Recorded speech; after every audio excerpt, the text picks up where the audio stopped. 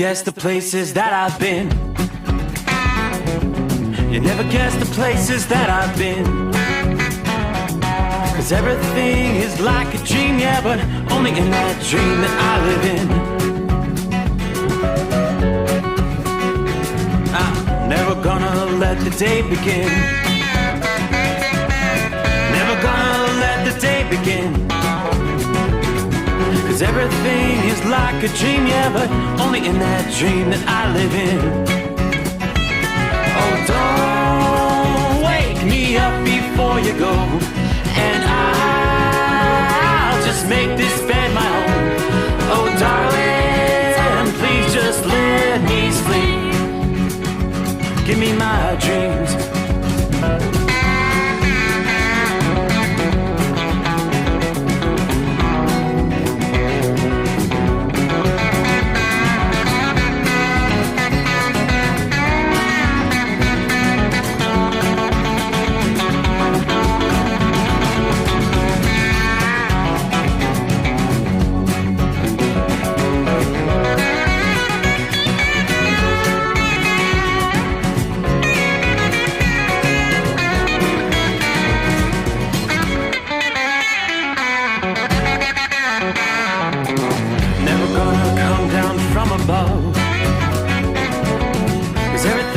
Better from above. Nothing's ever as it seems, yeah, except in that world that I dream of. Never gonna lose the ones I love. Never gonna lose the ones I love. 'Cause everything is like a dream, yeah, but only in that world that I dream of. Oh, don't before you go, 'cause I can't face this day alone. Oh, darling, please just let me sleep. Give me my dreams. Give me my dreams. Give me my dreams.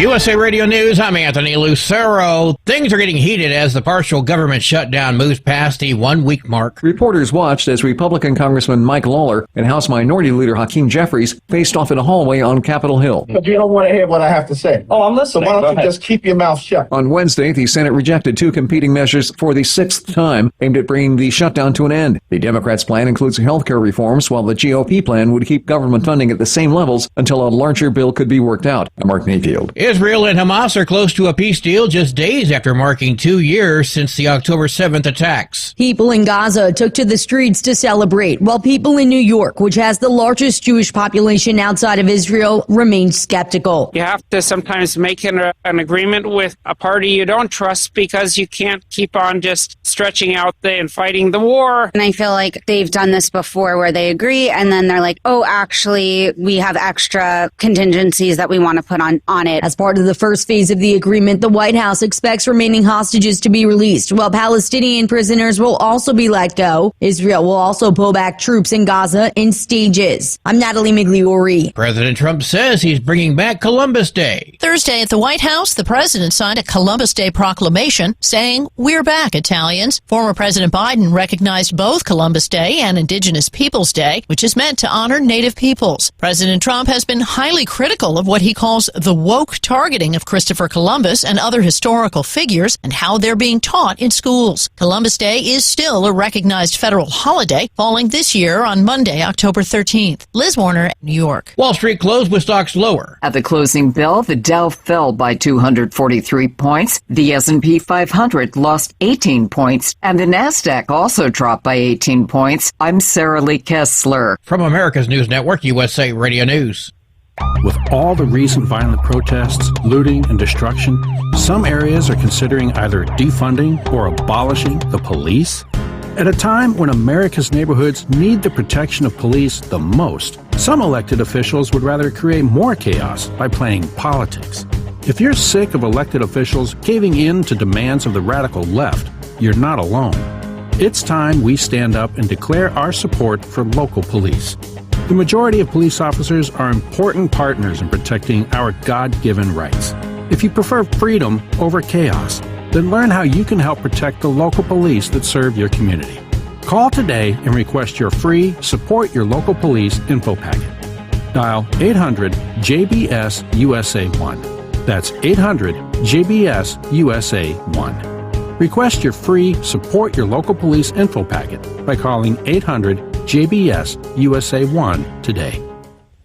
The family of the man accused of throwing Molotov cocktails at pro-Israel demonstrators in Colorado earlier this year are asking that he be released from ICE custody. Mohammed Solomon faces more than 100 charges, including murder and federal hate crimes, in connection to the Boulder incident. Shortly after the alleged attack, his wife and 5 children were detained by ICE in Texas. John Sommers, USA Radio News. A welfare check led to the arrest of a 78-year-old man from Bellevue, Washington, for possession of child sexual abuse material. Police officers knocked on the door of the man's home. When he didn't answer, they went to the back door and saw a display of several images of child sexual abuse on a desk. Officers questioned the man, who said that he had a large quantity of explicit material at home and in a storage unit. He was arrested and booked into the King County Jail. The investigation is ongoing. I'm Brad Ford. The pick for the Super Bowl halftime show may have a new controversy to deal with. Just released video appears to show Bad Bunny sitting during the performance of God Bless America at Yankee Stadium during the playoff game between the Yankees and Blue Jays. TMZ releasing the video showing the Puerto Rican superstar seated behind home plate with friends during the game. Bad Bunny drawing criticism from Republicans, including the president, after it was announced he'll be the halftime show at the big game. Trump and others cited the singer's criticism of ICE and the fact that he's not performing in the U.S. during his tour over immigration fears. I'm Jennifer Polsoni. And I'm Anthony Lucero, USA Radio News. In a study, it was found that 33% of 44 herbal supplements had no trace of the advertised herb. Now, don't let that happen to you. Hi, this is Dr. Mitch. If you want to ensure quality, go to TotalWellness.com. Supplements made for physicians only now available to you too. TotalWellness.com, helping you to look good, feel good, and enjoy total wellness. Don't get stuck buying, or worse, leasing a used truck that's just going to break down. At TEL, we help owner-operators succeed with a new truck for as low as $500 down and affordable weekly payments with 24/7 support, plus access a network of top carriers. Choose an industry leader that has your back. Call TEL at 866-404-6289 or visit tel360.com. Use promo code OVERNIGHT100. Increase fuel economy up to 7.9% with Hot Shot Secret Gasoline Extreme, the solution to maximize your engine's performance and fuel economy. Whether you're driving a sports car or a daily commuter, Gasoline Extreme is specially formulated with PEA to deep clean. Don't settle for an average driving experience. Upgrade to Hot Shot Secret Gasoline Extreme and go further on each tank. Order now on Amazon or HotShotSecret.com. Hot Shot Secret. Powered by science. Another dark night on the interstate. Another 100 miles in the pouring rain. Is it worth all the time I've spent away? Another dark night on the interstate.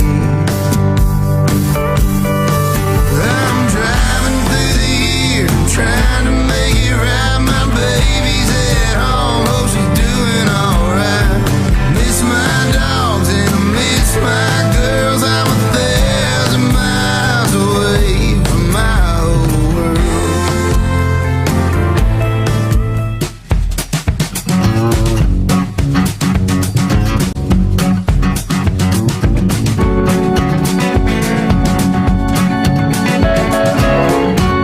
What do you say? Cue the microphone, believe it or not.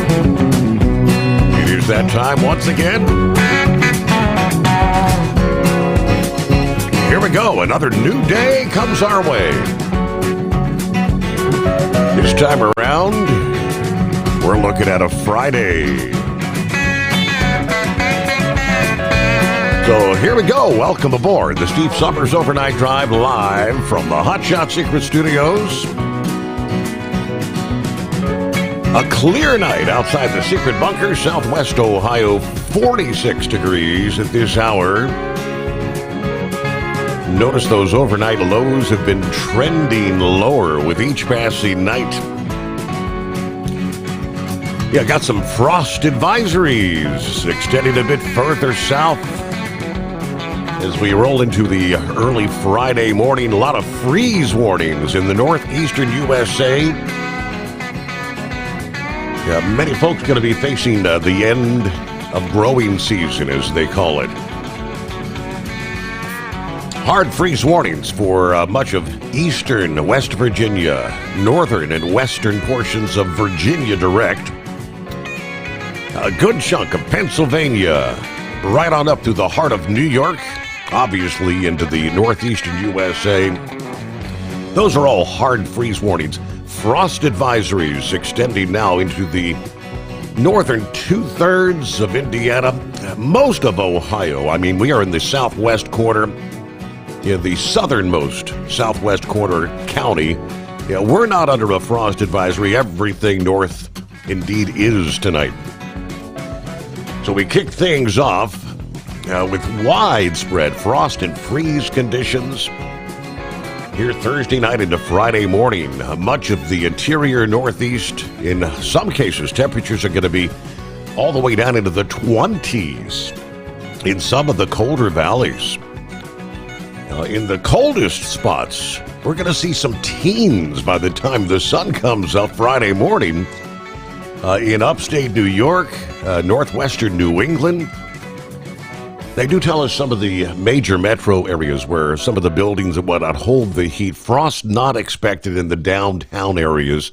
Yeah, New York City, Philadelphia, Washington, D.C. Many suburbs, though, will be experiencing some patchy frost.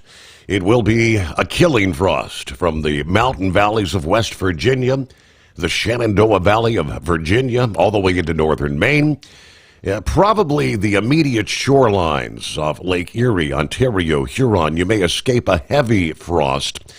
We could see another frost in some of the interior northeast Friday night into Saturday morning. Overall, we'll begin to see temperatures warming a bit through the upcoming weekend. We're going to be watching this tropical wind and rainstorm that's going to be developing over the weekend, tracking northward along the eastern seaboard. Depending on the exact track, this system could bring some coastal flooding, strong winds, beach erosion.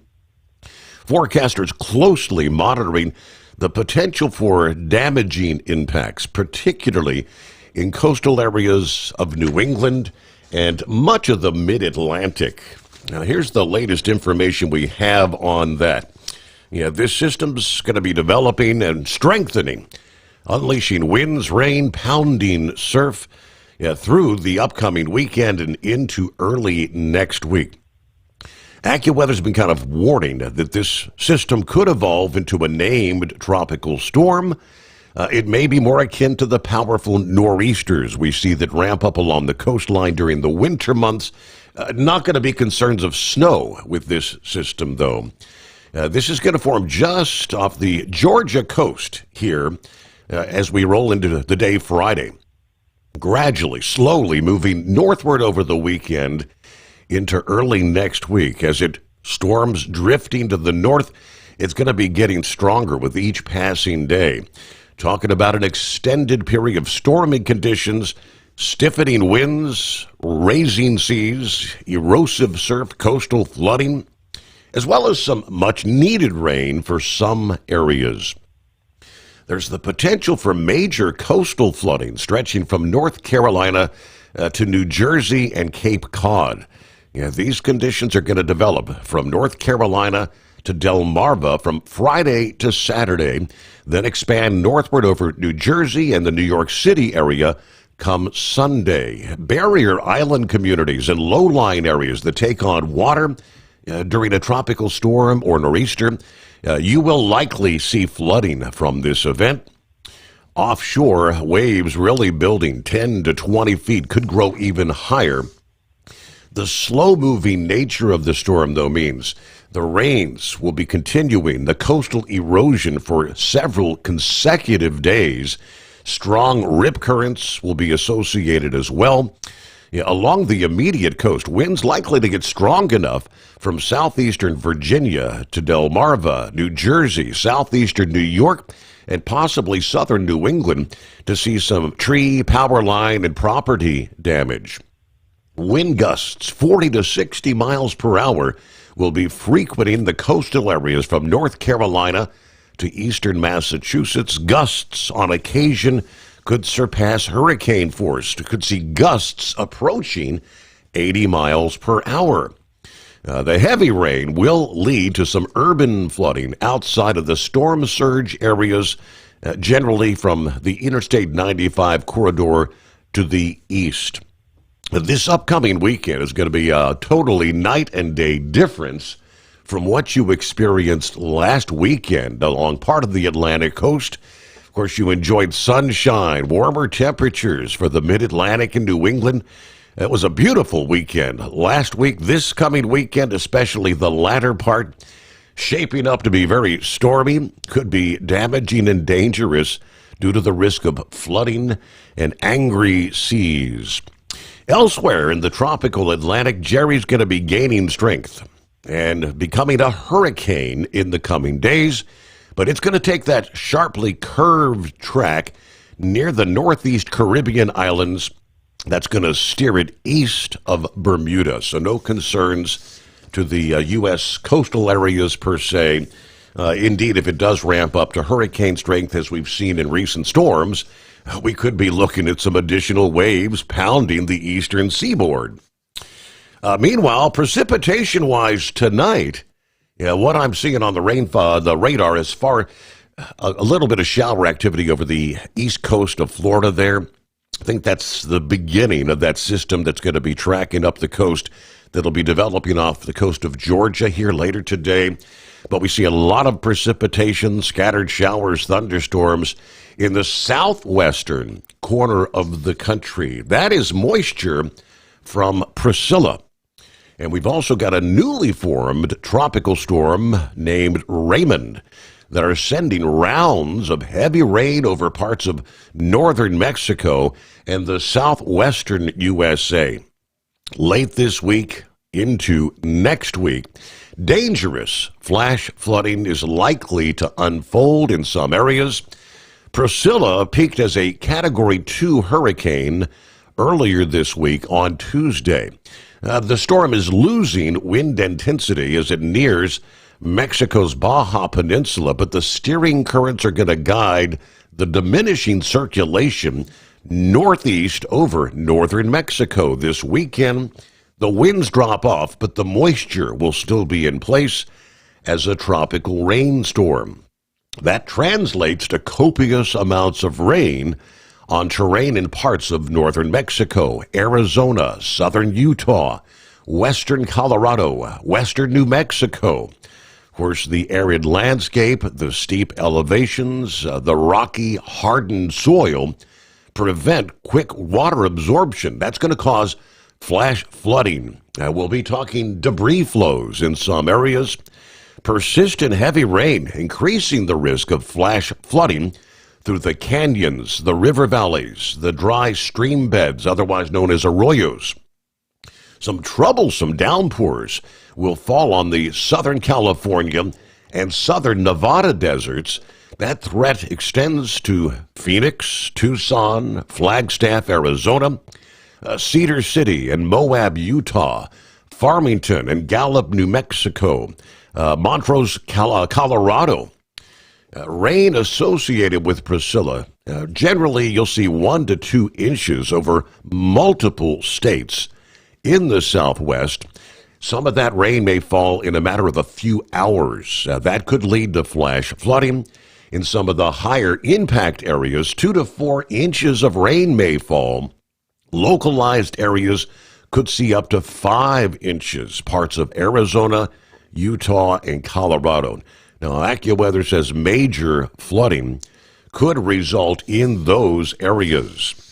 As if the rain from one tropical rainstorm wasn't enough, another dose may follow, spanning Sunday and Monday from Tropical Storm Raymond. Raymond likely to track into Mexico a bit further south than Priscilla did, but the rainfall is still going to extend into portions of the USA. Raymond's going to overlap the areas drenched by Priscilla. They're in northern Mexico and the southwestern U.S. That next round of rain could reach further to the southeast as well. In either case, too much rain's going to fall too fast, and we will see a new surge of flash flooding. Similar to Priscilla, rainfall totals of 2 to 4 inches are expected in some areas with Raymond. So we're talking back-to-back system. All said and done, we could be seeing some 10-inch rainfall totals over a period of 4 or 5 days. Now, cities at risk for the greatest risk of flash flooding from Raymond would include Tucson, Arizona, El Paso, Texas, and Las Cruces, New Mexico. Again, a bit further east versus Priscilla's rainfall. Suffice it to say, there are flood watches encompassing southernmost California, much of Arizona, southern half of Utah, the southern reaches of Nevada, southwestern Colorado, as I look at the current weather maps. So welcome in. There's a look at our travelers' weather as we get a new day underway. The Steve Sommers Overnight Drive rolls into a Friday. Ready to take the wheel of your future? With Transport Enterprise Leasing, you can start for just $500 down. Get new equipment, expert support, and a path to ownership, all with one of the lowest upfront costs in the industry. Whether you're starting out or leveling up, TEL is here to help you succeed. Visit tel360.com or call 866-404-6289. Use promo code OVERNIGHT100 to get rolling today. Truck downtime costs you money. One hidden killer on Cummins ISX-15 engines is weak injector cups. When they leak, coolant gets into the cylinders and suddenly you're facing a big repair bill. Industrial Injection has the fix. Our Torque Lock Injector Cup Kit with a threaded Torque Lock design.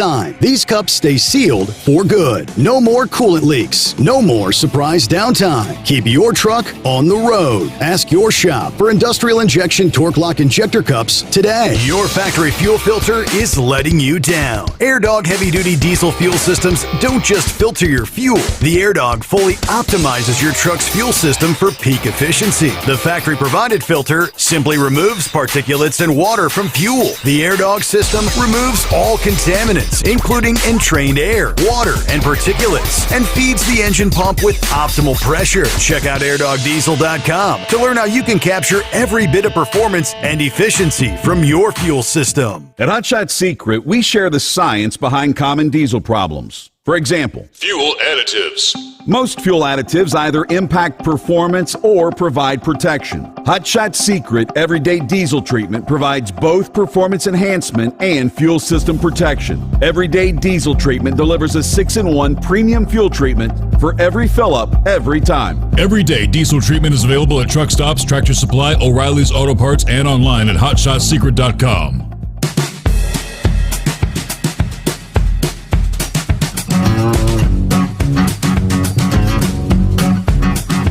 Well, there we have Philly Band kicking things off here at TGIF. Hope everybody has a great weekend. So, well, what do the Phillies have in common with the government? They're both shut down. I guess that's why it's called Red October. All right, he said, congratulations to the Los Angeles Dodgers as they move on.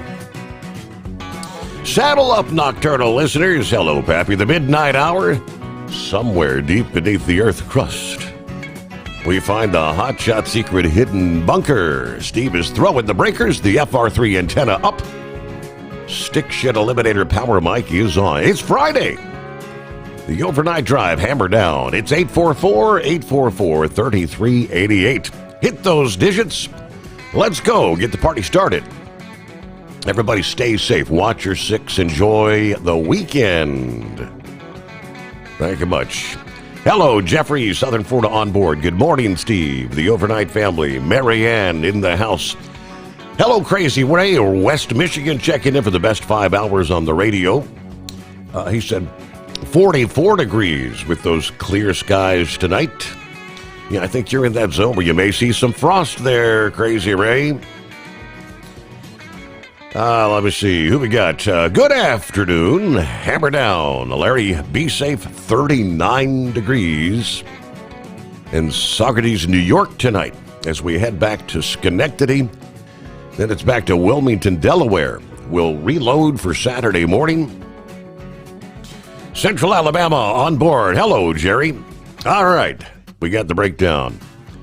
Cubs refuse to go quietly. Cubs 6, Brewers 0.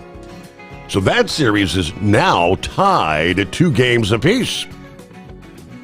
Next game, win or season over.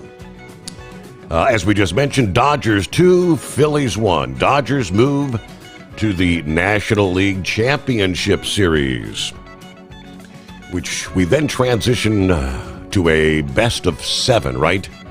The championship series are best of 7, as, of course, is the World Series. All right, 66 degrees here in Central Alabama. Great job on the show, Steve. Thank you, Jerry. Good to have you with us. Hello, Robert Duck. It's home sweet home tonight. Got a Fort Wayne run and then a driveway project for the weekend. Everybody be safe. Norman checking in from the home 20 as well. Been home all week. The Big Tipper getting some much-needed service. Had a blowout last Saturday morning on the way to Wichita. Yeah, Saturday at Casey's in Heston, waiting for a tire. I was going again by about 8 a.m. Got it unloaded back home. Everybody have a good morning. Hello from Bob in Michigan. Country Bumpkin checks in. Morning to the Overnight Drive family. There's Steve from north of the border. Hello, the listeners. Steve from Ottawa. Okay, Buckeye Boy, still out west, right? Checking in from Marana, Arizona, 81 degrees. All right, judging from the weather reports, we're going to get some rain here starting tomorrow, if you haven't already. I'm seeing a lot of shower activity out there in the southwest. I just hope it's not raining around noon local time Sunday so I can do an outdoor loading. If not, it's going to take longer because the dock is much further from the location the equipment's in. We shall see. Not much else going on here, but we did run to the local Walmart to get a script filled. Had transferred from my local pharmacy, picked up some groceries. Well, did you see some of the photos that Doc posted about some of the interesting ladies he's meeting in Unadilla, Georgia? They've got a motorcycle. I saw one of those photos just a few minutes ago here, Buckeye Boy. Yeah, pretty girl. Pretty lady, huh? Doc, she's not your type. Doc, I hope you don't catch something there. All right, have a great night, better weekend. Everybody be careful out there. Indeed. Nancy is on board, ready for another great show. Hope we can deliver there. Lauren Weiss, 2-time world champion, bull hauler, 71 degrees. Under a waning gibbous moon. Wichita, Kansas tonight. Got the powerful chrome-plated crowd truck pointed north at a high rate of speed. Got an early morning delivery in Minnesota. Then we'll turn it south toward the Weiss compound in southwest Missouri. We'll hang out with the hot blonde wife. It's been a very profitable 3 weeks of fall run. It's about time for a short break here. We never leave home for second place, right? Special shout out to Norman and the Big Tipper from the air capital of the world. Very good. What's up, people? Hello, Michael. Good to have you with us. On down the line we roll as we head into a Friday. All right. Got the latest. Government shutdown continues. I believe we've now had six or seven votes to reopen the government. Yeah, the status quo continues. Deadlocked. No change. Meanwhile, the latest in regards to the Middle East. President Trump saying this past day he's going to be headed that direction. He'll be headed to the Middle East fairly soon, he said, in light of the historic peace deal announced between Israel and Hamas. He did say, I'm going to try and make a trip over. Speaking at the cabinet meeting this past morning, we're going to try, get over there, working on the timing. We're going to go to Egypt, where we will have a signing, an additional signing, that is. We've already had a signing, but that all the remaining hostages should be released, he's now saying Monday or Tuesday. It's a complicated process, he said, but it will ultimately mark a day of joy. Of course, earlier Wednesday announcing the ceasefire between Israel and Hamas following the approval of the first phase of the peace deal, which both sides, Israel and Hamas, has officially now signed off on. Trump added that people are happy about the long negotiated peace deal. Yes, I know there were celebrations and dancing in the streets there. Meanwhile, get behind the wheel of a new truck with Tel's flexible lease options and full factory warranties. Learn more at tel360.com. USA Radio News, I'm Anthony Lucero. Things are getting heated as the partial government shutdown moves past the 1 week mark. Reporters watched as Republican Congressman Mike Lawler and House Minority Leader Hakeem Jeffries faced off in a hallway on Capitol Hill. But you don't want to hear what I have to say. Oh, I'm listening. So why don't you just keep your mouth shut? On Wednesday, the Senate rejected two competing measures for the sixth time aimed at bringing the shutdown to an end. The Democrats' plan includes health care reforms, while the GOP plan would keep government funding at the same levels until a larger bill could be worked out. The shutdown has so far lasted over a week. The longest on record happened in 2018 during President Trump's first term and lasted 34 days. I'm Mark Mayfield.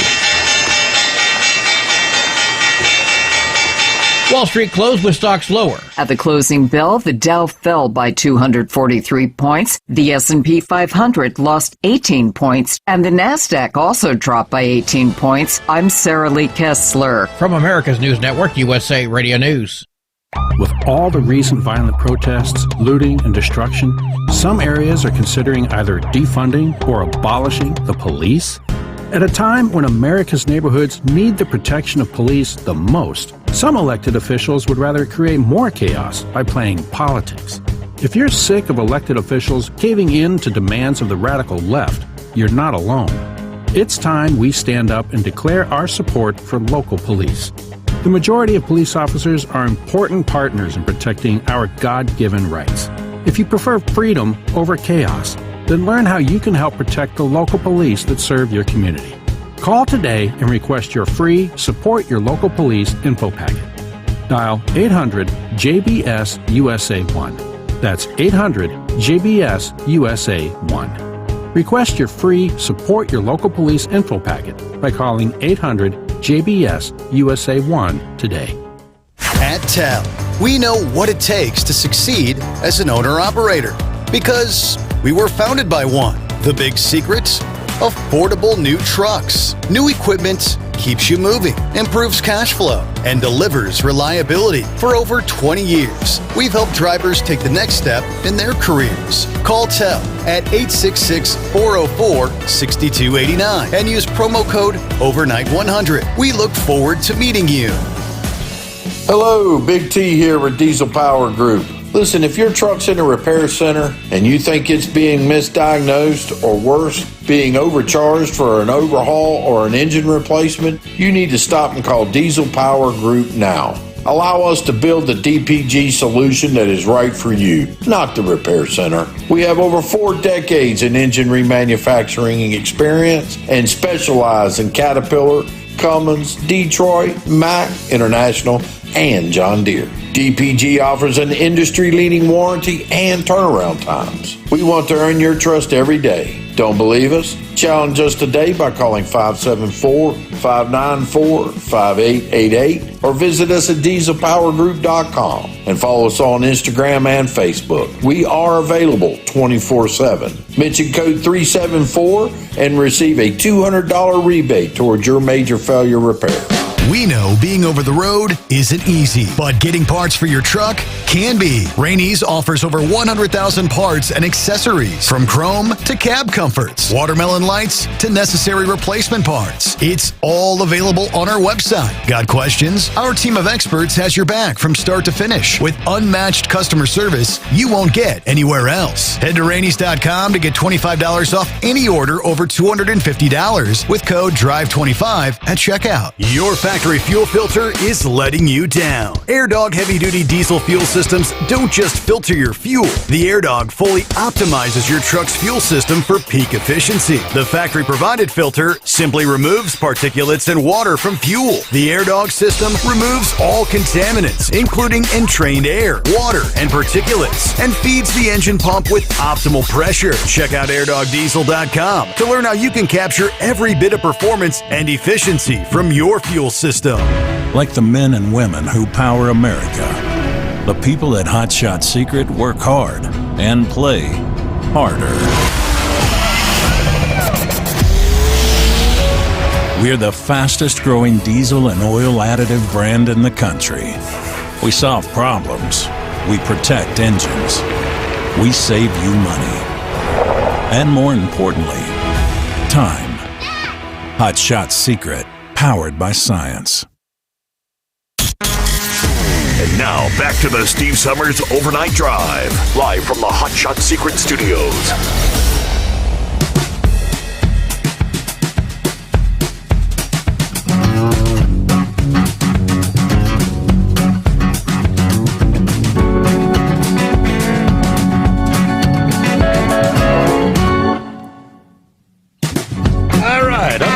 A brand new day comes our way. Did I mention we turned the page on the calendar? 10th day of October.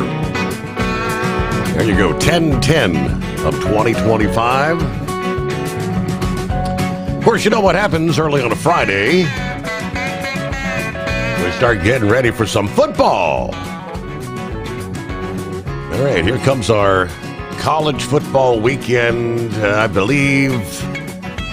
Technically, they call it week number 7. The weeks are flying by. So it is time once again to welcome the prognosticator of prognosticators, the one and only Big Ed, and the Grump, Mr. Analyst. Welcome aboard. Thank you. Thanks, sir. Here we go. What's happening, guys? Well, he's been running around up north there in New York and stuff like that, looking at leaves and stuff, and I just been trying to stay busy. We got a lot of good games coming up here, Steve. I mean, some good games, and the picks that we got here is all conference games. So okay, it's going to be, it's going to be some changes made here. I think this week.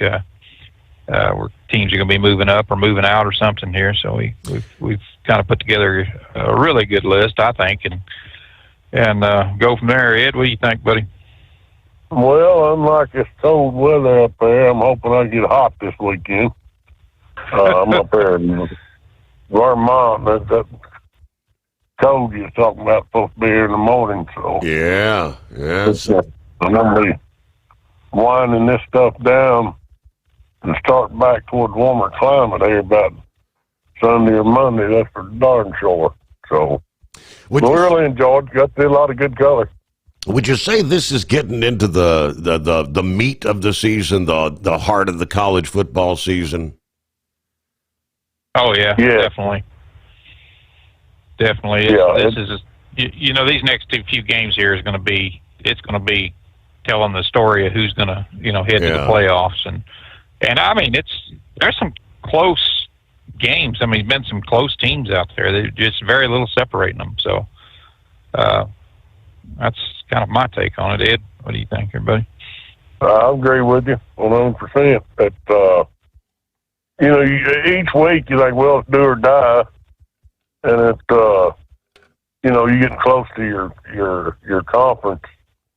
Later, who's going to play for your conference championships, and so it's getting close to put up or shut up. Mm-hmm. So we're going to find out. And when I give a ranking, like I say, Florida's number 4. I'm not giving the AP top 25 that they. You're talking the conference numbers, right? Conference. Yeah, I give the conference. Okay. That's right. Yeah. And but we're going to start off with Friday, tomorrow or today, I guess. We got South Florida and North Texas. South Florida setting at 4-1. They're number 4 in the AAC. North Texas number 3, and they're 5-0. I'm picking North Texas on this. I think it's going to be a really, really close game. They've both, played a couple of decent teams, but for the most part, they've kind of played out of their potential there, I guess you could say. So I got to go with North Texas. Just doing one of Big Ed's things there and saying picking them because of the home team advantage there. That's precisely why I'm going with North Texas. I think South Florida just a slight favorite, but that being a North Texas game, I'm going North Texas. I think it'll be a close game. I was looking at Texas got it one Texas. I was looking at both their stats, man. I'll tell you what, they're about. If you just swap the names around, you wouldn't know it. They're that evenly matched. So we'll see what happens there. And starting in with the SEC, 11 a.m. playing Saturday, Alabama and Missouri, and they're playing in Missouri for Old Field. I'm going with Missouri on this. Looking everything over, Alabama has come back, pretty strong after that butt whipping in the very, first game that they played. But this is, Missouri's just, they're a powerhouse right now. I mean, they're just playing some damn good ball, and I got to go with Missouri on this. Mm-hmm. Well, I looked at that game close, Grump, and some of the other prognosticators out there was talking. They felt like Missouri, even though they're 6-0, 5-0, undefeated, that they played somewhat of a weak schedule, and I kind of agreed with them. And then I believe the last 2 years, Alabama's held the edge. Like last year, they kind of thought that Missouri would take Alabama to the woodshed, and then Alabama end up spanking them. Yeah, that was a bad game last year. Yeah, but with that being at Columbia, I'm with you. I think this is Missouri's year, so yeah, I'm gonna go against my grain, and I'm gonna go with Missouri. Okay. Yeah. Then we got Oklahoma and Texas starting. They're number 5, Oklahoma number 12, Texas. Texas just has not been impressive at all with me. Oklahoma has. I'm going with Oklahoma on this. 2:30 they're playing, so we'll see what happens. I'm sure Missouri's going to take the Sooners. Yep. Old Sooners are starting to get that magic back, Steve.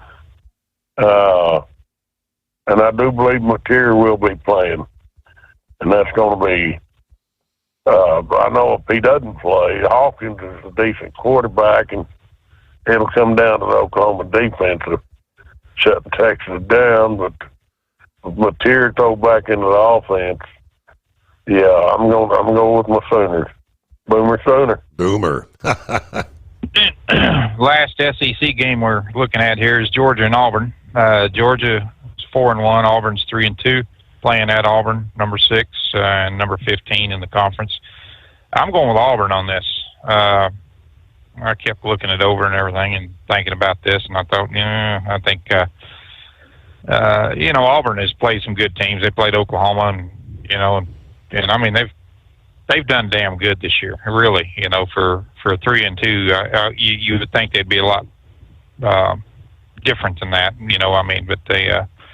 I think they got it what it takes to beat Georgia, so I'm going with Auburn. Interesting.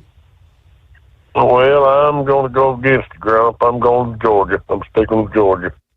Okay. Because I don't think Auburn. Georgia's got too much of a defense for them, so it'll be Georgia. Okay.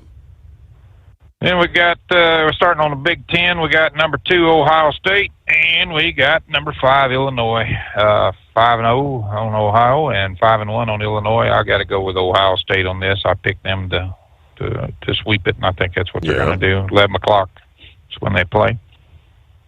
So I'm going. And I'm right there with you on that too, Grump. Until Ohio State proves otherwise, your prediction that they might go all the way is hanging right there, and they ain't upset the pony cart yet. So I'm with Ohio State. So that means we're going to have to do the split screen thing because you got Alabama and Mizzou playing at the exact same time as Ohio State and Illinois. I watch 4 games at once. Really? Yes, I do. I put up 4 games at once. He's got that new technology where he can watch 4 games. Huh? Yeah, I do. And let's see here. Still Big Ten. We got now. This is going to be a tough game right here. This is going to be number 1 ranked Indiana against number 3 ranked Oregon. I looked at that and looked at that and looked at that and went back. Indiana has won the last 60 years. They beat Oregon.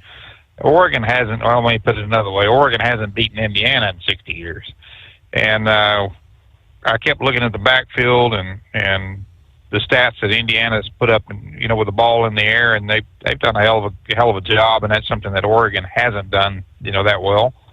They played, of course, Penn State. That was a good game, but they also got some damn good breaks in Penn State, playing against Penn State, or I think Penn State would have stomped on them. So I'm going with Indiana on this one. Well, man, I'm sticking with Oregon. It's just, I thought it showed a lot of character when they traveled all the way across the country and beat Penn State in Happy Valley. And then I know with Penn State going out there losing to UCLA, it showed their weakness. Even though I don't agree with Coach Franklin that he was kind of crying, well, we had to travel all the way out there to California. Well, okay, why did Oregon come out there and beat you? I just think that Oregon, I think Penn State is a better team than what lost out there at UCLA, therefore it still gives that Oregon win there in Happy Valley a good shine. So I'm gonna go with Oregon. And let's see here. The last Big Ten matchup here is going to be Michigan and USC. Michigan number 4, USC number 6. Both are 4-1. It's playing at 6:30. All these are Central time, so that's playing at 6:30 Central. So they're that's another flip of the coin right there. But I think Michigan has what it takes to beat them. Michigan's played some really good football this year. So is USC. I mean, they haven't been a slouch, but I think Michigan's they're going to hold up on this one, and they're going to go to USC and come back a victor on that. And there we're going to separate again. That makes 3 games to separate. It is, yes. We're doing 11 games this time tonight here, Steve. Okay. Yeah, we just go ahead, Drum. No, we couldn't. We had an extra game there that we both thought that should have been that needed to be in there, and so yeah, we're going to go with 11 games. So yeah, but I'm going to go with USC just for the fact that it's being played out there. I'll give USC. I think Michigan's slight favorite too, as far as the lesser prognosticators ain't as good as I am. They were favored. Then we got Big 12. Oh, I'm sorry. Yeah, but anyway, I'm going with USC. Okay, I got you down here, USC. There, we got Big 12 starting at 6:30 tomorrow night. Kansas and Texas Tech. Number 7 Kansas, number 2 Texas Tech. I went with Texas Tech on this. They're playing in Texas, and that's another team right there that has just been impressive. They're down one loss, but still they played some hellacious football this year, and so I got to go with Texas Tech on that one. Yep, and I'm right there with you. I don't think Kansas got what it takes to shut down that passing game that Texas going to unleash on them, especially with them playing at home. Yeah. So we're right there together on that one, Texas Tech. Okay, still Big 12, 7 o'clock. They're playing tomorrow night, or Saturday night. You got number 1 BYU and playing number 8 Arizona. BYU's 5-0, Arizona's 4-0 or 4-1. They're playing in Arizona, so I'm going with Arizona on this. I think they can do it. I'll leave it at that. I got to go with Arizona on that. Well, we're going to separate there. I just think BYU is a stouter team, and they're always playing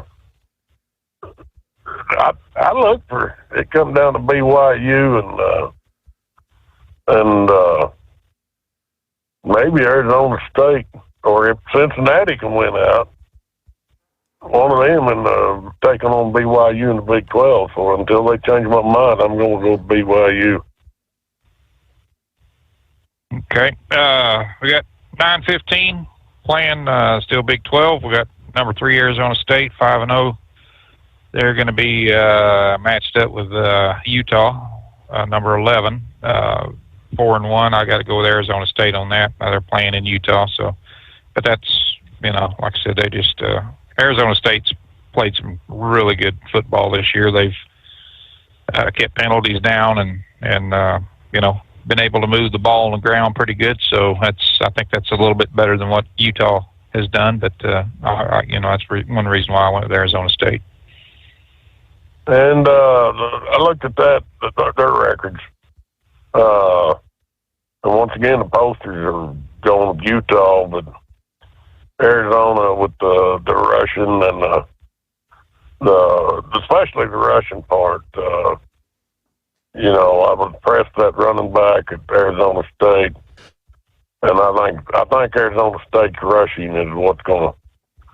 It'd be like that game that they pulled out against, who was it, that Tech when they beat them?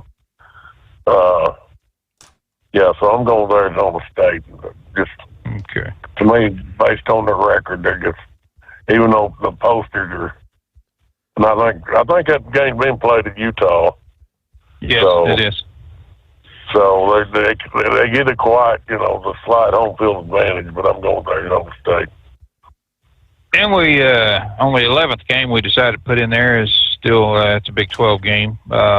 We decided to go with UFC and Cincinnati on that one. Cincinnati 4-1, playing in Cincinnati. I got to go with Cincinnati on this. That team is just strong. That is just a strong team.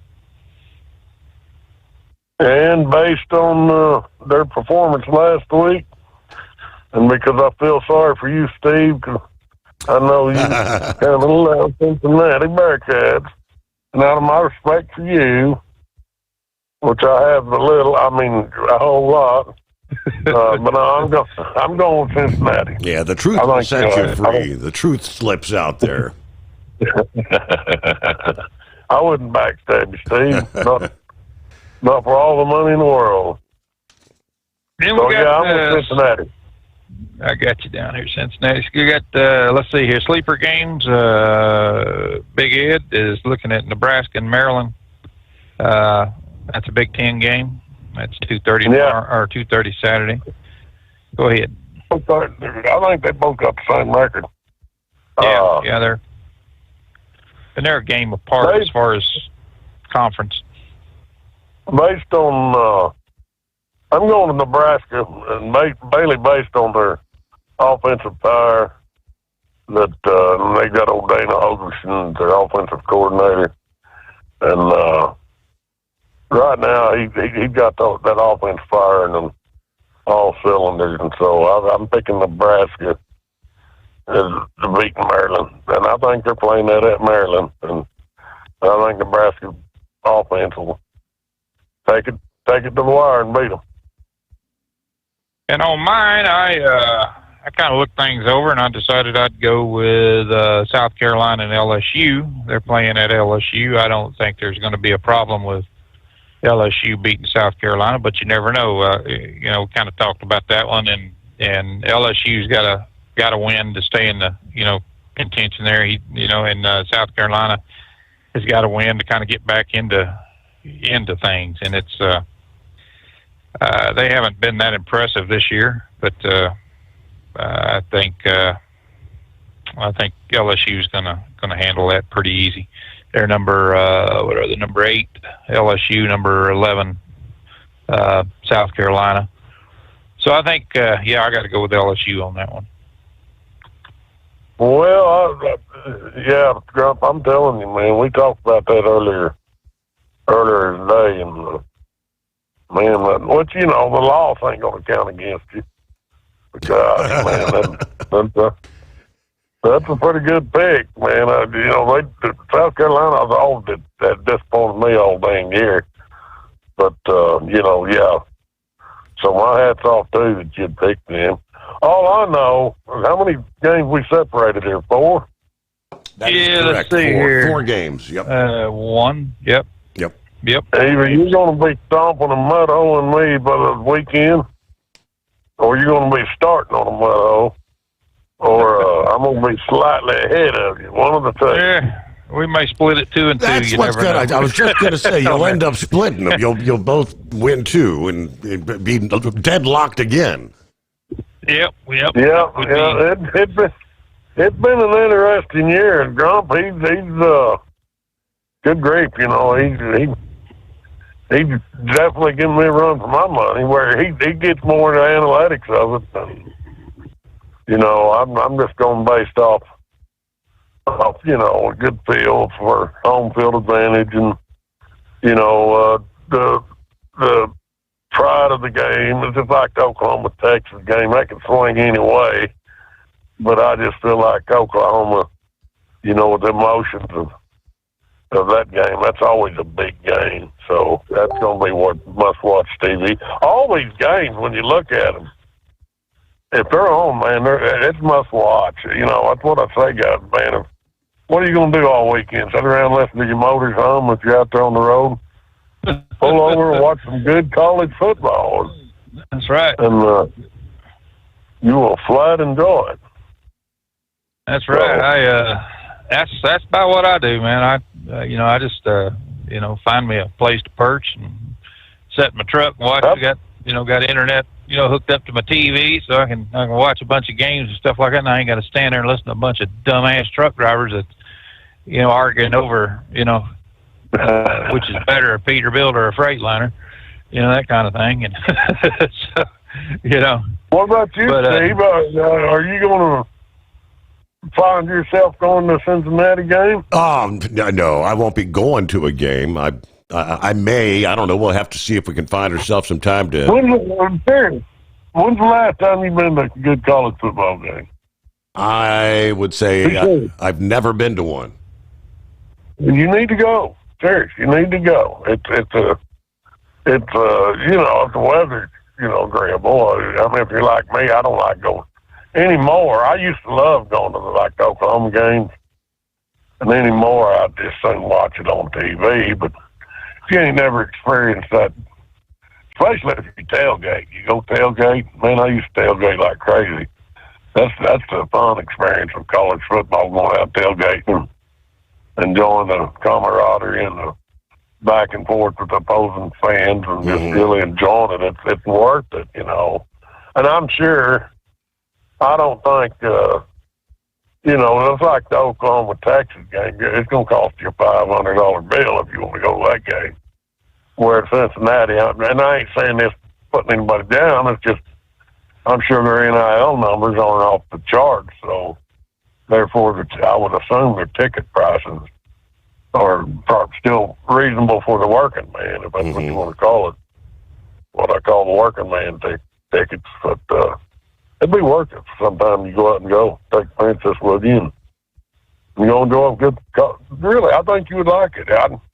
You ought to try it sometime. Okay, I've been to plenty of high school football. I've been to a college baseball game, and of course a lot of wrestling. But that was high school with Luke and Max, all the wrestling we used to go to. But yeah. I just want to serious. One time, I don't know how many home games Cincinnati's got left, even if you don't get it done this year. I would seriously think if you'd go, one of the premier teams come in, you know, somebody like OU comes in and be worth going watching him. Mm-hmm. You know, somebody like OU come in, naturally Cincinnati. You know, I think Cincinnati, along with, you know, I think we talked about it before, several years back before they got into the Big 12, they come into Oklahoma. Mm-hmm. And I think that was they were fine for Oklahoma. That was a good game, yeah. Hey, I got to pause there as we hit the news break. Thinking about becoming your own boss? Transport Enterprise Leasing makes it easy with new trucks, 24/7 maintenance support, and now you can save right from the start.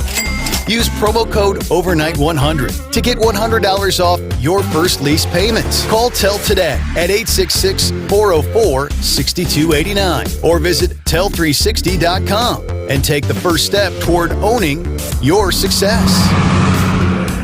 Truck downtime costs you money. One hidden killer on Cummins ISX 15 engines is weak injector cups. When they leak, coolant gets into the cylinders and suddenly you're facing a big repair bill. Industrial Injection has the fix. Our Torque Lock Injector Cup Kit with a threaded Torque Lock design. These cups stay sealed for good. No more coolant leaks. No more surprise downtime. Keep your truck on the road. Ask your shop for Industrial Injection Torque Lock Injector Cups today. Tired of the guesswork when it comes to your load weight? With RightWay, stay in control on the road and on the DOT's good side. From onboard load scales to Bluetooth-enabled monitoring, RightWay helps truckers and fleets cut down on time, fines, and fuel waste, all without hitting the scale. Smarter hauling starts here. Want more details? Head over to rwls.com. RightWay. Drive more, scale less.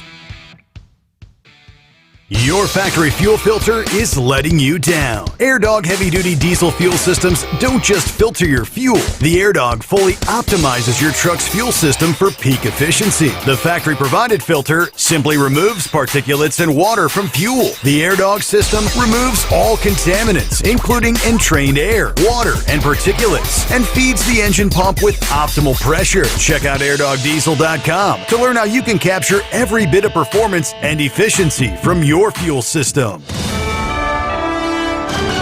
USA Radio News, I'm Anthony Lucero. President Trump says he'll only cut programs that impact one party as the government shutdown rolls on. We'll be cutting some very popular Democrat programs that aren't popular with Republicans, frankly, because that's the way it works. They wanted to do this. Trump told reporters today that cuts will only get worse the longer the shutdown continues, and they will be permanent. He went on to say Democrats caused the shutdown, and they'll soon be getting a taste of their own medicine. Trump again said Senate Minority Leader Chuck Schumer is bowing to the radical left base of his party. The partial federal government shutdown is in its 9th day.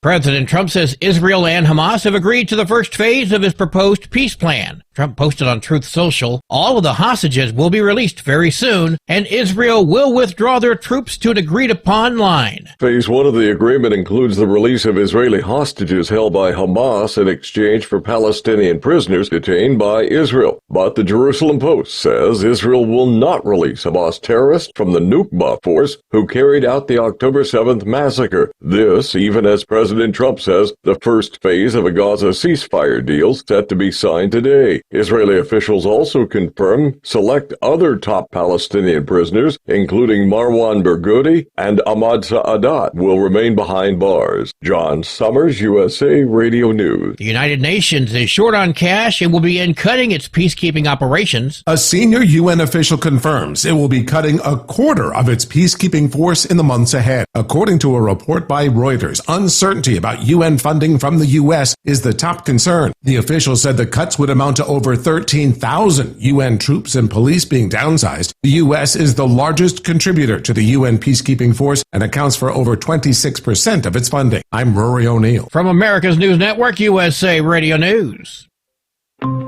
Hi, it's Mark Falter, host of the Financial Fitness Show. I strongly believe that no one should ever pay 1 penny more in taxes than they are legally obligated. Unfortunately, for most hardworking Americans, this just isn't the case. Why? Because most people spend more time planning next weekend's getaway than trying to ensure they're going to pay less in taxes. My financial fitness team has put together some materials that I know are going to help you. It's the Tax Savings Kit. Tax Savings Kit includes 3 things: free tax analysis, top 10 ways to pay less in taxes, and an investor's guide to taxes. Now, how do you get it? Simple. 866-764-2635. Again, 866-764-2635. I'm Mark Falter. This is Financial Fitness, making personal finance profitable. Former FBI Director James Comey is seeking a speedy trial. Comey appeared in an Alexandria, Virginia courtroom after formally pleading not guilty to charges related to his 2020 congressional testimony. The charges include 1 count of making a false statement to Congress and 1 count of obstructing a congressional proceeding. The case is connected to Comey's testimony before Congress in 2020. He's accused of lying to the Senate Judiciary Committee about leaking information from the FBI's Trump-Russia investigation that began in 2016. A trial has been set for January, and he faces up to 5 years in prison if convicted. I'm Mark Mayfield. The U.S. Postal Service has changed the way it handles postmarks, and this could cause ballots in Washington elections to not be counted. The new rule means a postmark will no longer indicate the date the Postal Service first accepts a piece of mail. Normally, mail collected on Election Day gets a postmark for that day. Now, those ballots could be postmarked after the day they're collected. Voters can go into a post office and ask for a manual postmark or use an official county drop box before 8 p.m. on Election Day. I'm Brad Ford. A new map is revealing what the most popular Halloween candy in different parts of the U.S. is. According to DoorDash, a large part of the Midwest, including Ohio and Illinois, favors Reese's Peanut Butter Cups. Americans in other parts of the Midwest, like Michigan and Wisconsin, are more likely to grab Twizzlers Twists as their go-to candy. Texans favor Trolley Gummies, while Floridians seem to love Skittles. Out west, states like California and Nevada have Snickers as their favorite Halloween treat. I'm Matt Mattinson. And I'm Anthony Lucero, USA Radio News. Many Americans are currently celebrating the election of Donald J. Trump. If you'd like a deep dive look into the mass movement behind his political success, visit TrumpWorld.net to get your complimentary digital copy of the Trump World Bookazine from The New American. It's a 96-page special collector's edition, and for a limited time you can receive the digital edition for free. Visit TrumpWorld.net today for your free digital copy of Trump World. That's TrumpWorld.net. Don't get stuck buying, or worse, leasing a used truck that's just going to break down. At TEL, we help owner-operators succeed with a new truck for as low as $500 down and affordable weekly payments with 24/7 support, plus access a network of top carriers. Choose an industry leader that has your back. Call TEL at 866-404-6289 or visit tel360.com. Use promo code OVERNIGHT100. It's no secret, today's diesel isn't as good as it should be. Diesel lacks lubricity. That can lead to fuel system failure, costing thousands in repairs. But you can prevent those issues with Hot Shot Secret products. Clean injectors, boost cetane, increase fuel economy while adding 4 times more lubricity than the leading competitor. Claims proven by real-world use and confirmed by third-party ASTM testing. Available nationwide at truck stops, farm and automotive stores, and online at hotshotsecret.com. Hot Shot Secret. Powered by science. The Overnight Drive with Steve Sommers. Live from the Hot Shot Secret Studios. Call Steve now. 844-844-3388. That's 844-844-3388.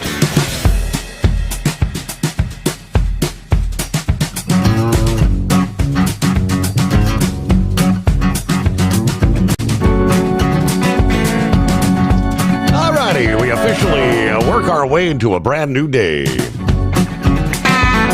And we'll call it a Casual Friday.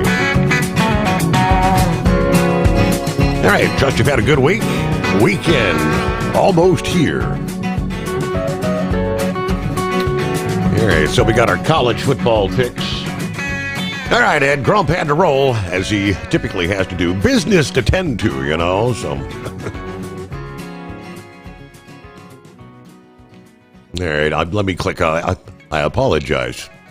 Double click. Yeah, there he is. There he is. There you go.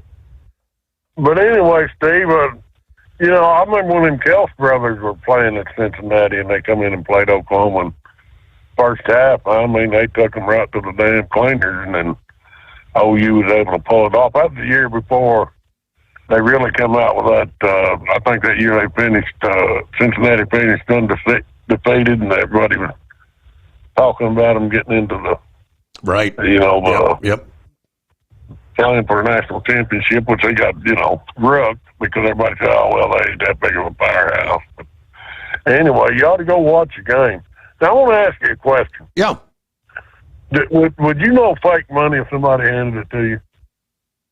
Would I do what? Would you know fake money? In other words, counterfeit money? Probably. Well, all I know, somehow or another, and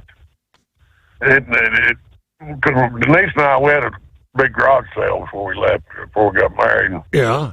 And somehow or another, she got saddled with about $25 worth of fake money. And when I know it wasn't me, cause yeah, like we'd shop the casino, and she said, well, I got this $10 bill, I can't get it to go in the machine. And I looked at it and I said, well, hell, it's fake. Damn counterfeit. Yeah. So, just by looking at it. And so I took it up to the cage and said, hey, can you give me 2 5s for the 10? And that's what they did, lucky me. So I got, 10 of it back, and then today I said, hey, give me $1 here. I need to run in the store, and she handed me $1, and it was fake as a fake can be. I said, where'd you get that? She said, well, I got several of them. I said, well, that's some more of that fake money we got saddled with. So I thought, well, heck. So I took real money in, and I thought, what the hell am I going to do with this thing, that fake money? And I thought, well, heck, somebody gives me crappy service, I'll just tip them some fake money. What the heck? That's wrong. So that's just wrong. I mean, I know it's wrong. Go ahead. I can't see. I just don't. I wouldn't think people would counterfeit singles and tens. I mean, counterfeits normally they try to at least a 50 or 100. They try to counterfeit, but no, they do. Over in my part of the country, we got a bad drug problem over in that part of the country. Well, for those folks, I guess, $10 is a big thing to them, right, to get their next hit.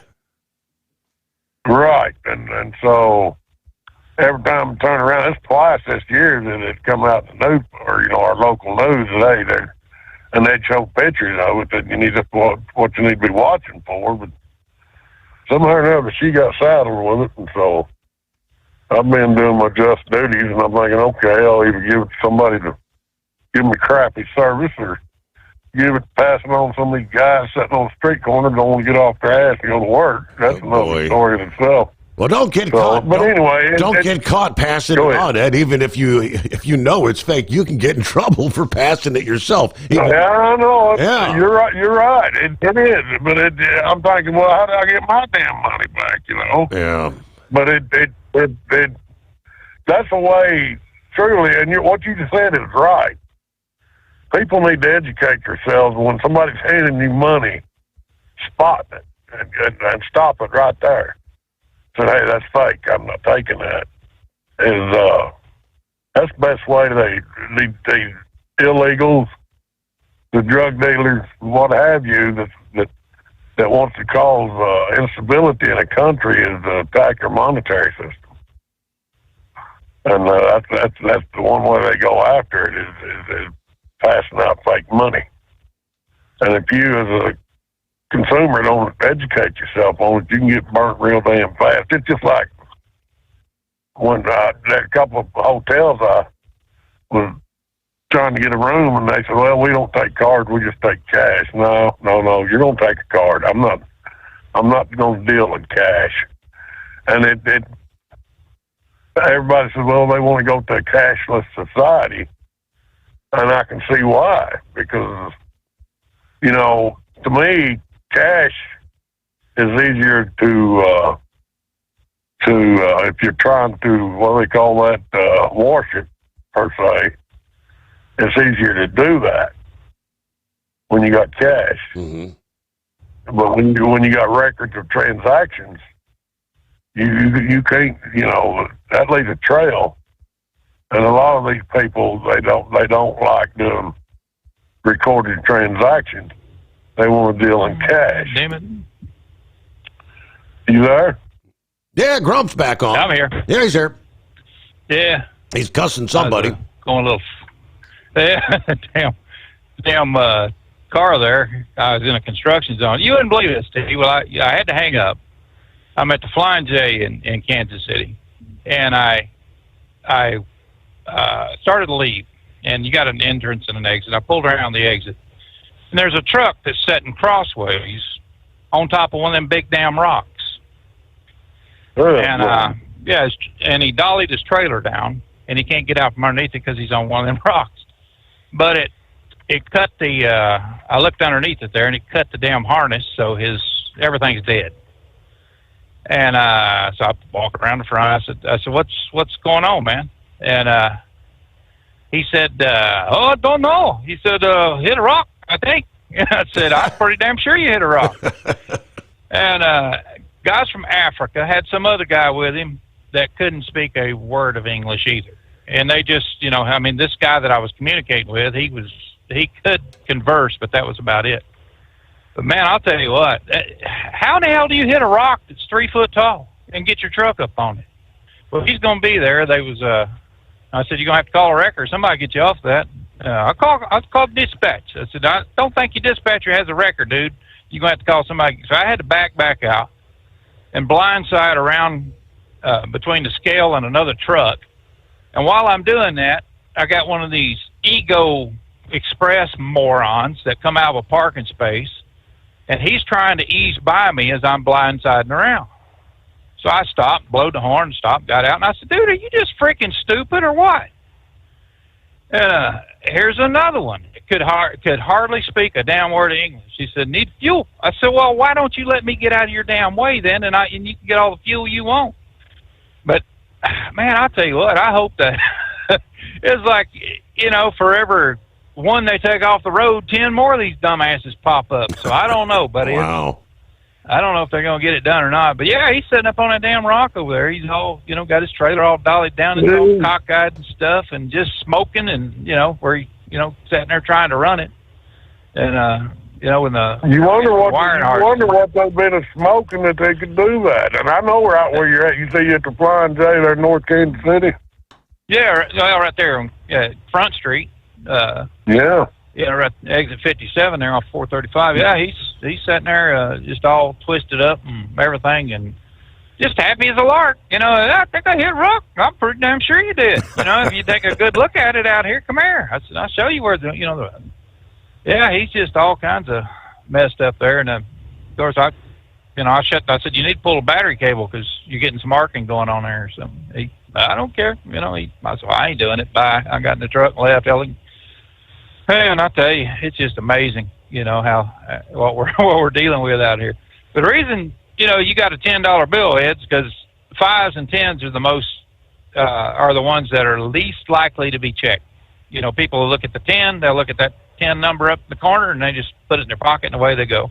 They're the least likely ones to be checked. You got to, look at it pretty close. A lot of these counterfeiters will wash the actual dollars. They'll in a bleach solution, just dollar bills, and they'll rerun them up. You can tell by feeling it.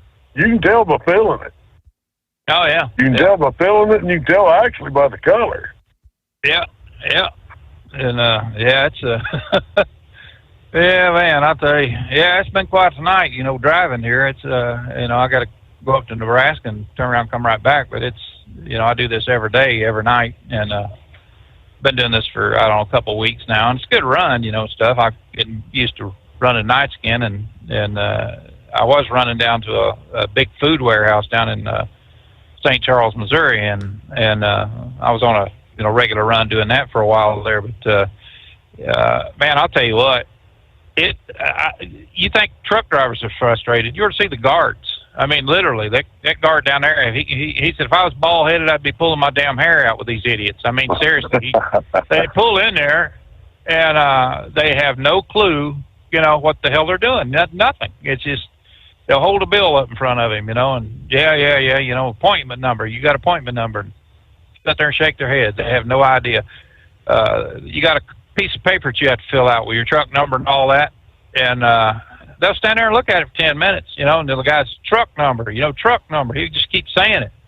Like I said, if there's 200,000 of these immigrants out here that's driving truck right now, like they estimate on these non-domiciled drivers, I believe it. I think they've put them on. And one other thing that's really getting me, and I kind of noticed that today, was these damn dump truck drivers and rock haulers. We had I was getting ready to turn left at a stoplight. It turned green, and I hear a horn blowing and look up, wrong, dude blew right through the damn light.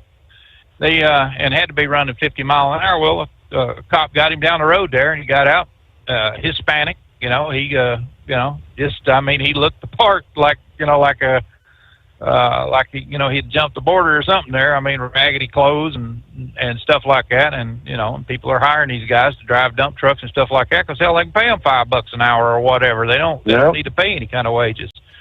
And that's we've talked about this before, Steve. I wish the hell they'd go after the businesses. I wish they would just go, make it a $50,000 fine per day, for every business that's hiring illegal aliens, and it, you listen to them talk about, look how much they bring to the economy, how much state and local taxes that they bring in, sales tax and stuff like that. Yeah, and look at they're jacking people's damn Social Security numbers and everything else, and buying houses and cars and stuff like that under somebody else's under an assumed name. And businesses are not that stupid. They know damn well when they show a Social Security number, they can look at it and see where in the hell you're from. Mine's 326. That's out of Illinois. The first three numbers, that's Illinois. It just blows your mind how businesses will put these people on like it's going to save them a damn dollar. It's not. In the long run, it's going to cost them a hell of a lot more, because if I know of a business that's hiring a bunch of illegals, I'm not doing business with them. I don't want to go around them. Put some in America. I don't care if we pay more. Pay a little bit more, big damn deal. At least we know who we're dealing with. I've said it before. I'd probably come up to America and find me a job too if I was in their position. But the first damn thing I'd do would be try to make my country better before I'd go screw up somebody else's. And that seems to be what they're doing here, just flooding the border and hat in hand, and saying, a lot of them is, like President Trump keeps saying, they're coming up there for all the milk and honey that the Democrats are wanting to give out. Yeah, it's just like been traveling this here last couple of weeks. You try to go get a hotel, and some of them, they're housing these illegals and they're housing these homeless. It's based on what their local agreement with their local government is. Because I asked them, I stayed at one place over there, Towanda, New York, and I asked him, I said, what's the damn deal with all the homeless people around here? And he said, well, we got to give so many of them rooms. And yet you want me to pay you $125 a night so I can spend the night with the homeless? So damn, that just, that ain't going to work. I pull in, I look around. If I see a bunch of kids and bicycles out there in front of the hotel, I'd just pull right out of there. I'm not going to be forced to stay because some local government wants to house the illegals or homeless people. And I know I'm profiling, okay? I know I'm profiling. I shouldn't do it. But to me, maybe a lot of it has to do with our health, or lacking the funding for health care. They just take these. See, back when I was growing up, Steve, and I don't know if you remember, I'm sure Grump does, we had mental health institutions. Yes. Yep. Right? And they went in and shut all that down. Well, guess what they done with them? They just throw them out here to the woods. And that's what you see on a lot of the streets. when you see a guy riding a bicycle with a Casper the Ghost mask on, you think, boy, he ain't altogether there. Somebody standing on the street corner arguing with themselves. And not all of them are drug addicts. They're just mental, unstable people. And that's a big thing, you know. To me, to fix the problem, you're going to have to go back to funding mental health care facilities where these people need to be locked up in jail. They need to be locked up where they can be cared for, because I'm sorry, they don't have the mental capacity of operating out here in a regular society. And I'm serious as a heart attack. I'm not saying it put people down. I'm just saying it from what I observed and what I've known the past to be, that there are people that need to be in mental health institutions, and that's not going to happen if our government doesn't fund it. Don't need to necessarily fund more jails. Let's do something about the mental health and whether we like it or not, they are citizens.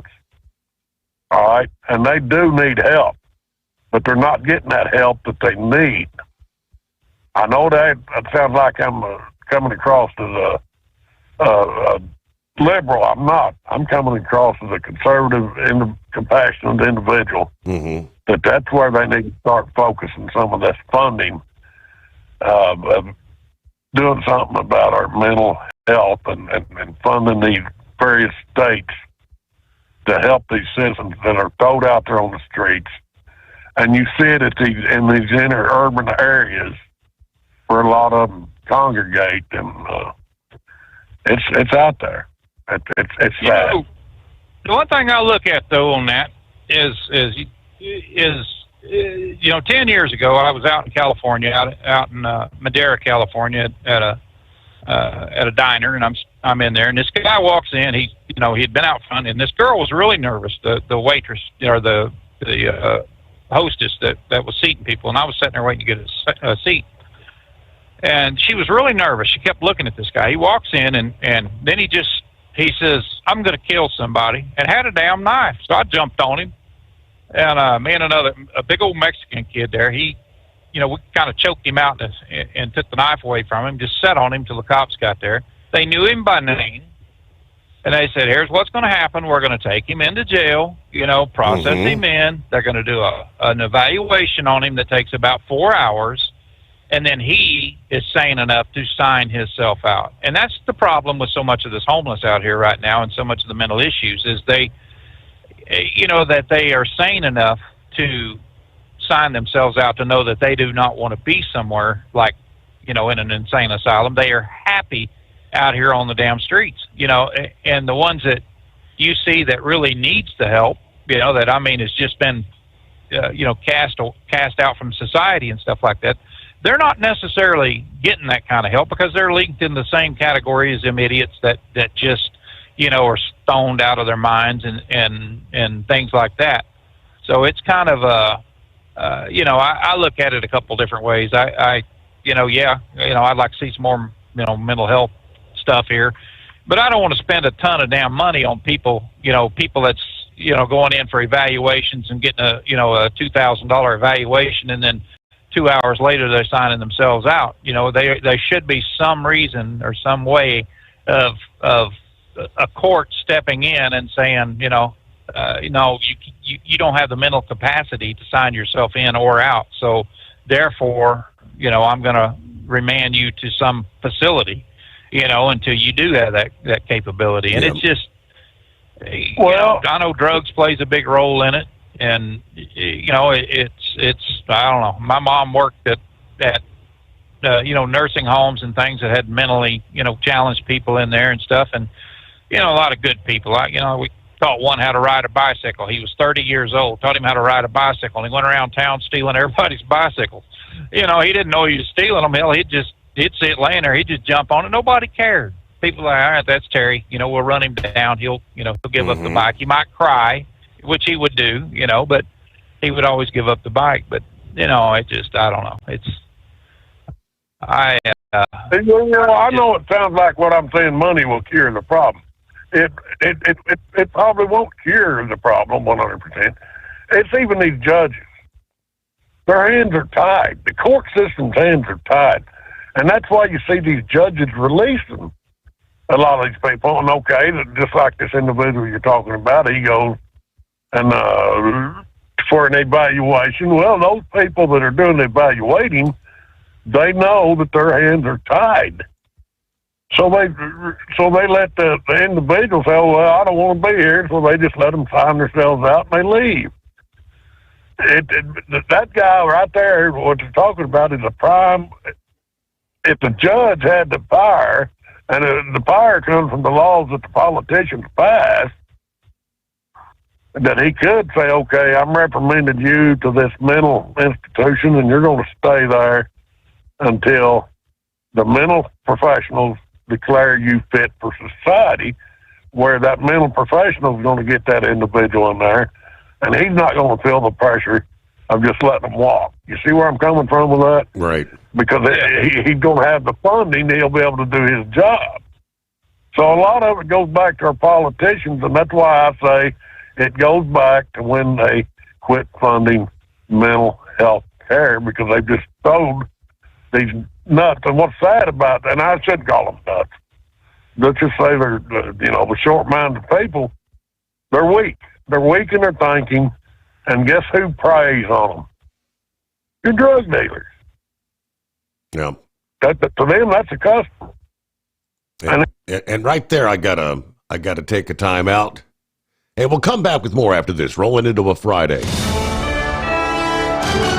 USA Radio News, I'm Anthony Lucero. Senate Minority Leader Chuck Schumer is pointing the finger at his Republican colleagues as the partial government shutdown continues in its 9th day. They urge Republicans to back away from their corner and have serious negotiations with the American people, serious negotiations that the American people deserve and expect before people get sick. A pair of measures to reopen the government fell short of the 60 votes needed. Around 750,000 federal workers have been furloughed due to this shutdown. A memo circulating from the White House Office of Management and Budget reportedly suggests that at least some of the workers are not guaranteed back pay.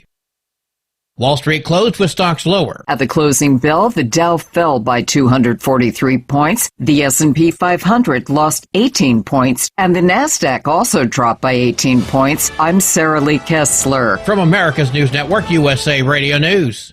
Hey, I'm Brant, and her name is Sherry. Hello. She's a friend of mine whom we were just praying for because of a surgery she just went through. Yes, and I am very happy about something you actually talk about all the time, which is Medi-Share. That is right. Yeah. So what was your experience like with Medi-Share and the healthcare bills? Honestly, Brant, seamless. And what a blessing that is when you're already nervous about a health issue, which I was. Yeah. Members shared my expenses. There were zero problems. And let me tell you, having people pray with you when you call in with your need, that is just... It is refreshing. Yes, that's what it is. What I keep telling people love Medi-Share, and they love saving money. A typical family can save $500 a month. I am very thankful for Medi-Share. It is so different, and I mean different in a very, very good way. It is good different. Call now. They're easy to talk to, and you can get a price within 2 minutes. Call 855-SHARE-40. That's 855-SHARE-40. 855-SHARE-40. At TEL, we know what it takes to succeed as an owner-operator because we were founded by one. The big secret? Affordable new trucks. New equipment keeps you moving, improves cash flow, and delivers reliability. For over 20 years, we've helped drivers take the next step in their careers. Call TEL at 866-404-6289 and use promo code OVERNIGHT100. We look forward to meeting you. We know being over the road isn't easy, but getting parts for your truck can be. Rainey's offers over 100,000 parts and accessories, from chrome to cab comforts, watermelon lights to necessary replacement parts. It's all available on our website. Got questions? Our team of experts has your back from start to finish with unmatched customer service you won't get anywhere else. Head to Rainey's.com to get $25 off any order over $250 with code DRIVE25 at checkout. Your factory factory fuel filter is letting you down. AirDog heavy-duty diesel fuel systems don't just filter your fuel. The AirDog fully optimizes your truck's fuel system for peak efficiency. The factory-provided filter simply removes particulates and water from fuel. The AirDog system removes all contaminants, including entrained air, water, and particulates, and feeds the engine pump with optimal pressure. Check out airdogdiesel.com to learn how you can capture every bit of performance and efficiency from your fuel system. Hello, Big T here with Diesel Power Group. Listen, if your truck's in a repair center and you think it's being misdiagnosed or worse, being overcharged for an overhaul or an engine replacement, you need to stop and call Diesel Power Group now. Allow us to build the DPG solution that is right for you, not the repair center. We have over 4 decades in engine remanufacturing experience and specialize in Caterpillar, Cummins, Detroit, Mack, International, and John Deere. DPG offers an industry-leading warranty and turnaround times. We want to earn your trust every day. Don't believe us? Challenge us today by calling 574-594-5888 or visit us at dieselpowergroup.com and follow us on Instagram and Facebook. We are available 24/7. Mention code 374 and receive a $200 rebate towards your major failure repair. At Hot Shot Secret, we share the science behind common diesel problems and their solutions. For example, Hot Shot Secret Diesel Extreme. Today's ultra-low sulfur fuels leave injector deposits causing frequent DPF regens and low throttle response. Diesel Extreme is a once every 6-month treatment that will clean your entire fuel system, including the tank, lines, pump, and the injectors. Hot Shot Secret Diesel Extreme is available nationwide at truck stops, fine farm and auto stores, and online at hotshotsecret.com. Because Channel 19's a little congested. Call Steve now at 844-844-3388. The Overnight Drive.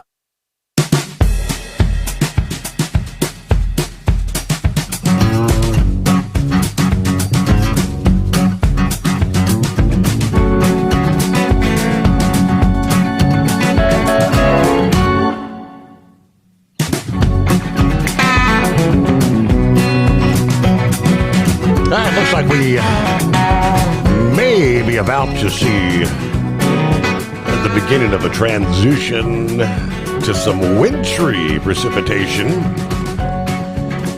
in parts of the western USA. And a post from the Wyoming DOT District 5, Northwest Wyoming. Just some of the models are depicting maybe the next couple weeks shaping up to be a snowmaker across the western USA. From the Cascades to the Rockies, several models are hinted at multiple rounds of potential heavy snow, with totals piling up in the higher elevations. Which I know historically, that is not uncommon this time of year. Yeah, for so many years when we started off doing our cruises, we would go in the month of October. In most occasions, we tried to go when me and the Princess would celebrate our birthdays. My birthday, October 15, Princess, October 18, and I just remember year after year, we'll be on the cruise somewhere down in the Caribbean, 100-degree weather, humidity, you're sweltering, and you could go back to your cabin and you could turn on the news channels, and normally they would, for whatever reason, they would have one particular channel was out of Denver. That was just one of the stations that they featured. And they'd be showing the roadways, Colorado, Wyoming, the mountain passes, and all the snow. Is like, look what we're going to get to go home to.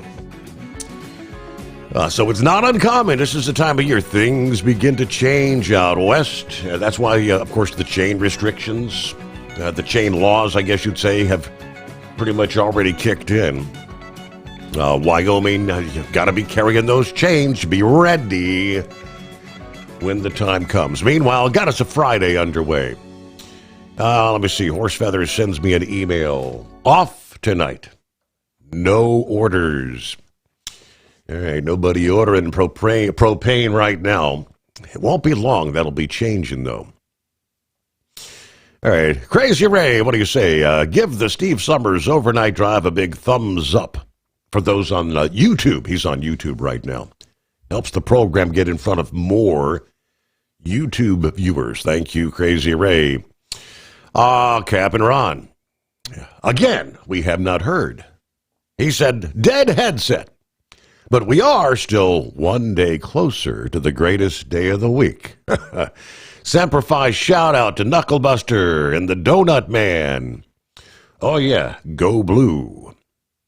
I think, Big Ed, Grumpy, they were both on the same page, were they not, with Michigan this weekend? I do believe. No, they were split on that one. All right, so Trump took your Michigan, go blue. Big Ed went with USC on that one. All right, Kentucky Ken checks in this early Friday. Good morning to the Overnight Drive crew and Steve Summers. Kentucky Ken still trying to get better.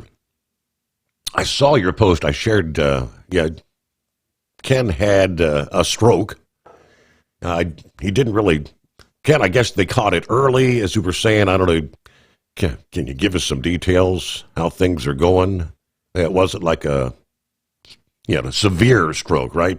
Was it a mini stroke or something like that? Anyway, he said, keep praying, stay safe, everybody. All right, we are thinking about you there, Kentucky Ken. Things just, you never know from one day to the next, right? Strange things. Daniel, he said, wait a second. Truck drivers arguing over Peterbilt or Freightliner?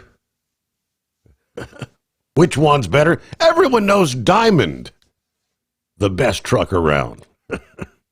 Go ahead, Daniel. Start an argument. That's what he means. Eskimo Mom, howdy, Overnight Drive Nation. Happy Friday, hump day, whatever day. Horse Feathers did say, hey, Becky, just for you. 5 days till Steve's birthday. Yeah, you're right. 25 days till Election Day. Wow, we're down to 47 days till Thanksgiving. Here come the holidays, folks. Got my usual run tonight.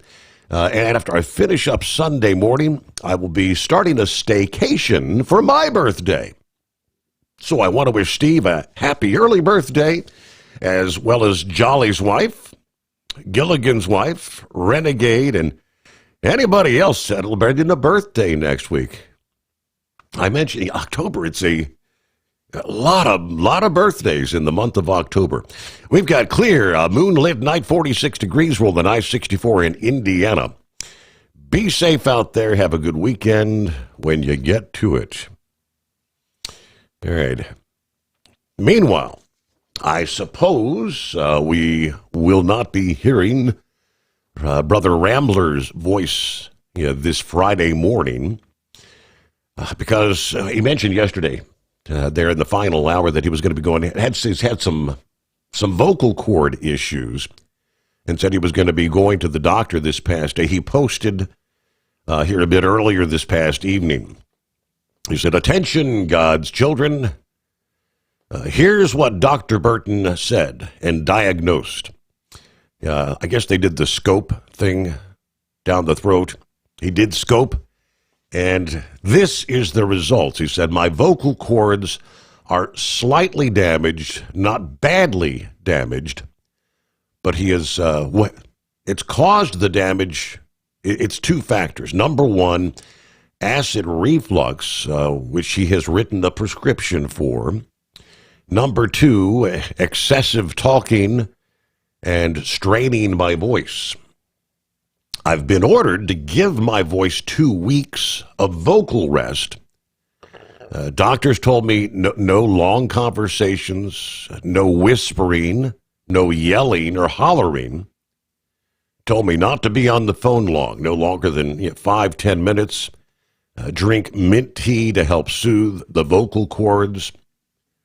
He stressed to me about vocal rest. He said that's the only way this is going to get better. And to also make sure I take the acid reflux meds. All right. I'm not sure. As far as the acid reflux is concerned, one of our callers had actually mentioned to me when I was talking about having a lot of acid reflux about a year ago.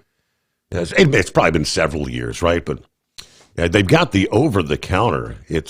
I believe it's famotidine is the actual ingredient. Yeah, there's generic brands. It's called like Acid Pep. Let me see, Acid Pep.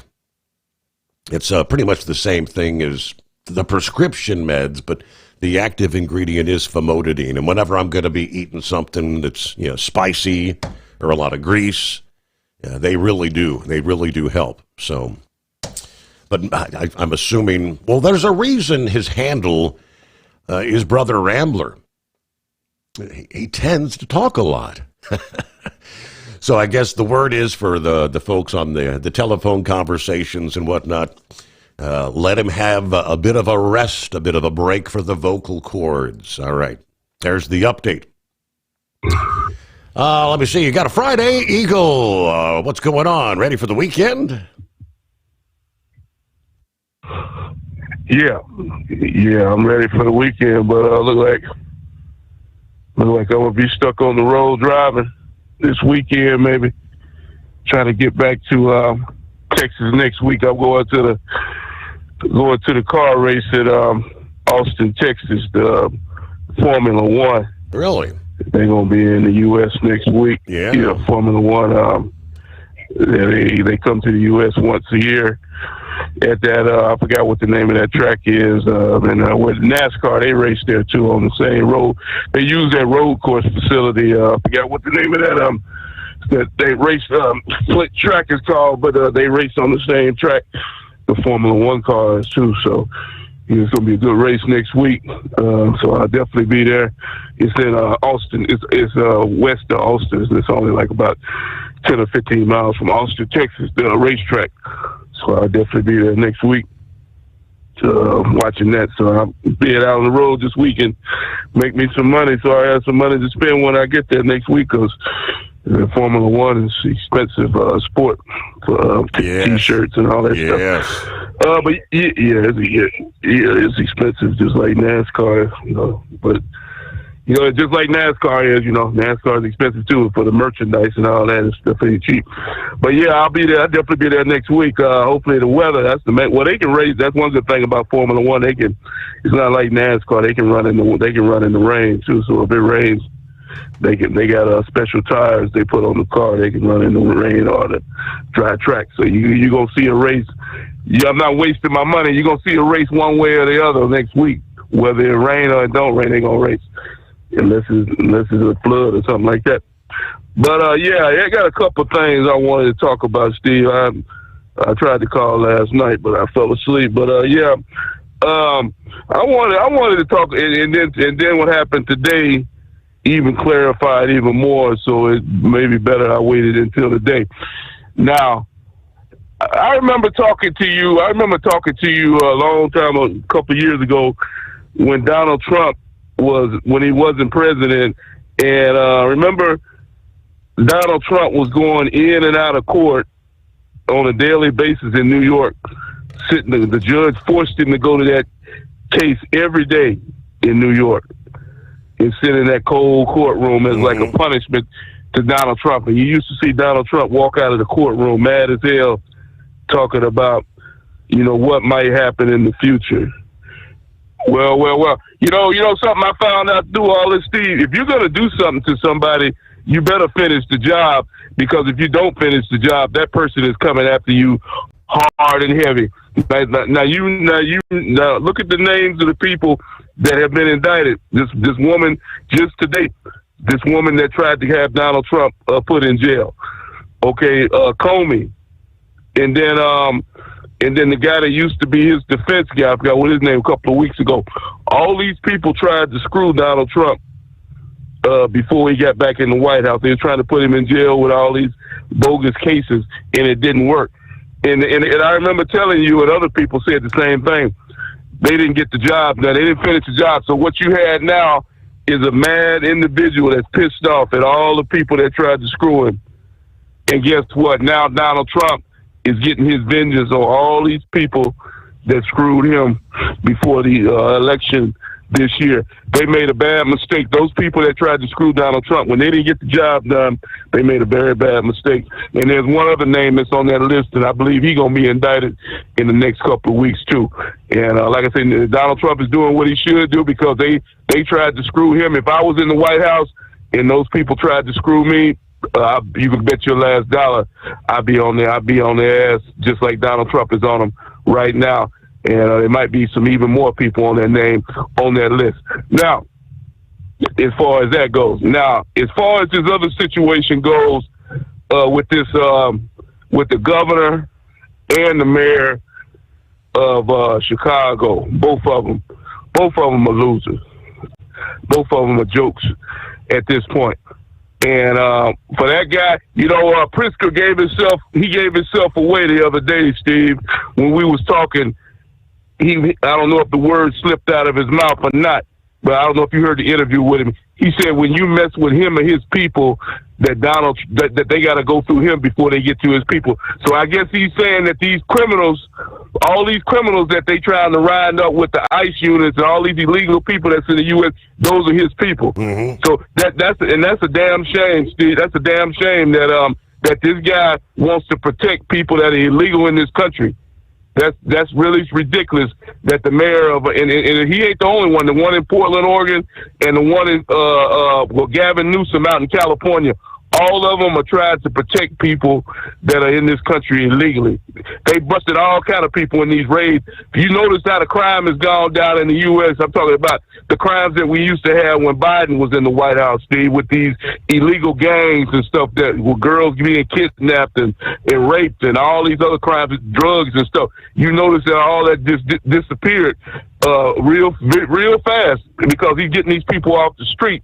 He's getting these people off the street and in jail where they belong. They busted major people that they're taking out. When the last time you heard about a Tren de Aragua taking over an apartment complex like they did out in Colorado last year and forcing people to take people's rent money away from them? You're not going to hear about that because those people going to jail, they're getting deported out of the country, exactly what they're supposed to be happening to them. But yet you got these bogus mayors and governors. But like I told you the other day, Steve, I live in the great state of Texas, and we got a mayor down here in Texas that don't play those games, just like the one over there in Florida. Both of them, I wish the whole United States could have mayors and governors like Greg Abbott and the man in Florida. They don't tolerate that kind of nonsense.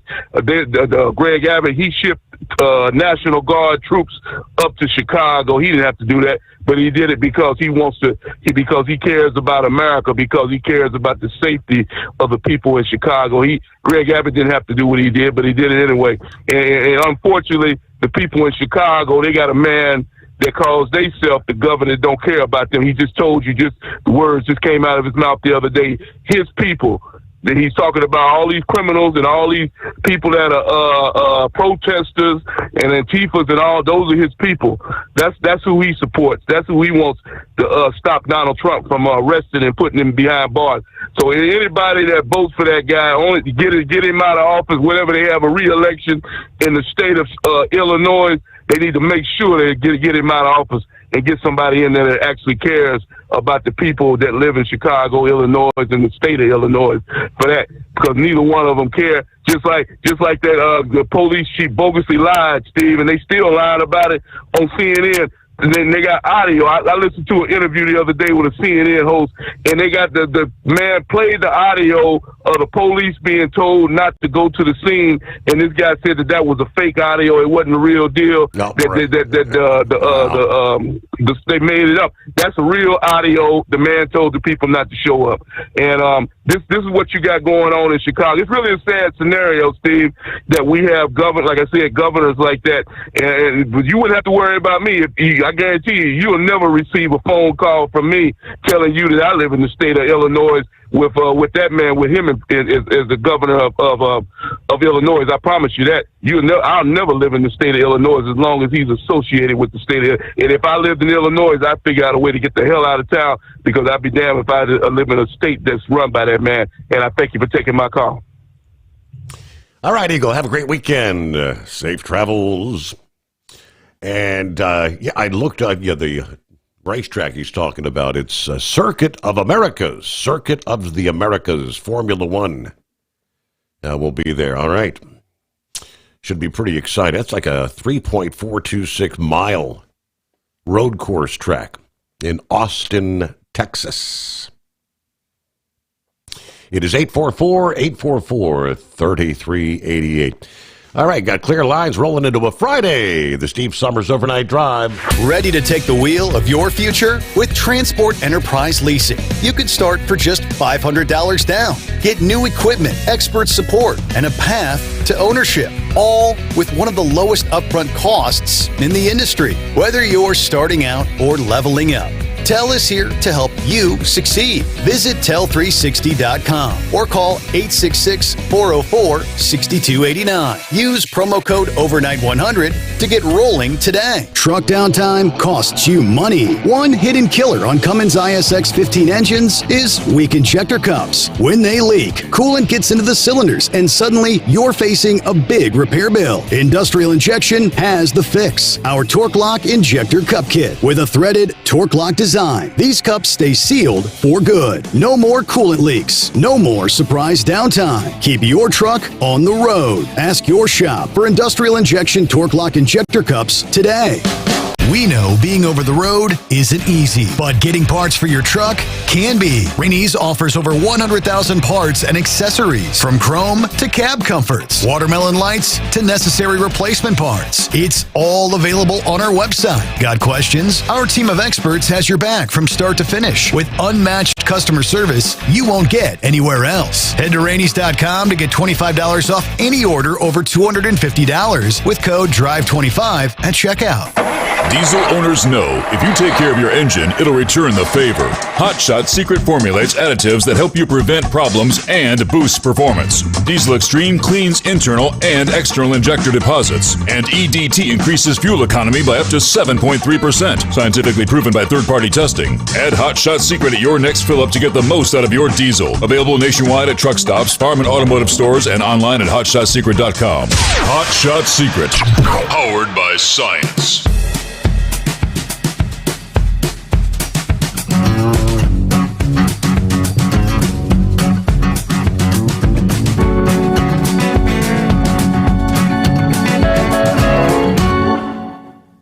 Alrighty, meanwhile, based on the fact that the sheer number of listeners just to this program that have been experiencing issues,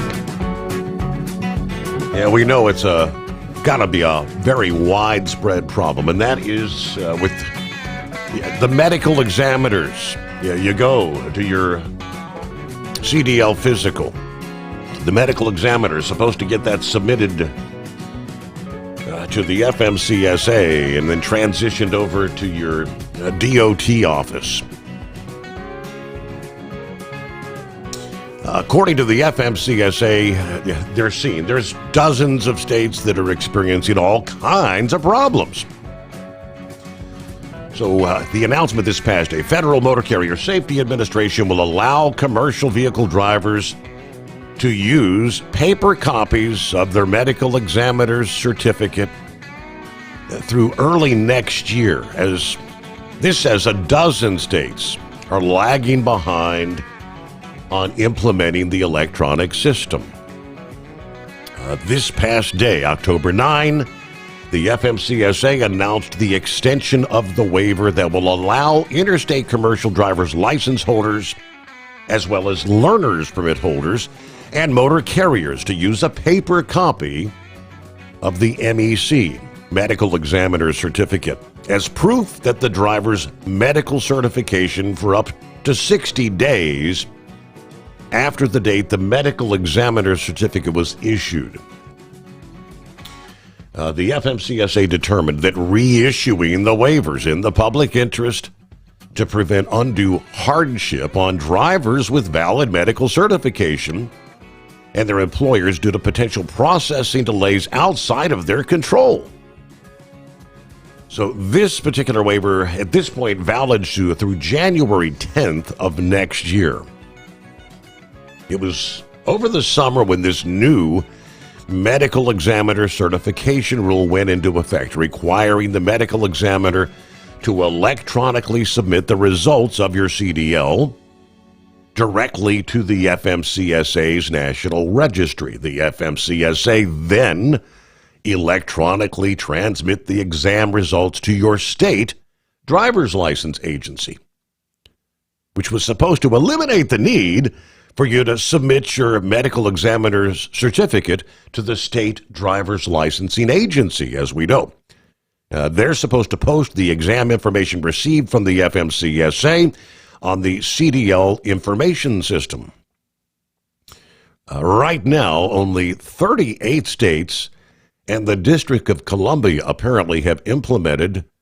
I mean, there's 12 states out there that are still relying on the paper medical examiner certificates, according to the FMCSA. And even some of the states that have implemented are having difficulty with the system. All right, operate under your own authority. Choose your carrier. TEL gives you the freedom to run your business your way. Visit tel360.com.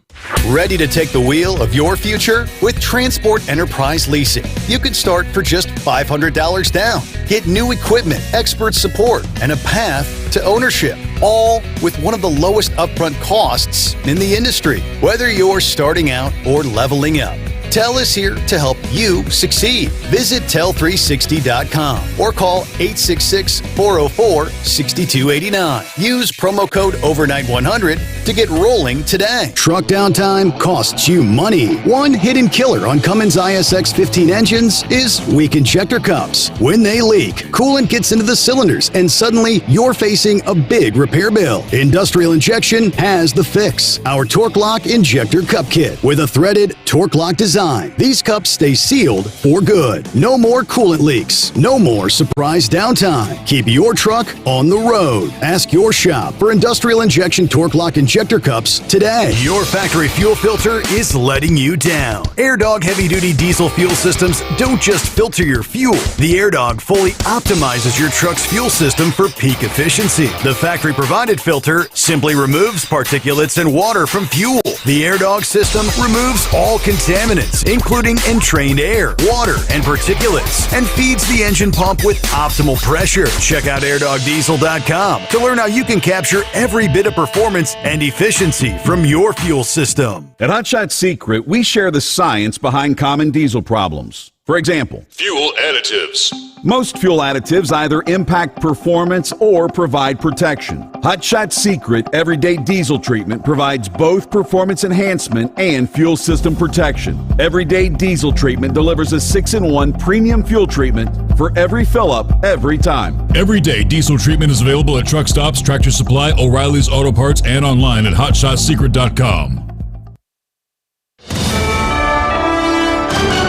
USA Radio News, I'm Anthony Lucero. Things are getting heated as the partial government shutdown moves past the 1-week mark. Reporters watched as Republican Congressman Mike Lawler and House Minority Leader Hakeem Jeffries faced off in a hallway on Capitol Hill. But you don't want to hear what I have to say. Oh, I'm listening. Why don't you just keep your mouth shut? On Wednesday, the Senate rejected 2 competing measures for the 6th time aimed at bringing the shutdown to an end. The Democrats' plan includes health care reforms, while the GOP plan would keep government funding at the same levels until a larger bill could be worked out. I'm Mark Mayfield. Israel and Hamas are close to a peace deal just days after marking 2 years since the October 7th attacks. People in Gaza took to the streets to celebrate, while people in New York, which has the largest Jewish population outside of Israel, remain skeptical. You have to sometimes make an agreement with a party you don't trust because you can't keep on just stretching out and fighting the war. And I feel like they've done this before where they agree and then they're like, oh, actually, we have extra contingencies that we want to put on it. As part of the first phase of the agreement, the White House expects remaining hostages to be released, while Palestinian prisoners will also be let go. Israel will also pull back troops in Gaza in stages. I'm Natalie Migliori. President Trump says he's bringing back Columbus Day. Thursday at the White House, the president signed a Columbus Day proclamation saying, "We're back, Italians." Former President Biden recognized both Columbus Day and Indigenous Peoples Day, which is meant to honor Native peoples. President Trump has been highly critical of what he calls the woke targeting of Christopher Columbus and other historical figures and how they're being taught in schools. Columbus Day is still a recognized federal holiday, falling this year on Monday, October 13th. Liz Warner, New York. Wall Street closed with stocks lower. At the closing bell, the Dow fell by 243 points. The S&P 500 lost 18 points, and the Nasdaq also dropped by 18 points. I'm Sarah Lee Kessler. From America's News Network, USA Radio News.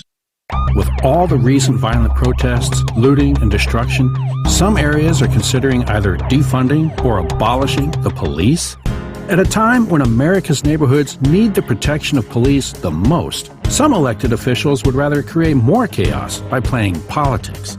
If you're sick of elected officials caving in to demands of the radical left, you're not alone. It's time we stand up and declare our support for local police. The majority of police officers are important partners in protecting our God-given rights. If you prefer freedom over chaos, then learn how you can help protect the local police that serve your community. Call today and request your free Support Your Local Police info packet. Dial 800-JBS-USA-1. That's 800-JBS-USA-1. Request your free Support Your Local Police info packet by calling 800-JBS-USA-1 today. The family of the man accused of throwing Molotov cocktails at pro-Israel demonstrators in Colorado earlier this year are asking that he be released from ICE custody. Mohammed Solomon faces more than 100 charges, including murder and federal hate crimes, in connection to the Boulder incident. Shortly after the alleged attack, his wife and 5 children were detained by ICE in Texas. John Sommers, USA Radio News. A welfare check led to the arrest of a 78-year-old man from Bellevue, Washington, for possession of child sexual abuse material. Police officers knocked on the door of the man's home. When he didn't answer, they went to the back door and saw a display of several images of child sexual abuse on a desk. Officers questioned the man, who said that he had a large quantity of explicit material at home and in a storage unit. He was arrested and booked into the King County Jail. The investigation is ongoing. I'm Brad Ford. The pick for the Super Bowl halftime show may have a new controversy to deal with. Just released video appears to show Bad Bunny sitting during the performance of God Bless America at Yankee Stadium during the playoff game between the Yankees and Blue Jays. TMZ releasing the video showing the Puerto Rican superstar seated behind home plate with friends during the game. Bad Bunny drawing criticism from Republicans, including the president, after it was announced he'll be the halftime show at the big game. Trump and others cited the singer's criticism of ICE and the fact that he's not performing in the U.S. during his tour over immigration fears. I'm Jennifer Bolsoni. And I'm Anthony Lucero, USA Radio News. In a study, it was found that 33% of 44 herbal supplements had no trace of the advertised herb. Don't let that happen to you. Hi, this is Dr. Mitch. If you want to ensure quality, go to TotalWellness.com. Supplements made for physicians, only now available to you too. TotalWellness.com, helping you to look good, feel good, and enjoy total wellness. With Transport Enterprise Leasing, you're in the driver's seat, literally. Choose your carrier or operate under your own authority and drive a truck that works as hard as you do. Ready to roll? Use promo code OVERNIGHT100 and get $100 off your first lease payment. Call TEL now at 866-404-6289. That's 866-404-6289. And let's get you on the road to ownership.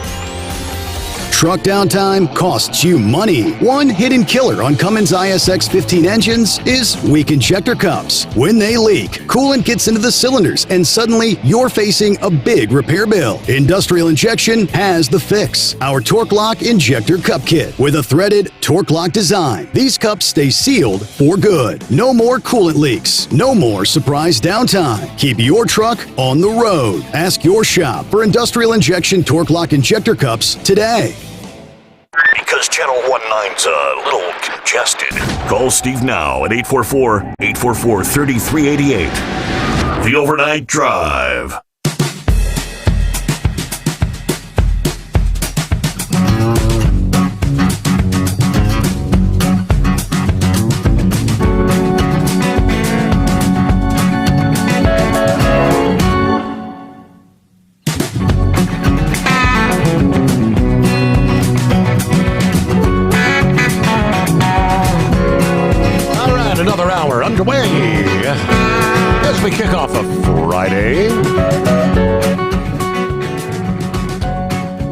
rolling into the weekend. Plenty of room for you at 844-844-3388. All right, looks like, let me see here. Yeah, one of our listening friends forwarding my direction. I guess this is posted somewhere for the postal carriers in regards to the issuance of a PS 2081. It says drivers with a U.S. Postal Service badge do not require a PS 2081. Drivers without a U.S. Postal Service badge must be issued a PS 2081 at the origin site. Now, for team drivers, the on-duty driver reports inside with both CDLs. The off-duty driver that's on DOT rest should not be woke up for check-in, signature, or English testing. Yeah, note on the PS 2081. All right, 2 2081s, 2 copies of driver's licenses. All right, co-driver verification. The on-duty driver must physically present the co-driver's CDL. If no CDL is available for the co-driver, the load cannot depart as a team.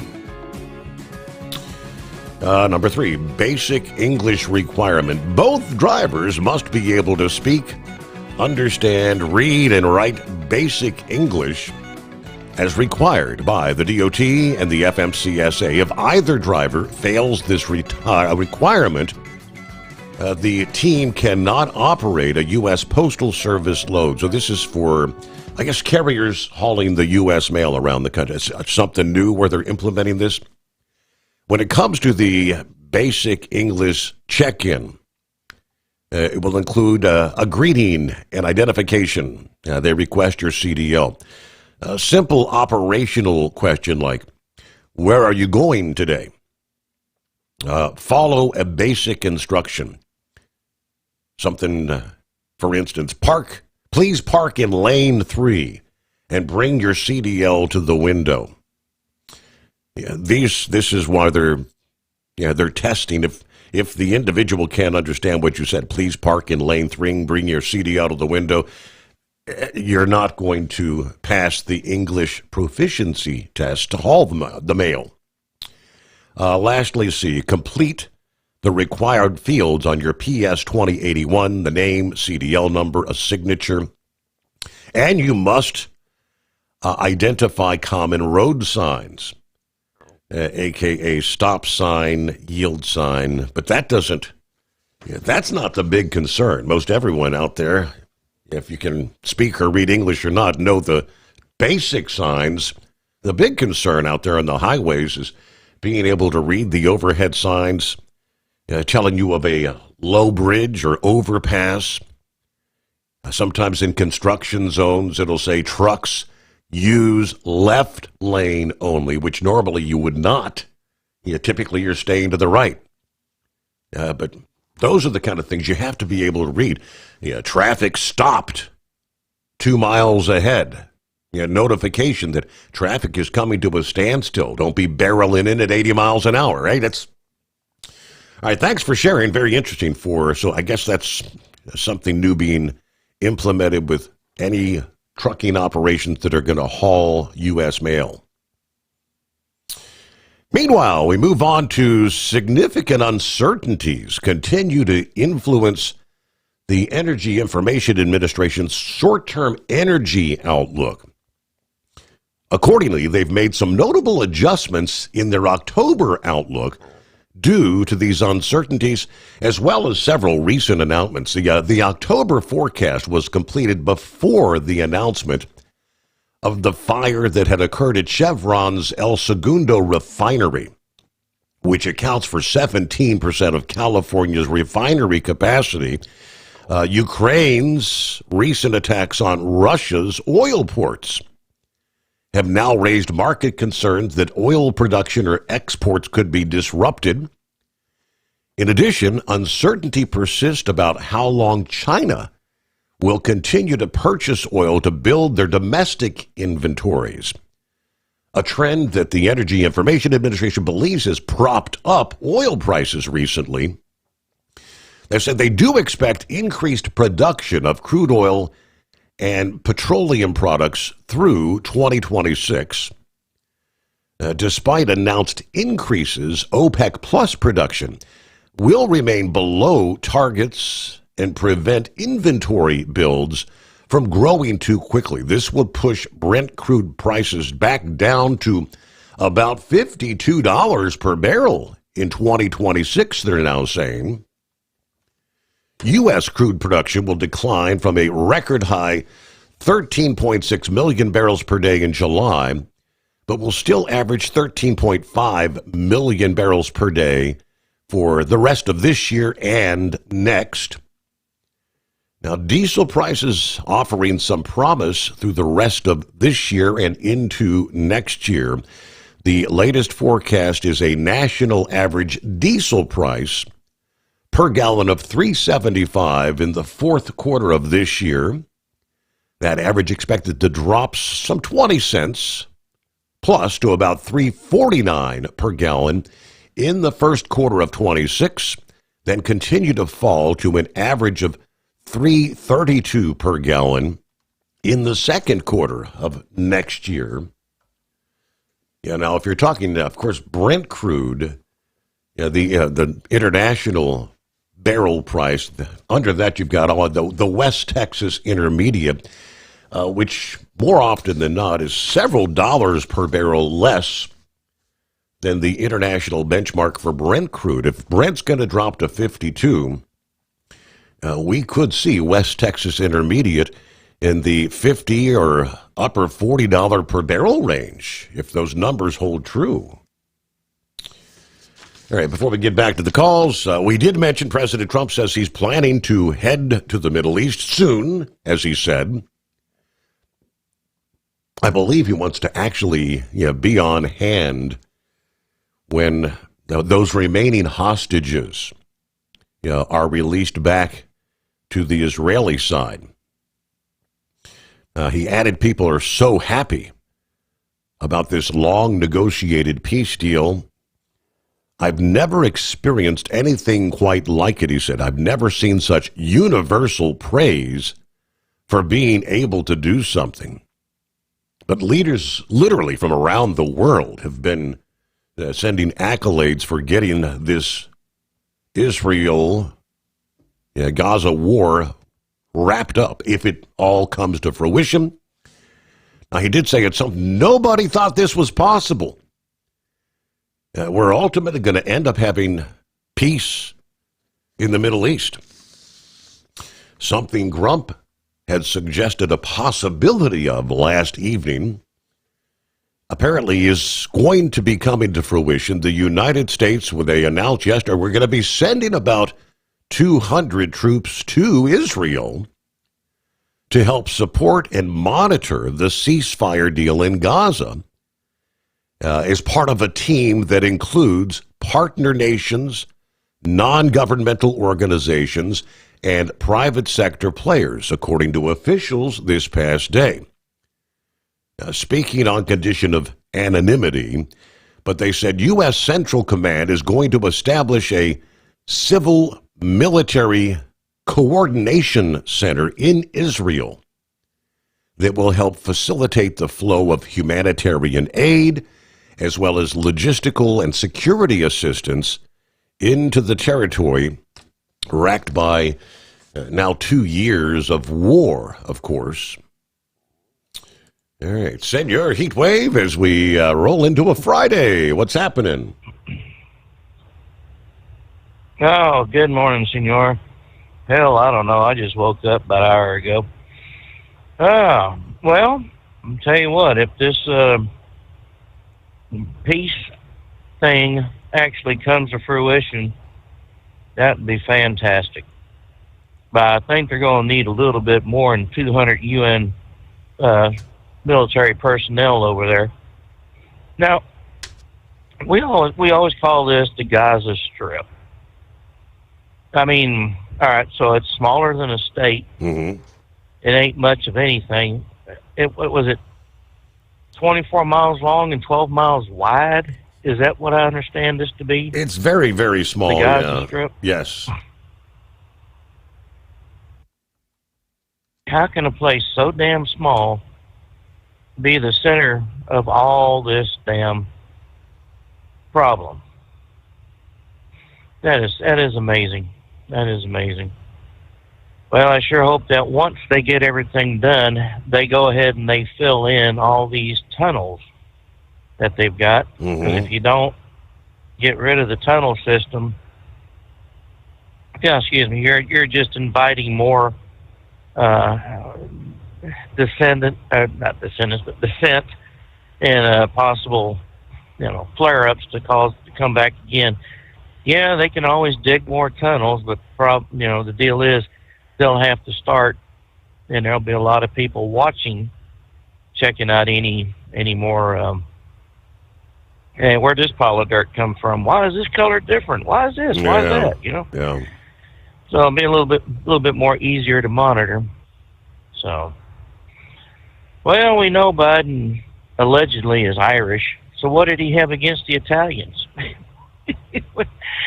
I mean, think about it. I mean, it was a united Europe back then. It was the Italian explorer under Queen Isabella's money, and she was Portuguese, Spanish, one of the two.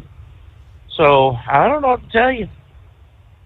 I mean, there was a lot. It doesn't seem like a whole lot now about back then, but at least you had one nation in Europe working with another nation to finance a trip over here to see if they could get to the East Indies without having to go around Africa. Well, they found the Indies, just not the Indy that they were looking for. Mm-hmm. But I think it was a good adventure. Okay, well, Balloon Fiesta is going to be done this coming Sunday, and there's many venues to watch it. The 3 local affiliates there in Albuquerque for NBC, ABC, and CBS will be doing it live. You can watch it on Facebook, and I tell you what, it's one thing to see it on the TV, but it's actually another to be there in person, just to see those balloons all bunched up like a bunch of roses. Right. Now I know you had beautiful. Like I said, you had beautiful weather you've had beautiful weather pretty much up to this point. I see the forecast is a lot of rain activity in the coming days through the weekend. Are they concerned about the weather for the final couple days here? Well, I'm sure they will be. I mean, you obviously can't get a balloon up and running if it's raining out there, because that adds weight to the balloon itself. So that requires more fuel, and it may require more fuel than you're able to carry. So yeah, that is going to be a concern. But they may be able to get them up and just have them on the ground inflated and do like a balloon glow like y'all have seen in the past. But yeah, if the Dawn Patrol goes up and says, "No, there's no way," then those balloons will come back immediately around the Fiesta grounds, and it'll just be a scrub. It's happened before, but yeah, it is a concern. The winds can't be more than I think 10 or 15 mile an hour. That's just considered way too much wind. So, but I mean, even if it does wash out the next 2.5 days worth of festivities, well, they had a pretty good run for the last 6.5 days. Yeah, so, I've seen a lot of the videos. I haven't heard of any accidents. Excuse me. I haven't heard of or seen any accidents. I've seen one near miss with a power line, and I think I shared that on your page. It was a balloon, and the power lines were just jumping up and down. as if the bottom of the gondola had hit it, and they immediately raised the balloon up as fast as they could. Mm-hmm. But I haven't heard of any injuries or deaths or any balloons getting destroyed. So anytime you have that kind of news, and with 750 or more balloons registered to go, and that's not even including those that decide, we're just going to launch from outside of the Balloon Fiesta ground. That's a very successful season. And it's interesting that the first Balloon Fiesta started out in a mall parking lot. They had like 12 or 13 hot air balloons.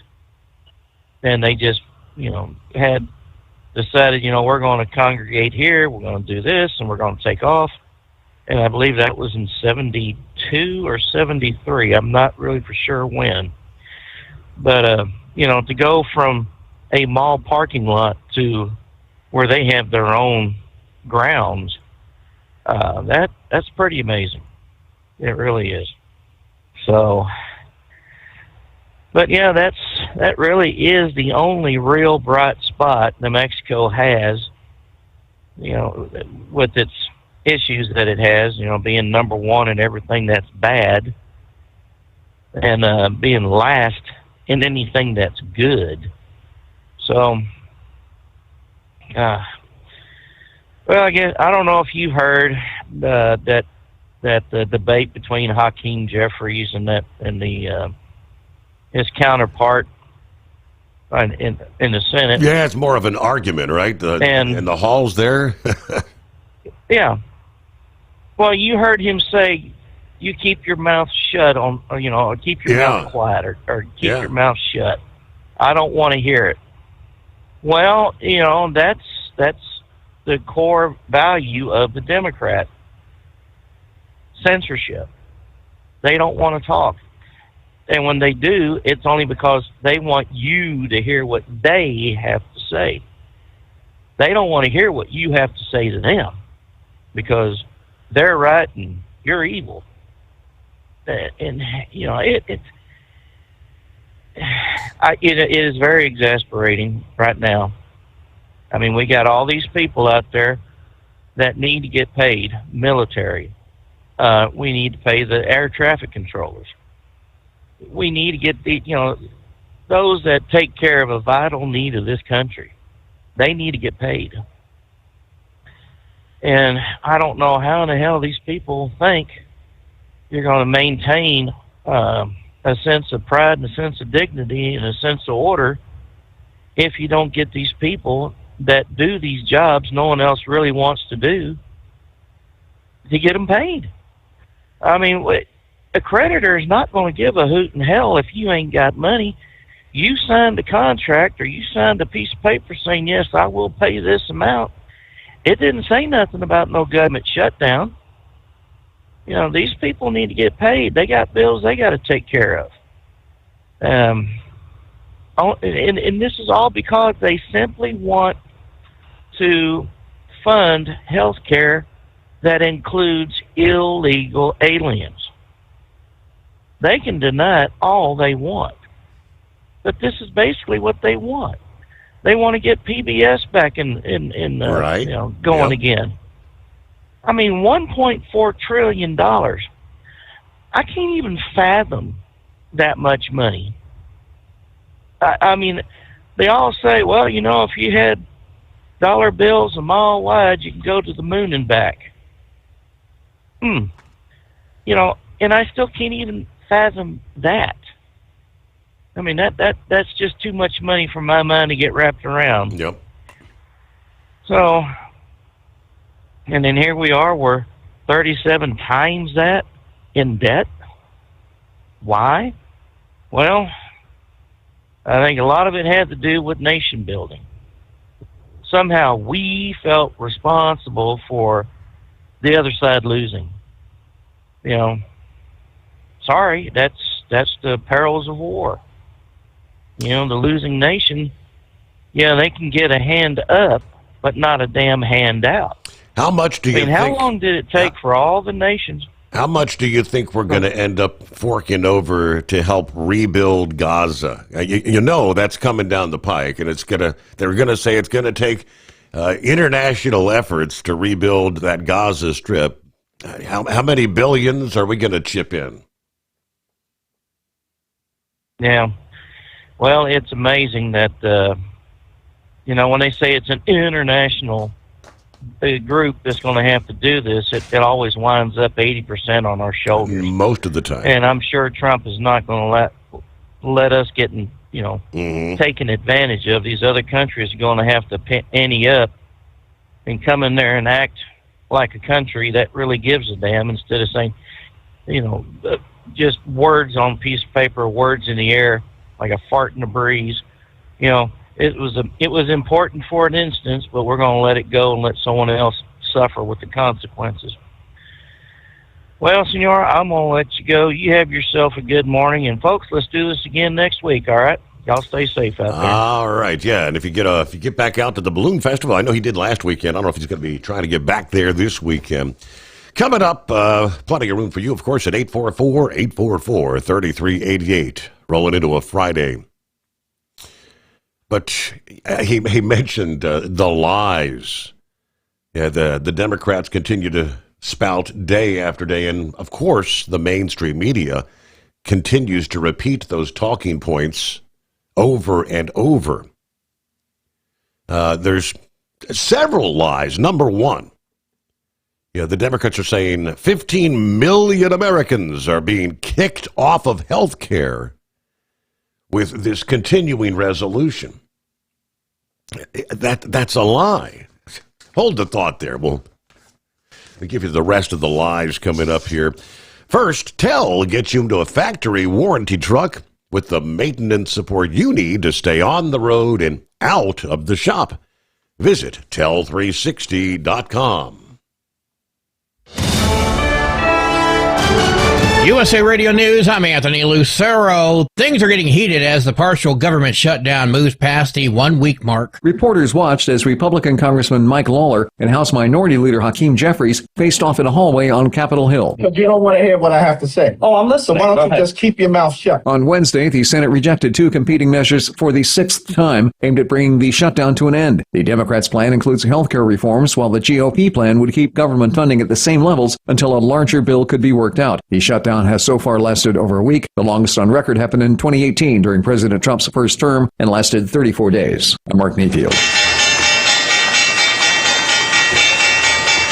Wall Street closed with stocks lower. At the closing bell, the Dow fell by 243 points. The S&P 500 lost 18 points, and the Nasdaq also dropped by 18 points. I'm Sarah Lee Kessler. From America's News Network, USA Radio News. Let's see, if something costs less, a lot less, but people are actually happier with it, that sounds like something to look into, and that's MediShare. Maybe you've heard joining MediShare can save you or your family up to $500 a month, and that's huge, but it's also true. People are just happier with it. They love being part of something that reflects and promotes their values and what they believe in.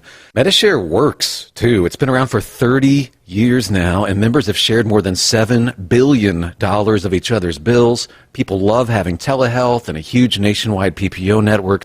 You can save a ton and like it better. Imagine being happy with how you're taking care of your health care, whether you're self-employed or part of the gig economy, or you just want a plan that you're happy with. Here you go. You can call right now and get a price within 2 minutes. A very smart use of 2 minutes. Here's the number you need. It's 855-SHARE-40. 855-SHARE-40. 855-SHARE-40. 855-SHARE-40. Ready to take the wheel of your future? With Transport Enterprise Leasing, you can start for just $500 down. Get new equipment, expert support, and a path to ownership, all with one of the lowest upfront costs in the industry. Whether you're starting out or leveling up, Tel is here to help you succeed. Visit tel360.com or call 866-404-6289. Use promo code overnight100 to get rolling today. At Hot Shot Secret, we share the science behind common diesel problems. For example, Stiction. found throughout the oil system, stiction is the sticky friction that negatively impacts your engine's ability to function at an optimal level. The molecular structure of oil is a hydrocarbon. The engine's extreme heat, tight tolerances, and high pressure cause the oil to break down and release hydrogen, leaving behind varnish, a carbon-based deposit. The varnish clings to the engine's moving parts, creating drag on the turbocharger, oil pump, and pistons. Symptoms of stiction include a rough idle and the loss of fuel economy and performance. Hot Shot Secret Stiction Eliminator delivers a 98% clean rating in third-party scrub tests. Its synthetic cleaner plus nano lubricant contains no harmful solvents and is formulated to be left in the engine to safely dissolve stiction for thousands of miles. It works as you drive. Stiction Eliminator is available at truck stops, Tractor Supply, O'Reilly's Auto Parts, and online at HotShotSecret.com. Hot Shot Secret. Powered by science. Truckers, meet the Speedmax Pro Max, the tire built for serious hauls and serious peace of mind. With rugged construction and performance you can count on, Pro Max is made for the long road ahead. And here's the best part. It comes with an 8-year warranty. That's right, 8 years of confidence, mile after mile. Ask Speedmax. Drive far. Drive strong. For more info, call 860-436-4100 or buy online at digitire.com. When your injectors fail, your truck and your paycheck stop moving. At Industrial Injection, we remanufacture diesel injectors to perform better than brand new. Tighter specs, cleaner fuel delivery, and tested in-house by diesel experts. Plus, we build turbos, pumps, engine kits, and more, all backed by over 40 years in the diesel industry. It doesn't matter if you're running on modern common rail or legacy mechanical. We've got you covered. Call 800-955-0476 or visit industrialinjection.com. Knowledge you trust. Quality you depend on. Tired of the guesswork when it comes to your load weight? With Rightway, stay in control on the road and on the DOT's good side. From onboard load scales to Bluetooth-enabled monitoring, Rightway helps truckers and fleets cut down on time, fines, and fuel waste, all without hitting the scale. Smarter hauling starts here. Want more details? Head over to rwls.com. Rightway. Drive more, scale less. We know you'd like to be cuddled up real tight with your sweet little thing all night. But instead, you've got Steve Summers. It's the Overnight Drive.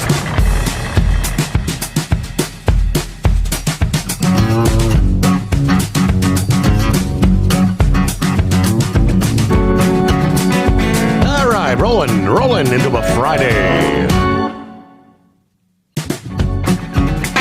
10th day of October. Hope you've had a good week. Looking forward to, well, will it be a relaxful weekend or what's on tap?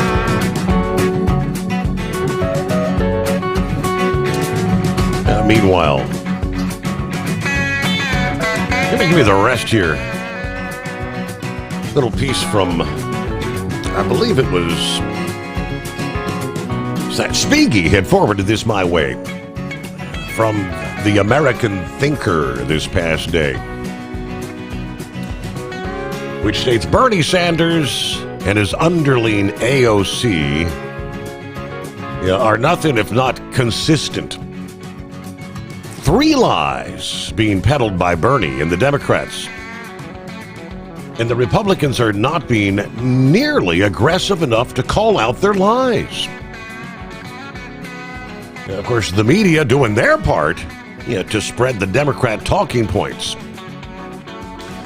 As I mentioned before the news break, lie number 1, 15 million Americans are being kicked off health care by the continuing resolution. No. The continuing resolution passed by the House and 52 votes in the Senate is a clean continuing resolution of Joe Biden's last budget. The continuing resolution is intended to cover funding through the balance of the year, where bipartisan committees are working on passing funding bills under normal order. There are 12 funding bills that would cover the entirety of government for the next year. Now, it's been many years since actual funding bills have actually been produced and passed. Time and time again, they get behind. Well, we've got to roll everything together, and then they reference that as an omnibus spending bill. All the bills rolled into one big monstrosity. Now, the rescission package, the big, beautiful bill that passed on July 4, that defunded PBS and NPR. It cut funding for USAID. It made adjustments to who is not eligible for federally funded Medicaid. Of course, the big, beautiful bill removed funding for illegal aliens. It also removed funding for healthy Americans who are not making any effort to work or volunteer. The Democrats want that funding back. Just like Drummer Girl mentioned last evening, the 28-year-old female who has not worked a lick. She hasn't worked a day in her life. She's relying wholly on government to fund her housing, her food, everything. Why can't she get a job? Should she spend her entire life? Supposedly, she's got ADHD. Okay, well, there's millions of people with attention deficit disorder. Meanwhile, lie number 2. We're hearing from the Democrats that the Obamacare subsidies are being cut by the Republicans. Millions of Americans are going to see an increase in their health care premiums, and thousands will die. Well, that's kind of a yes and no answer. The Obamacare cost curve, as they call it, has been spiking since its inception. Like everyone on the right forecast it would ultimately do. The Biden administration and the Democrats used the pandemic, as a pretext to offer subsidies to the Obamacare recipients to lower their premium costs. These subsidies passed in 2021, in the heart of the pandemic. They were set to expire at the end of this year. When they were passed, they were set to expire when COVID was done. Now, COVID, it's never going away. The pandemic is long over. COVID is more or less a seasonal flu. Outbreaks in the spring, outbreaks in the fall, just like the flu comes and goes year after year. These subsidies, when passed, were temporary. Now, Democrats know that Obamacare is necessarily seeing an increase in premium expenses, like everything else. Their intent with extending those subsidies is to eventually convert everyone to Medicaid for all. Republicans are not taking away anyone's health care. Lie number 3. This is the common refrain for Bernie in particular, which is Republicans are kicking people off health care, i.e., lie number 2, in order to give tax cuts to millionaires and billionaires. No. The 2025 tax cuts were an extension of the Trump tax cuts bill that was passed in 2017. Internal Revenue Service data proves Trump's tax cuts benefited middle and working class Americans the most. So while Bernie and AOC and the Democrats continue to cry about tax cuts for millionaires and billionaires, the tax cuts are most directly benefiting the working class people. Now, they did have an update on lie number 2. Republicans have now actually offered to extend the Obamacare subsidies through the end of next year. But no, the Democrats are balking at that. Now, although they desperately want these subsidies extended, that apparently means they would rather use them to blame Republicans for the rising cost of health care because there's midterms coming up next year.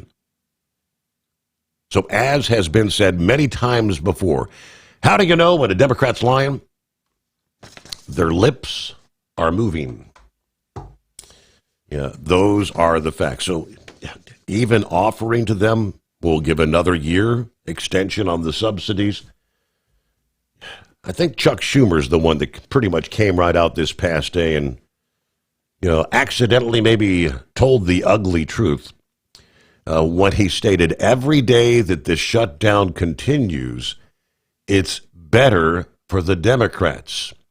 Yeah, the more people end up not receiving a paycheck, the more pissed off they're going to be. And, of course, the Democrats are banking on the fact that everyone believes it's the Republicans that continue to keep this shutdown going.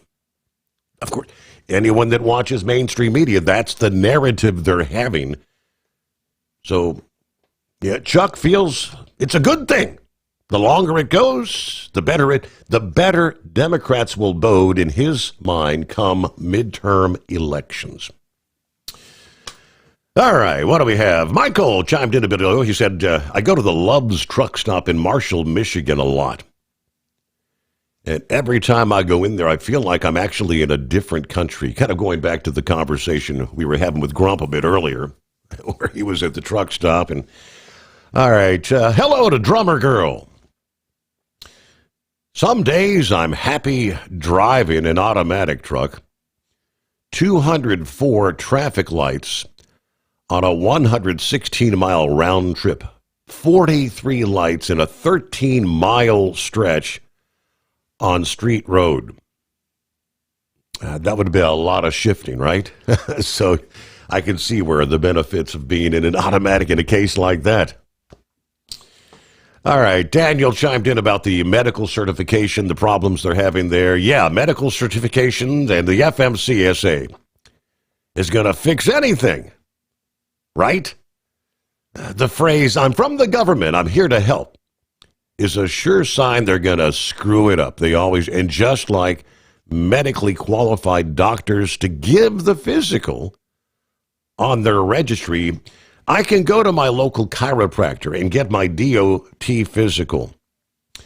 Whereas my endocrinologist that I see for regular checkups at the local hospital cannot give me a DOT physical because under the impotent wisdom of the FMCSA, my family doctor that specializes in internal medicine doesn't know how to give a physical. Yes, you've got the medical registry, certified medical examiners, the only ones you can see to get a DOT physical. All right, hello to Gilligan. Morning, Steve. Fellow listeners, clear but a cool night, Mount Airy, North Carolina, a.k.a. Mayberry. 46 degrees this Friday, TGIF. Remember, toes go in first. All right, keep it shiny side up. Hello to Gary, 47 degrees, Southwest Ohio. Good to have you with us. All right, back to the phones. Plowboy, I believe, on a Friday morning. Plowboy. Well, good morning, Steve. I don't know quite what to say, but them damn Democrats. Yeah, I guess I will have to say that. They are, yeah, I agree. I agree with everybody. If they had ever shut up, the world might come to an end because they're the only ones that keeps it all in a tizzy. Because, damn, Schumer and him and his lies. But here's the thing about it. I was watching, I think, John Kennedy the other day, and I laugh every damn time I see that old fart up there out of Louisiana. He's right. Mm-hmm. He said he's too damn busy bowing that little socialist AOC. And, I mean, she's the scariest one of them all. And, yeah, he's, like John said the other day, he is afraid she is going to run for Senate. And take a chance of knocking him out of his. Mm-hmm. What would you rather have in there, Steve? That's a question I got for you. Schumer or AOC? Which is... Wow, none of the above.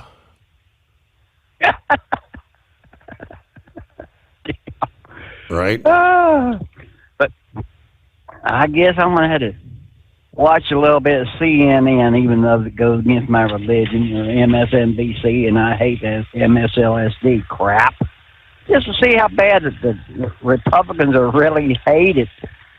But my blood pressure goes up, and I might have a stroke if I listen too much of their garbage. But, did like 99% of the football picks that we're talking about. I don't know. I see potential, and I wish Grump and them very good luck when it comes to Faroe Field and the Missouri Tigers playing Alabama. I'll put it this way. They ain't going to be able to control them Tiger fans if they would knock off Alabama. Yes, they'll all pile on that field, and they'll gladly pay the privilege to walk on that field, raising hell they are to beat Alabama. Mm-hmm. It's going to be a good game, but now on the hard news, if you touched on this, I will apologize. Did you see where we were going to lose a company out of Birmingham, Alabama, a flatbedder company? Have you already said that tonight or not? No, sir. Montgomery Transport. Really? 100 flatbedders look like they're going to lose their jobs. And, they had some damn nice equipment. Really did. They did, sir. And I mean, new Kenworths, top of the line. I don't think I've ever seen one of them broke down due to what would you say, neglect. Now, they were broke down. It was due to the federal emissions garbage and crap like that, because I've had some friends that tried to get me to look at the company side of it. But in my later years, I just rather have a fixed roof and all that good stuff on my equipment when I was driving. But you don't think when Big Ed comes out of Vermont, he's going to have a new cap that says Bernie 2028 on it, out there. Right. Vermont? Come on. Is he up there rallying the troops? We love you, Big Ed. Hope you're having fun. One thing I had to say about it up there, I bet him and his new little lady, I bet they're seeing a lot of pretty leaves up there, because they were always saying that's a place you wanted to go to in the fall. Yep. And they were there for the peak last weekend. Last weekend was technically in. They were there at Niagara Falls, and yeah. Awesome. I missed that part of it. Well, that's good. Glad they're having fun. Enjoy it. But I think I would have. I'm glad he did what he did. Damn right. I would not be wanting to pay $125 a night for privileges to some of these other jackasses living there or staying there for nothing. No. But Steve, I better get. Hey, by the way, prayers for Brother damn it. Yeah, Brother Rambler. Yeah. Thank you, Steve. Thank you. All right, y'all have a good night. Take care. God bless. Have a good weekend, Plowboy. Thank you much.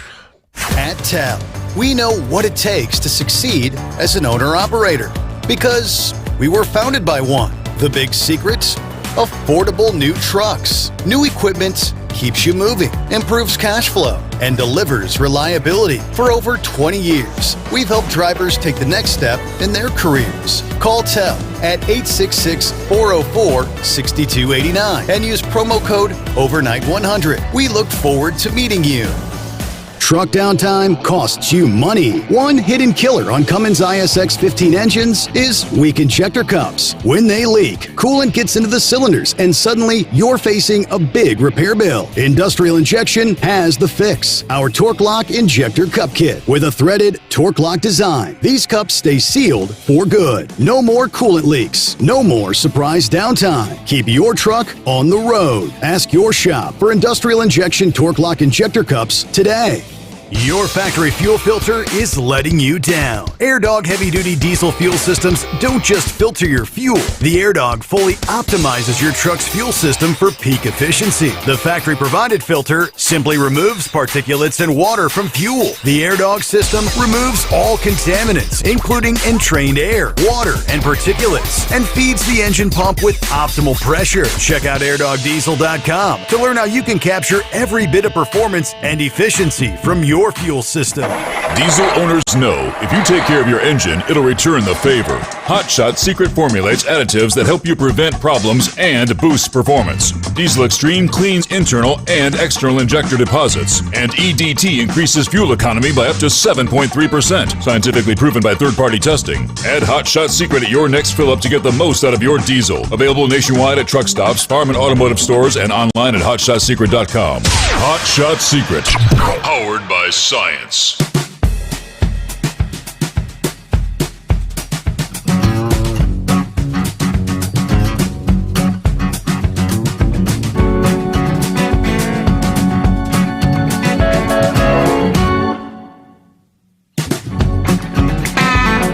A lot of memory serves I did last evening mention the latest emergency declaration from the state of Iowa as the bird flu. It's back. There are several cases there. And what about the rest of the country? All right, looks like we got some updates for you there coming up.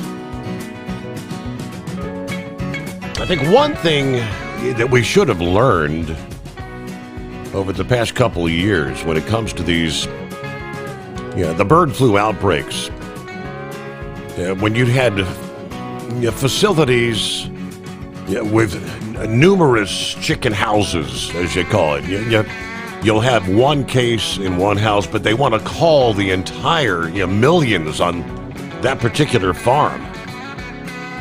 Most said that's not necessary. I mean, you just because one bird or a handful of birds in one house doesn't mean every one of the houses will ultimately be inflicted, but hopefully we won't find ourselves again calling millions more birds here. It's bird migration season. Come to realize when the wild birds are migrating, their drop-ins along the way begin to spread the bird flu to the chicken, turkeys, and other populations. All right, let's get to the Kentucky Pappy here on a Friday. What's been happening? Oh, not a whole lot. How about you, Steve? Oh, hey, hang it with them. That story you were just talking about, the bird flu. Yes. Do those big time chicken farmers? Do they carry? Is there any kind of insurance they can carry for this, or is that a total loss? If memory serves, I thought they had some, like last year there was legend. They were trying to help. The government was trying to help cover the cost of the farms that were having to call the herds or whatever, call the flock. Well, I would hope so. Yeah. Now, anyway, what I called about, you was talking about the DOT physicals, and me living in the great state of Kentucky, and our bonehead governor won't let nothing pass sometimes, and sometimes this might be good. I went and had my physical done this past Wednesday, day before yesterday, and the company that I'm leased to always takes care of sending all of our stuff into the state to get it approved or whatever. Mm-hmm. Yesterday I got an email from the state.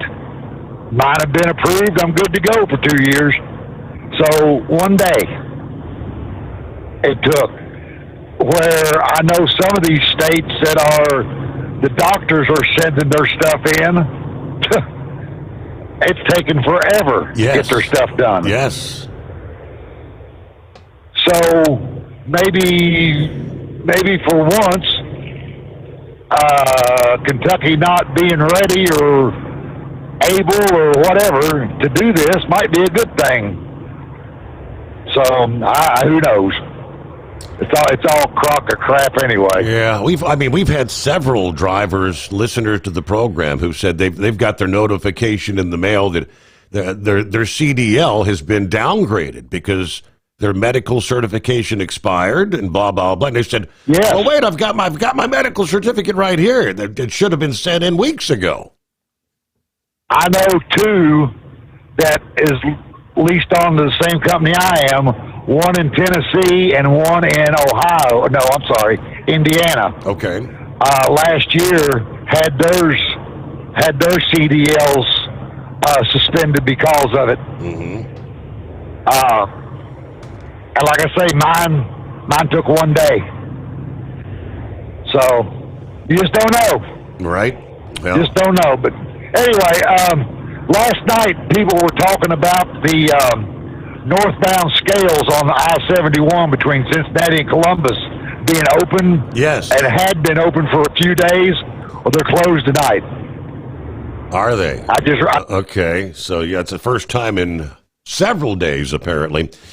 Hey, real quick, operate under your own authority. Choose your carrier. TEL gives you the freedom to run your business your way. Visit tel360.com. Ready to take the wheel of your future? With Transport Enterprise Leasing, you could start for just $500 down. Get new equipment, expert support, and a path to ownership, all with one of the lowest upfront costs in the industry. Whether you're starting out or leveling up, TEL is here to help you succeed. Visit tel360.com or call 866-404-6289. Use promo code OVERNIGHT100 to get rolling today. Truck downtime costs you money. One hidden killer on Cummins ISX 15 engines is weak injector cups. When they leak, coolant gets into the cylinders and suddenly you're facing a big repair bill. Industrial Injection has the fix. Our Torque Lock Injector Cup Kit with a threaded Torque Lock design. These cups stay sealed for good. No more coolant leaks. No more surprise downtime. Keep your truck on the road. Ask your shop for Industrial Injection Torque Lock Injector Cups today. Your factory fuel filter is letting you down. AirDog heavy-duty diesel fuel systems don't just filter your fuel. The AirDog fully optimizes your truck's fuel system for peak efficiency. The factory-provided filter simply removes particulates and water from fuel. The AirDog system removes all contaminants, including entrained air, water, and particulates, and feeds the engine pump with optimal pressure. Check out airdogdiesel.com to learn how you can capture every bit of performance and efficiency from your fuel system. At Hot Shot Secret, we share the science behind common diesel problems. For example, fuel additives. Most fuel additives either impact performance or provide protection. Hot Shot Secret Everyday Diesel Treatment provides both performance enhancement and fuel system protection. Everyday Diesel Treatment delivers a 6-in-1 premium fuel treatment for every fill-up, every time. Everyday Diesel Treatment is available at truck stops, Tractor Supply, O'Reilly's Auto Parts, and online at hotshotsecret.com. USA Radio News, I'm Anthony Lucero. President Trump says he'll only cut programs that impact one party as the government shutdown rolls on. We'll be cutting some very popular Democrat programs that aren't popular with Republicans, frankly, because that's the way it works. They wanted to do this. Trump told reporters today that cuts will only get worse the longer the shutdown continues, and they will be permanent. He went on to say the Democrats caused the shutdown, and they'll soon be getting a taste of their own medicine. Trump again said Senate Minority Leader Chuck Schumer is bowing to the radical left base of his party. The partial federal government shutdown is in its 9th day. President Trump says Israel and Hamas have agreed to the first phase of his proposed peace plan. Trump posted on Truth Social, all of the hostages will be released very soon, and Israel will withdraw their troops to an agreed-upon line. Phase 1 of the agreement includes the release of Israeli hostages held by Hamas in exchange for Palestinian prisoners detained by Israel. But the Jerusalem Post says Israel will not release Hamas terrorists from the Nukba force who carried out the October 7th massacre. This, even as President Trump says the first phase of a Gaza ceasefire deal set to be signed today. Israeli officials also confirm select other top Palestinian prisoners, including Marwan Barghouti and Ahmad Saadat, will remain behind bars. John Sommers, USA Radio News. The United Nations is short on cash and will begin cutting its peacekeeping operations. A senior UN official confirms it will be cutting a quarter of its peacekeeping force in the months ahead. According to a report by Reuters, uncertainty about UN funding from the U.S. is the top concern. The official said the cuts would amount to over 13,000 UN troops and police being downsized. The U.S. is the largest contributor to the UN peacekeeping force and accounts for over 26% of its funding. I'm Rory O'Neill. From America's News Network, USA Radio News. Hi, it's Mark Falter, host of the Financial Fitness Show. I strongly believe that no one should ever pay 1 penny more in taxes than they are legally obligated. Unfortunately, for most hardworking Americans, this just isn't the case. Why? Because most people spend more time planning next weekend's getaway than trying to ensure they're going to pay less in taxes. My financial fitness team has put together some materials that I know are going to help you. It's the Tax Savings Kit. Tax Savings Kit includes 3 things: free tax analysis, top 10 ways to pay less in taxes, and an investor's guide to taxes. Now, how do you get it? Simple. 866-764-2635. Again, 866-764-2635. I'm Mark Falter. This is Financial Fitness, making personal finance profitable. Former FBI Director James Comey is seeking a speedy trial. Comey appeared in an Alexandria, Virginia courtroom after formally pleading not guilty to charges related to his 2020 congressional testimony. The charges include 1 count of making a false statement to Congress and 1 count of obstructing a congressional proceeding. The case is connected to Comey's testimony before Congress in 2020. He's accused of lying to the Senate Judiciary Committee about leaking information from the FBI's Trump-Russia investigation that began in 2016. A trial has been set for January, and he faces up to 5 years in prison if convicted. I'm Mark Mayfield. The U.S. Postal Service has changed the way it handles postmarks, and this could cause ballots in Washington elections to not be counted. The new rule means a postmark will no longer indicate the date the Postal Service first accepts a piece of mail. Normally, mail collected on Election Day gets a postmark for that day. Now, those ballots could be postmarked after the day they're collected. Voters can go into a post office and ask for a manual postmark or use an official county drop box before 8 p.m. on Election Day. I'm Brad Ford. A new map is revealing what the most popular Halloween candy in different parts of the U.S. is. According to DoorDash, a large part of the Midwest, including Ohio and Illinois, favors Reese's Peanut Butter Cups. Americans in other parts of the Midwest, like Michigan and Wisconsin, are more likely to grab Twizzlers Twists as their go-to candy. Texans favor Trolley Gummies, while Floridians seem to love Skittles. Out west, states like California and Nevada have Snickers as their favorite Halloween treat. I'm Matt Mattinson. And I'm Anthony Lucero, USA Radio News. Many Americans are currently celebrating the election of Donald J. Trump. If you'd like a deep dive look into the mass movement behind his political success, visit TrumpWorld.net to get your complimentary digital copy of the Trump World Bookazine from The New American.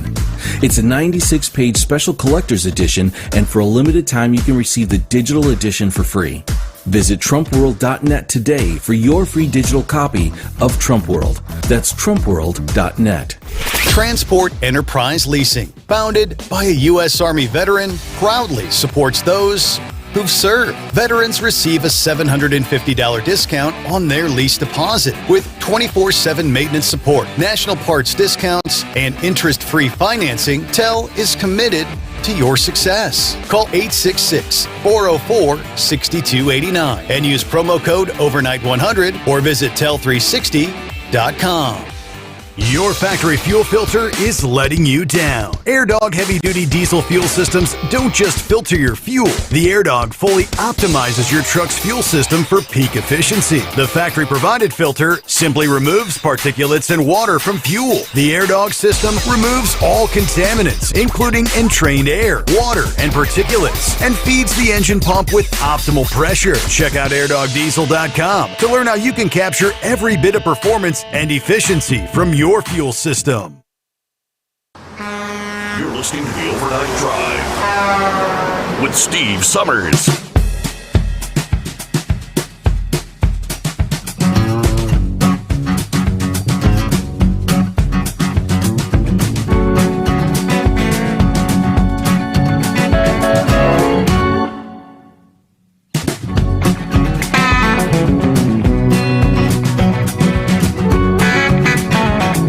Another hour off and rolling. Here we go. It's a Friday. Here come the weekend. All right, so due to all the social media posts, curiosity got the best of me this past day. I think all these people posting the Arby's steak bites or steak nuggets. Which you can get them individually. You can get them on a sandwich. They have a bowl, I believe, with like some fried onions and I don't know what kind of, is it pasta or something? I'm not sure, but I had to try some of the plain old steak nuggets. My first take was, I don't believe it's actually steak. I learned several years ago that the Arby's, quote, roast beef, for the roast beef sandwiches, is actually what do they call it, reconstituted meat. I think it was Gilligan. Somebody explained to me several years ago that it actually arrives at the restaurant and it's liquefied in a bag, like a plastic bag. So it's, I guess, heated, reconstituted.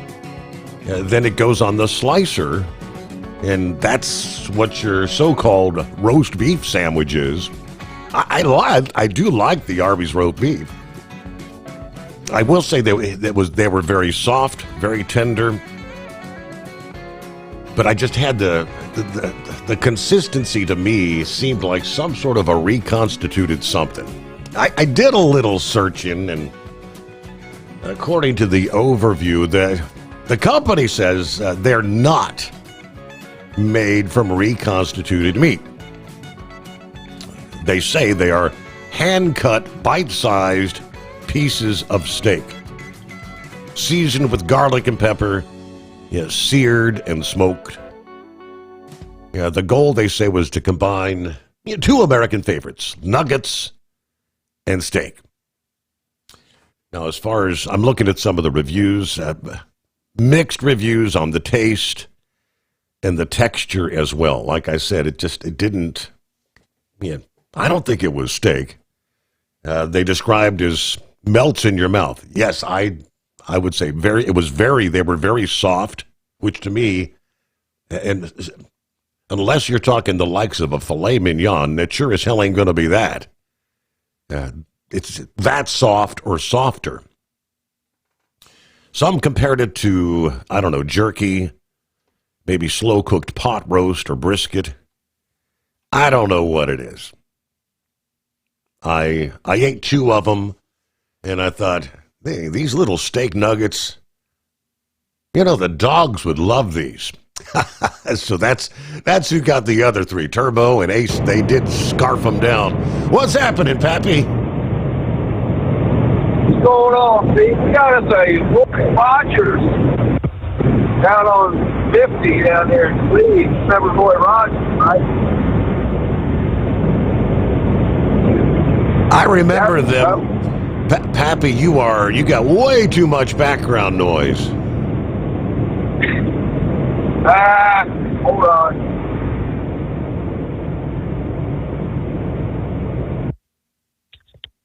Is this any better? You think? Yeah.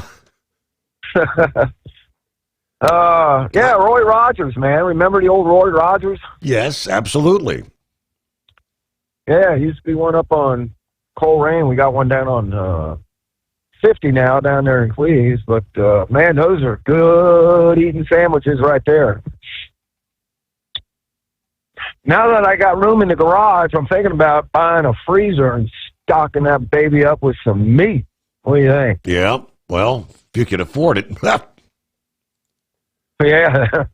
Well, that's the thing. Can you afford it in a year from now? Yeah. You know? Yep. Man, I've been busy, Steve. Ain't been able to listen too much. I was had to drop some mail off. But anyway, you were talking about ADHD earlier, and you're gonna laugh at me. I'm going back a few years, flipping through the channels, and Dr. Phil came on, and there was this lady on there with her son. Son was out of control. What got me to stop on that channel because Mommy was kind of pretty good looking, right? Let me check this out. So anyway, she was complaining her son's out of control. He's got ADHD and blah, blah, blah, blah. And, you know, and he sits down and plays these video games and Dr. Phil stopped her right there and said, well, listen, he does not have ADHD. I don't know what doctor diagnosed him with that. He said 90% of these kids out here on ADHD medicine are misdiagnosed. Wow. And how he explained it was attention deficit disorder is exactly that. The inability to pay attention when you need to. Okay? Mm-hmm. Anyone that wants to pay attention, but they just can't, even though they are trying, that's attention deficit disorder, where they just cannot concentrate on one thing for too long. Mm-hmm. If they can go down and sit on the computer and play these video games for hours, no, that's not ADHD. They can't literally go a few minutes without having to, change their mind to something else. So I could see somebody that legitimately has ADHD that can't concentrate. I could see where that would hamper them having a job. You know what I'm saying? Mm-hmm. I just thought I'd throw that out there when you were talking about the old ADHD, because she can't work. She ain't worked her whole life. Yep. 28 years. Relying on the government. 28 years, and she's concerned about losing her health care and having to get a job. Jeez. I don't get it, Steve. My first job I made $1 an hour, Steve. What the heck is the name of that little ice cream place? You probably know. Was it Zip Dip up there on Harrison Avenue in Dent? Yep. It's been open forever and a day. And then you got Putz's down there, right on West Fork, the bottom of Putz's. That's a famous one. $1 an hour, man. That's what we made.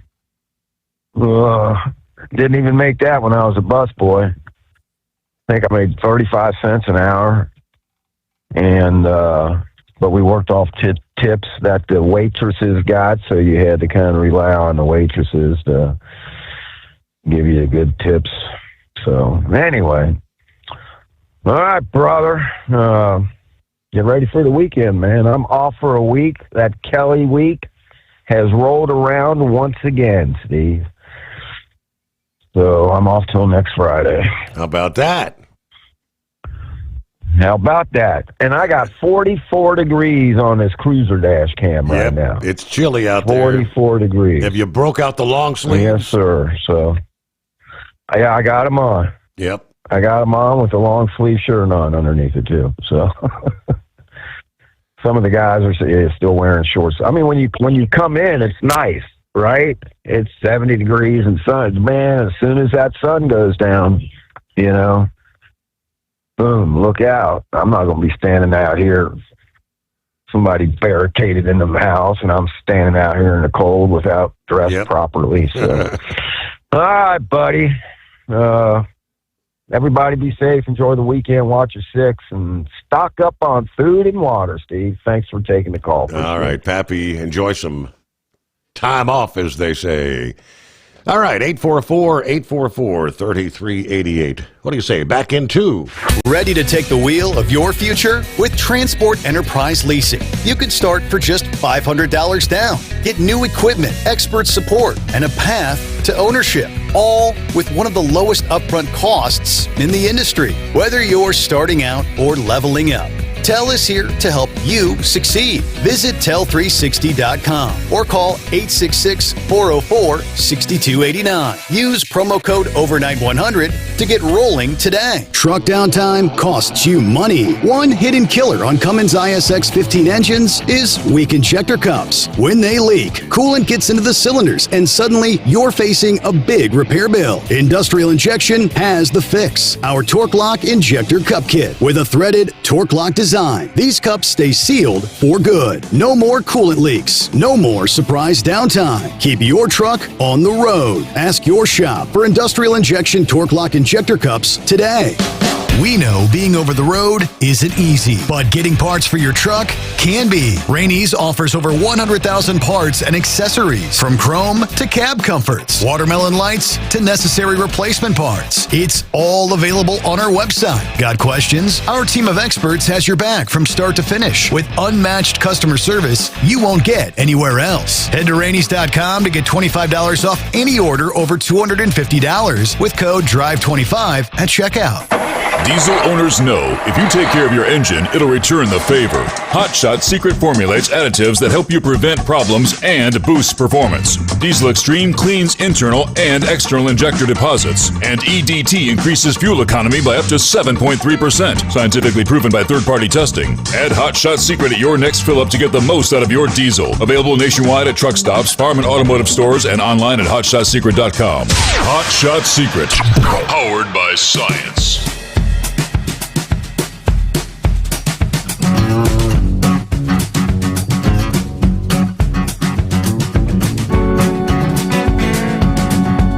All right, back at it here as we roll into a Friday. I'm not seeing the name. Who we got on board? Somebody calling about the roast beef. This is Sluggo. I'm just going to tell you about your Arby's roast beef. It's really like a bologna, and that's why it comes to the store the way it does, so they can cook it there. It's a processed food. It's ground up, just the same way you make a bologna. And what they do is they send it to the store so they can cook it in the store, so the store smells so good like fresh meat. Yeah. Basically, all it is a piece of bologna that's not been cooked yet, cooked in the store and cut in the store. You can go on YouTube and frickin' see it all as it's done, how it's processed and why it's processed that way. So, I mean, is it correct? It's not like a chunk of meat that they're chopping off.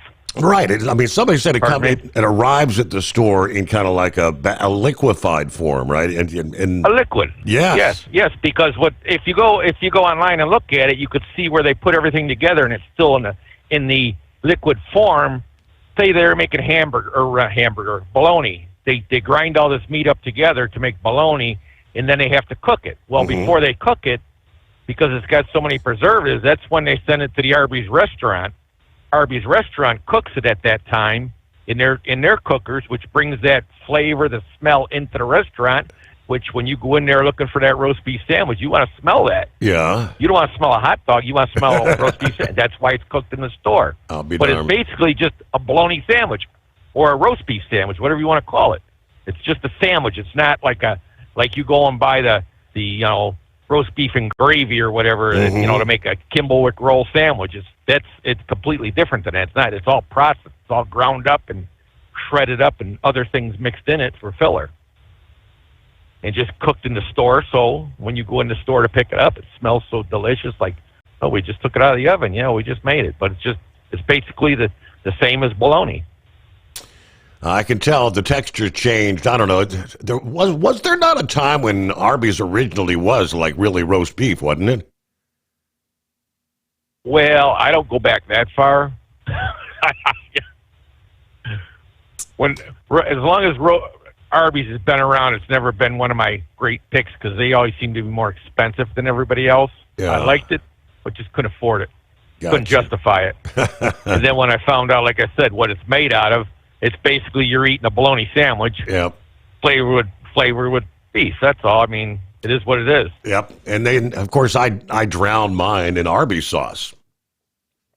There you go. It's oh boy, it's 844-844-3388. All right, thus far, it's been a rather quiet summer for bird flu. Egg prices came down, fewer sick poultry flocks being culled. Everybody kind of took a breath. The assistant director for the Minnesota Board of Animal Health says it was lovely. But it didn't last. Bird flu is again spreading. Now that the wild waterfowl, the geese, the ducks, the cranes, they've all begun the seasonal migration. As the birds travel, they mingle at the lakes and the ponds. They share the viruses. In poultry, bird flu cases are spiking a little bit earlier than expected, they tell us. More than 4 million poultry birds have been culled in the last month in states including Minnesota and Iowa after members of their flock tested positive. This trend kind of corresponds to a spike in infections detected among wild birds in northern states. Some state officials are bracing for a challenging fall, which is when cases have typically spiked in recent years. Iowa's agriculture secretary said last week we had our first confirmed positive. This was on a turkey farm in Calhoun County. Question for us then is, how extensive will it be? What kind of fall are we going to have? Too early to say what effect the outbreaks will have when it comes to, say, egg prices. The only honest answer to that is we'll have to wait and see. I wish I could give you more than that. He said testing begins December 16. This is the fourth fall in which bird flu infections have risen, a sign the virus is becoming endemic in wild birds. It will be a continual threat to poultry. It's not going away. It's pretty embedded, he says. The more the virus circulates, there's a risk it may unlock a way to infect humans. And if that becomes a problem, some experts fear that the current administration's cuts to like the mRNA research might hamper scientists' ability to rapidly develop a new vaccine. For now, though, the health risk to people is low. As fall progresses, officials, wildlife experts, virologists are right now in a watch and wait mode. It's an interesting time, according to an associate professor of virology at the University of Minnesota's College of Veterinary Medicine. Everybody's waiting with bated breath to see what's going to happen here. Of course, we first detected the avian influenza February of 2022. Yeah, almost always deadly for poultry birds.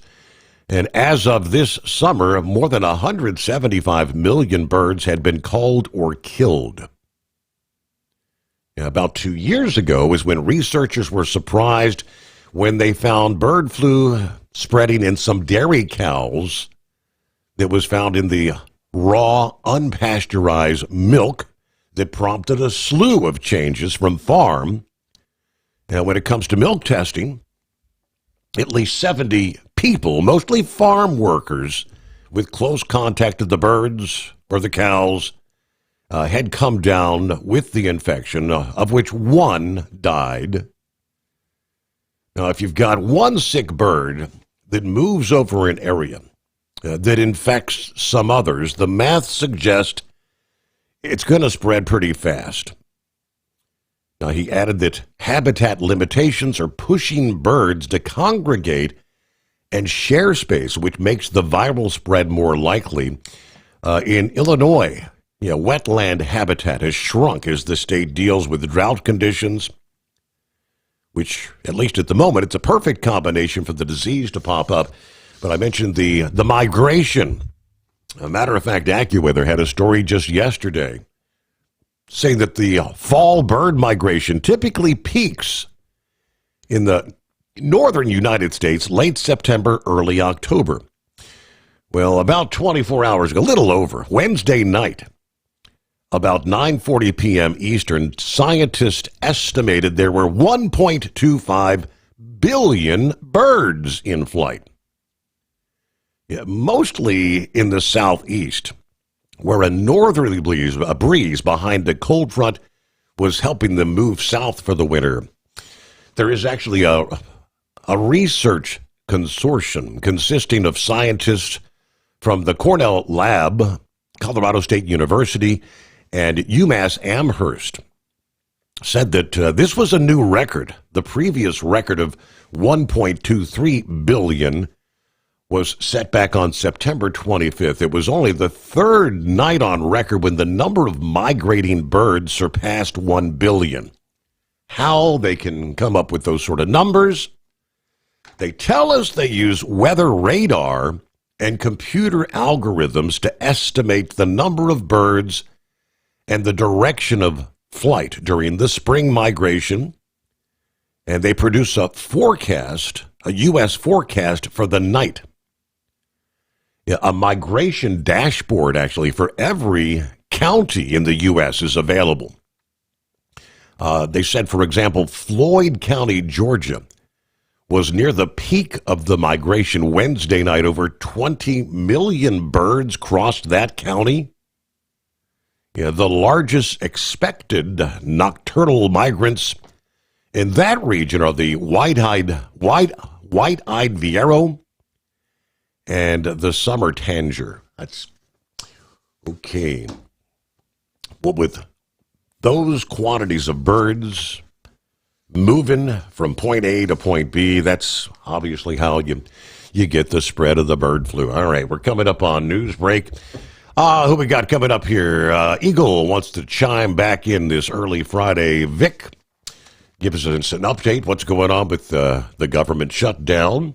And, of course, plenty of room for you at 844-844-3388.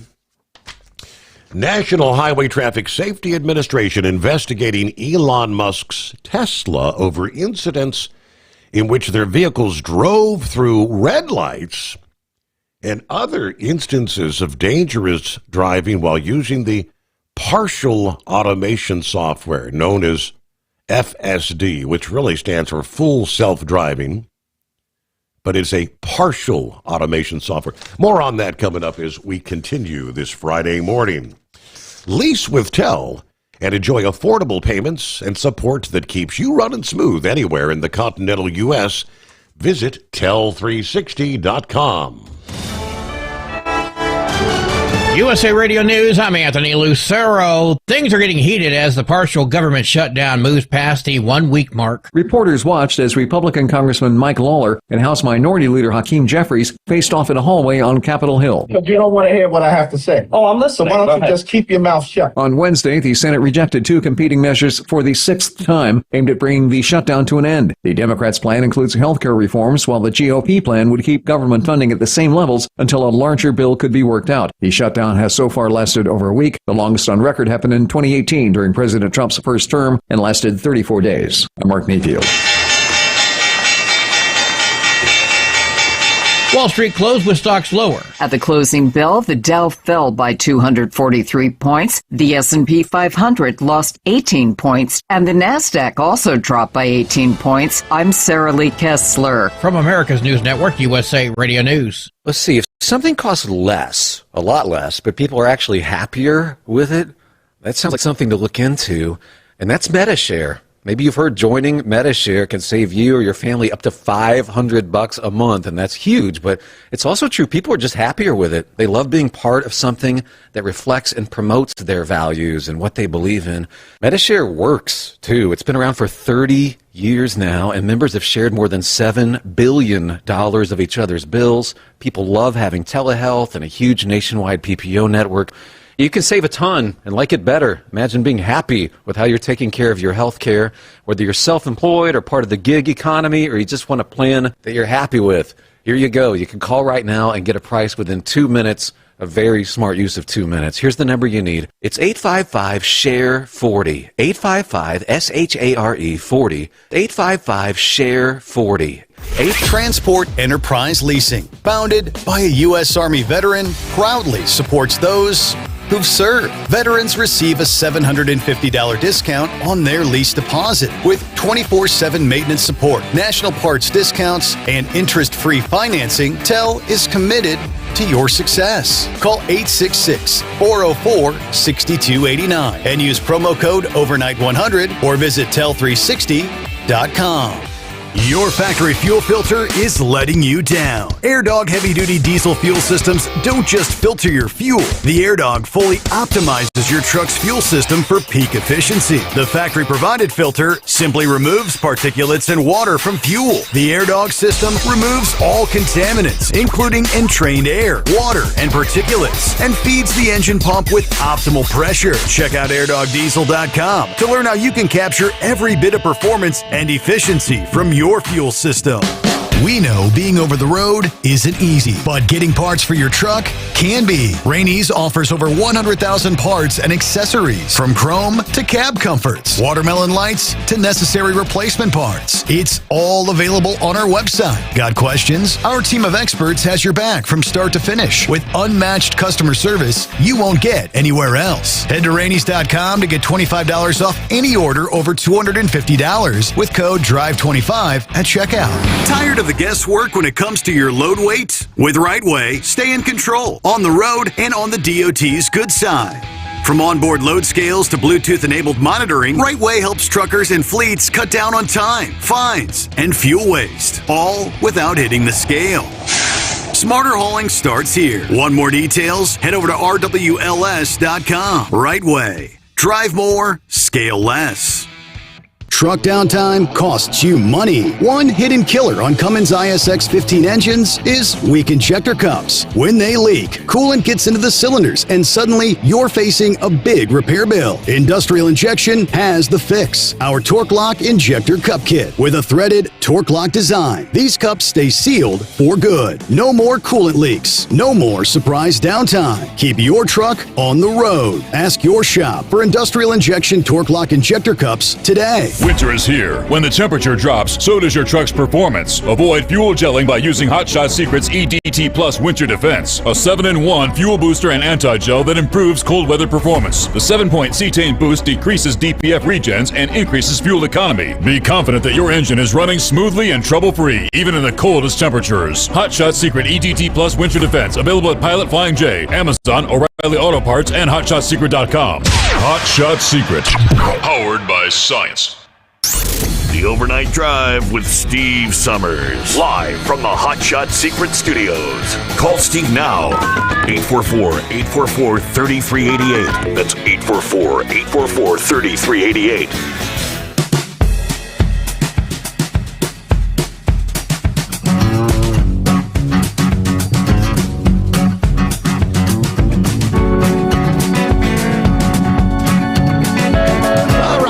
Where we leave off there, I promised we'd get Eagle back on. See if he's hanging in there. Welcome back, Eagle. What's up? Yeah, a couple of things. I wanted to say something about football right quick before I get back to the politics deal. I watched the football game tonight, the Thursday night football game, and yeah, I want to give congratulations to you. I'm not no New York City fan in sports, but I want to give New York congratulations on what they did. They made a hell of a deal. They in the draft this year, they got two top-notch players on offense.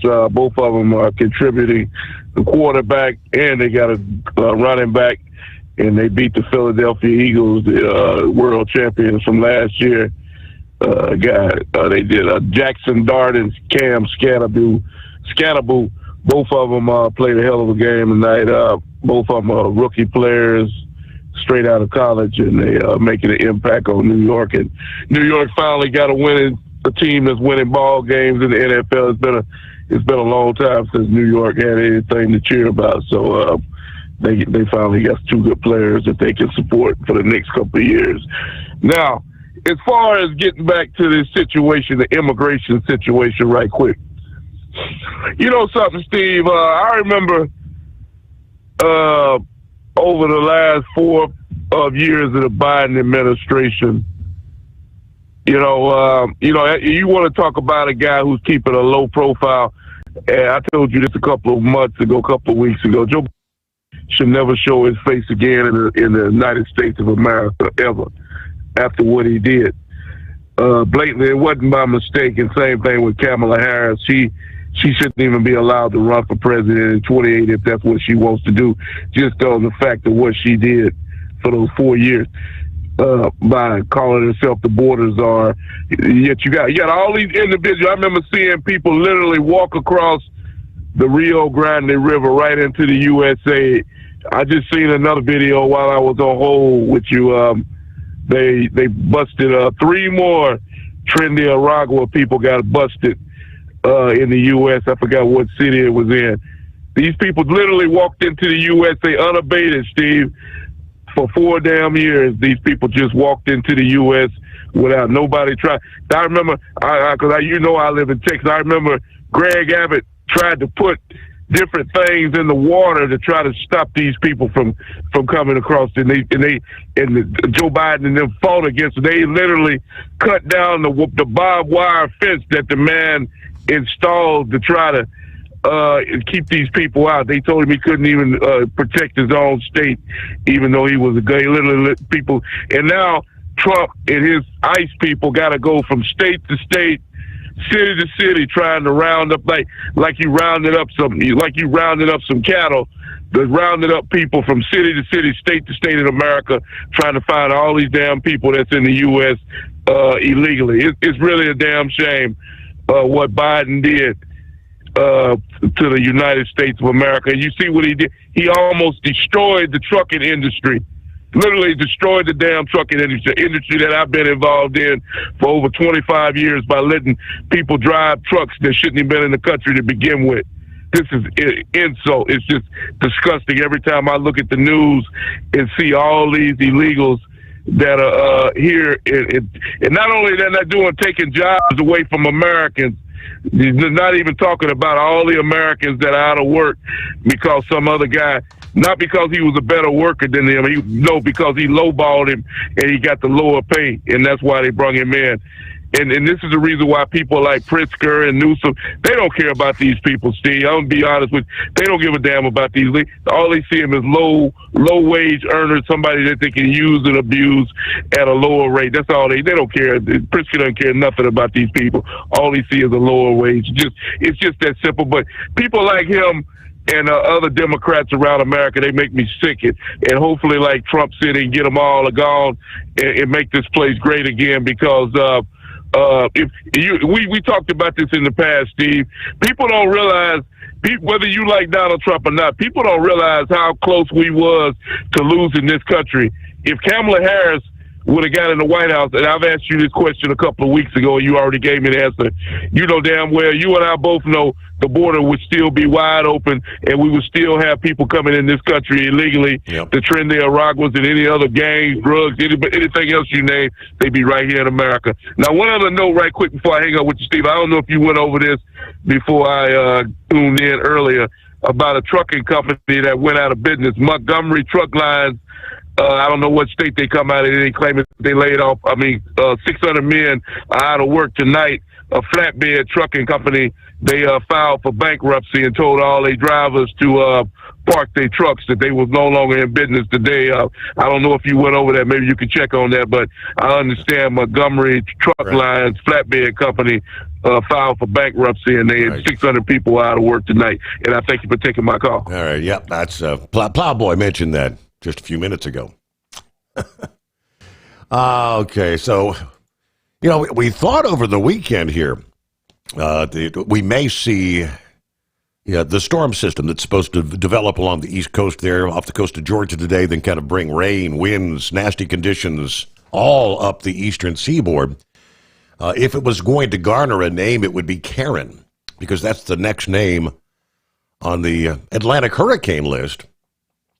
But the name Karen this morning has suddenly been claimed elsewhere in the Atlantic, a place where you do not usually see any sort of tropical development. Way up in the North Atlantic? According to the National Hurricane Center, an area of non-tropical low pressure showing enough tropical characteristics to be upgraded to subtropical storm Karen this morning. Yeah, a hybrid that features both tropical and non-tropical elements. I think we shared last evening a system that's tropical strengthens due to the warm waters in the ocean. A non-tropical storm gets its strength from differences in the atmosphere's temperature and pressure. Subtropical storm Karen is creating thunderstorms near its center. And though it includes characteristics that are tropical, fronts connected to the system are not letting it become completely tropical, according to the Hurricane Center. Karen has 45-mile-an-hour sustained winds. It heads northeast at 9 miles per hour, way up in the North Atlantic. Yes, an unusual place for any sort of tropical development, very, very far from the tropics. Now, further south in the Atlantic, we do have Tropical Storm Jerry that remains disorganized around the Leeward Islands, kind of battling wind shear with 60-mile-per-hour sustained winds. Meanwhile, the Daily Caller reporting that across the U.S. in the Pacific side, they're watching for a potential bomb cyclone headed towards Alaska due to the powerful impact. This is basically the remnants of what was Typhoon Halong, which could bring Alaska some hurricane-force winds, and then those remnants will be headed toward the western USA to possibly bring some heavy rain and snowfall to the region. I remember a bit earlier this morning we mentioned the possibility that the models predicting potential higher elevation snows in the northwestern USA here in the next couple of weeks. Several systems. That would be, I assume, the very first. So, in the event, I guess, long story short, if we do see development off the eastern seaboard this weekend, the next name on the list will now be Lorenzo, with an L, Lorenzo. Seeing as the name Karen has now been taken way up in the North Atlantic. All right, Vic joins us here. Morning, happy Friday. Happy Friday to you too there, Steve. You were talking about that person that had ADD or ADHD. And with, I think the way that plays into the current government shutdown, there are a lot of subsidies that they have in the federal government that are tied back to health care. And I was just looking at some stuff today to where, like, if you're on Medicaid, they would get you free phones and all kinds of weird stuff there. And if she has that ADHD or ADD, I believe you're entitled to get some of that supplement security income. And so all of that goes away. And you mentioned the other night about the COVID, whatever you're going to call it, enhanced or increased tax credits. I seen something today that some of those Affordable Care Act tax credits could go as high as $1,800 a month, and it's like that can't possibly be right. I mean, I guess it is somewhat, but it's unbelievable because there are a lot of people that thought this Affordable Care Act or Obamacare, they thought that the health care was going to be free. They didn't realize that they were going to have to purchase an insurance policy. So, long story short, there needs to be a thorough debate on the health care, and the only reason I think the Democrats don't want it is they know if they have to have an open discussion in it with a Republican in the White House and a Republican legislature, that a lot of numbers are going to start to being attached to all of this. There won't just be, well, you're going to cancel health care. It'll be, no, this is a dollar amount, that this is what you're having to pay, and it just keeps increasing, so we're going to have to get a handle on it. And I think basically they don't want that topic to take place, and as long as they can convince enough American people that this is the Republicans trying to do away with health care, then they figure they have a winning issue. But even I was looking there that you can even get some free Obama phones if you're on Medicaid. Medicaid, I thought, was actually a state program, not a federal program. I know that the Medicare, Medicaid thing that they, I was trying to think what they call it there, but anyway, they do all the paperwork for Medicaid, which seems kind of odd. It seems like they should just kick that back to the states, and it shouldn't be involved with the federal government. But I would just, that was a point I was making, that this whole shutdown, it's more about politics than it is about economics, and that's pretty sad, because that you've seen the number of ground stops that FAA is putting in place because a lot of air traffic controllers are called in sick, or they're not there for one reason or another. So they don't have enough people to keep the planes flying, and that's kind of a dangerous situation.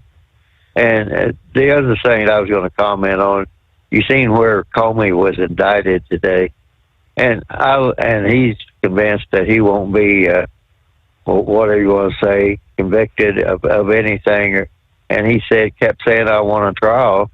And Comey followed Robert Mueller, and I'm still trying to figure out, Robert Mueller had a pretty steady stellar career. He was a Marine in Vietnam, and I think he went as a first lieutenant. He left the Marine Corps as a captain, and he was a leader of a rifle platoon. And he'd also taken Army Ranger School, had several awards there in Vietnam, was wounded. He actually had some shrapnel and stuff in it. And I don't know why that he all of a sudden, on that Russia collusion thing, why he went off in the direction that he did. So my big thing is, I would like to see the trial, because we might accidentally wind up to see what encouraged those people to come up with that rather strange accusation about President Trump was a Russian agent, and they did a lousy job of investigating that. It was all about proving Trump's guilt, not about actually investigating it. And now with Kash Patel there, he was one of the investigators that right off the bat, he said that he knew that wasn't right, because a hotel where the peeing prostitutes were supposed to have taken place didn't even exist.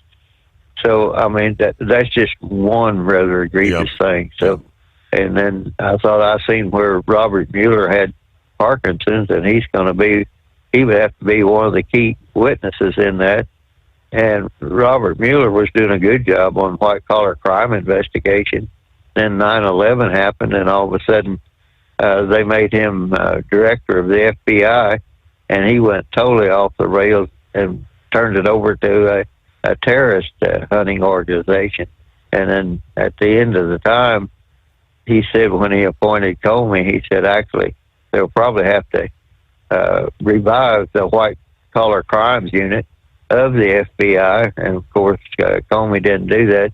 He just went right on with that whole hoax there that they had with the Russian hoax, and it severely weakened the country. And it's just kind of interesting that a lot of these old, I guess you would say, ghosts from the past or whatever, are all of a sudden popping up here again because Trump is starting to make some progress. And I was a little dubious about the deal there over in Israel today, or Hamas, but it's the old saying of 2 steps forward, 1 step back. And with all the people we have here in this country and around the world actually supporting the so-called 2-state Palestinian solution, my first thought was, well, the Hamas will say, hey, we got things going our way, so we'll say we're going to go ahead with this agreement.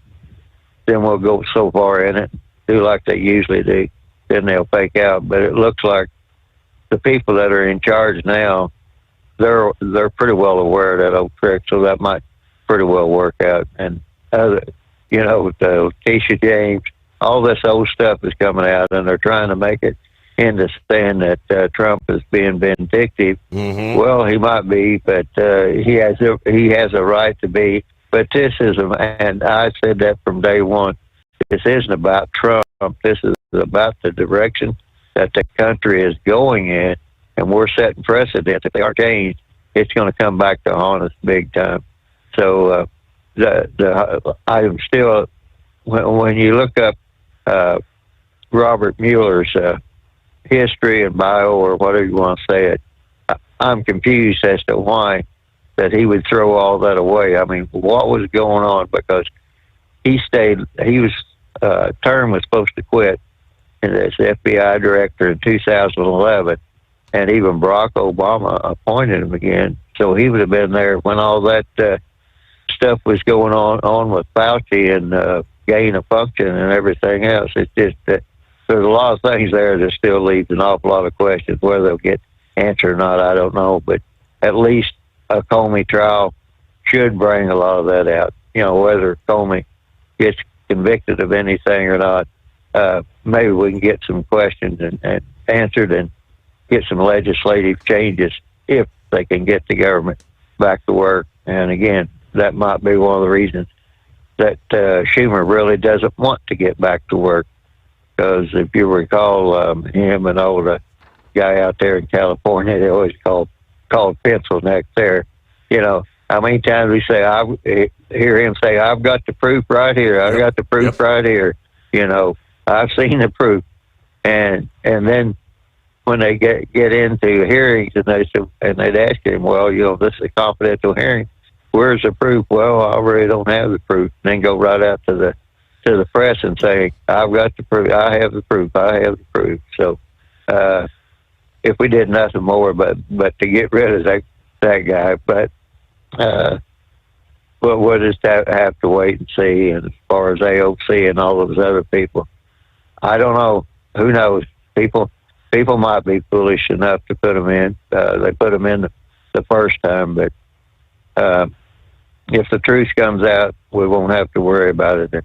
And one last thing here, that deal down there in Venezuela, when we went through our energy crisis, why we went through that still needs to be answered, because we didn't need Saudi Arabian oil. At that time, we had good relations with Venezuela, and Venezuela actually has more oil than Saudi Arabia. So while we went through that, it was after they formed Aramco, Arabian American Oil Company.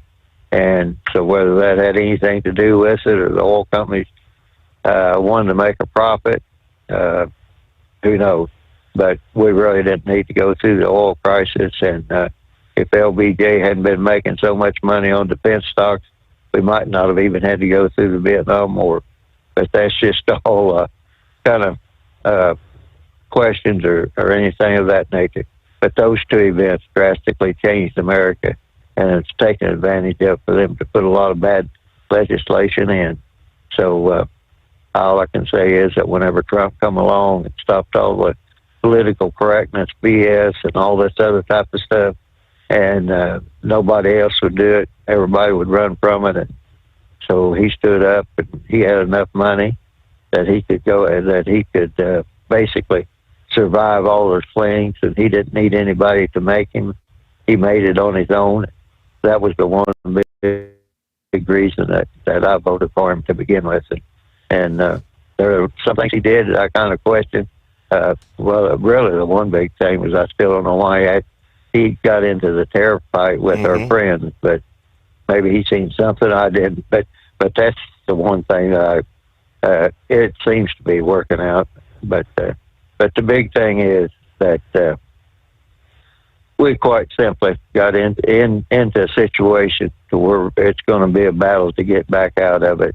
And if we can pull off the Israeli deal and start putting Hamas and all the terrorist groups in their place, and we can shut all their supporters down here in the United States and keep working the way they are, the people that like Holman and Kristi Noem and ICE and all those people that are actually working hard. And who knows, Trump might even invoke the Insurrection Act if it keeps getting much worse and these judges keep acting the way they are. And if he invokes the Insurrection Act, there'll be a lot of people that won't be able to run for office. So maybe that's the solution. I don't know. But that was the point of going American. The other thing, that bird flu thing, I'm glad I'm not in the poultry industry anymore, because something about that just doesn't sound right, Steve. I don't know if they're not letting them put medication in their water, or they're not testing their water or their feed. And they were actually feeding some chicken feather meal and one thing or another back to the birds, and they should stop feeding any of the poultry byproduct meal and everything else back to the chickens. So, like I said, I don't know how much of a full-on thing, but you did. And some chickens actually get immune to them. So when you destroy a whole flock, or they have these great big, the big compounds, I'll say right now, chicken laying or poultry laying operations. And when they destroy every bird in that poultry laying operation, that's a big job of overkill. Yep, so, exactly. And that's we've learned that the last couple of years, and I hope that's not the route they're going to take, but it sounds like they are. But hey, final hour just ahead. Get behind the wheel of a new truck with Tell's flexible lease options and full factory warranties. Visit tell360.com today to learn more. Of your future with Transport Enterprise Leasing. You can start for just $500 down. Get new equipment, expert support, and a path to ownership, all with one of the lowest upfront costs in the industry. Whether you're starting out or leveling up, Tell is here to help you succeed. Visit tell360.com or call 866-404-6289. Use promo code overnight100 to get rolling today. Truck downtime costs you money. One hidden killer on Cummins ISX 15 engines is weak injector cups. When they leak, coolant gets into the cylinders and suddenly you're facing a big repair bill. Industrial Injection has the fix. Our Torque Lock Injector Cup Kit with a threaded Torque Lock design. These cups stay sealed for good. No more coolant leaks. No more surprise downtime. Keep your truck on the road. Ask your shop for Industrial Injection Torque Lock Injector Cups today. Your factory fuel filter is letting you down. AirDog heavy-duty diesel fuel systems don't just filter your fuel. The AirDog fully optimizes your truck's fuel system for peak efficiency. The factory-provided filter simply removes particulates and water from fuel. The AirDog system removes all contaminants, including entrained air, water, and particulates, and feeds the engine pump with optimal pressure. Check out airdogdiesel.com to learn how you can capture every bit of performance and efficiency from your fuel system. At Hot Shot Secret, we share the science behind common diesel problems. For example, Fuel additives. most fuel additives either impact performance or provide protection. Hot Shot Secret Everyday Diesel Treatment provides both performance enhancement and fuel system protection. Everyday Diesel Treatment delivers a 6-in-1 premium fuel treatment for every fill-up, every time. Everyday diesel treatment is available at truck stops, Tractor Supply, O'Reilly's Auto Parts, and online at hotshotsecret.com. USA Radio News, I'm Anthony Lucero. Senate Minority Leader Chuck Schumer is pointing the finger at his Republican colleagues as the partial government shutdown continues in its 9th day. We urge Republicans to back away from their corner and have serious negotiations with the American people, serious negotiations that the American people deserve and expect before people get sick. A pair of measures to reopen the government fell short of the 60 votes needed. Around 750,000 federal workers have been furloughed due to this shutdown. A memo circulating from the White House Office of Management and Budget reportedly suggests that at least some of the workers are not guaranteed back pay.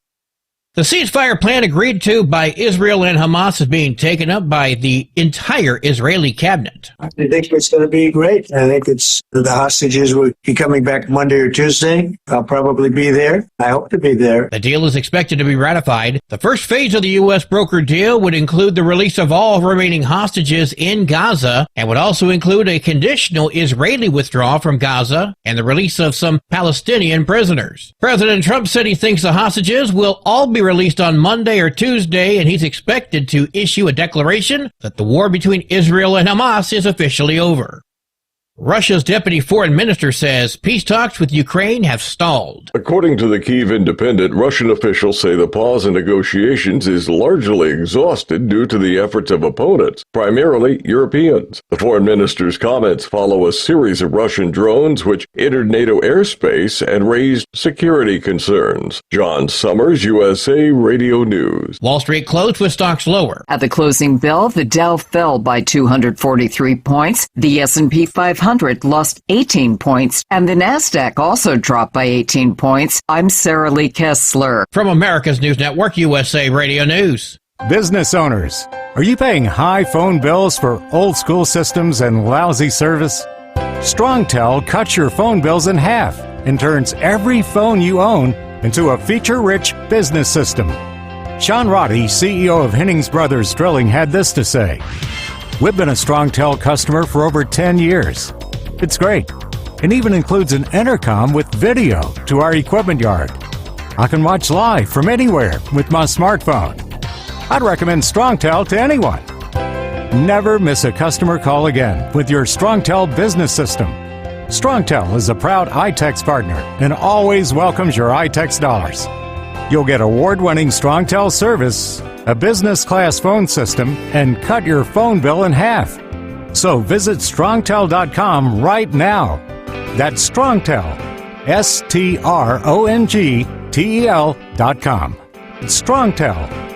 Tensions are heating up between President Trump and Illinois leaders as the White House considers invoking the Insurrection Act. The president blasted Illinois Democratic Governor J.B. Pritzker and Chicago's mayor, accusing them of failing to protect ICE officers. When you have a group of people where the police call off the safety for ICE officials, I've understood that, and I've read it today in numerous journals, that that's illegal. The 19th century law would allow active duty troops to be deployed in U.S. cities. I'm Tammy Trujillo. The judge who sentenced Sean Diddy Combs to 50 months in prison last week is responding to his request to serve time at a New Jersey prison. The rapper and business mogul requested to serve time at the low-security Fort Dix Federal Correctional Facility, which has a drug rehabilitation program. The judge responded to the request, agreeing Combs should do time as close to New York City as possible, but could not assign a specific prison. The judge said the Bureau of Prisons chooses the exact facility where someone serves, but did recommend Combs be placed in the metropolitan area and in a substance abuse program. I'm Natalie Migliori. Rolling Stone's out with his list of the 250 greatest songs of the 21st century so far. Missy Elliott's Get Your Freak On is tops on the list. It's followed by the Yeah Yeah Yeahs, Maps, Beyonce and Jay-Z's Crazy in Love, and the White Stripes' Seven Nation Army. The magazine says the list sets out to capture the full chaotic glory of 21st century music, one song at a time.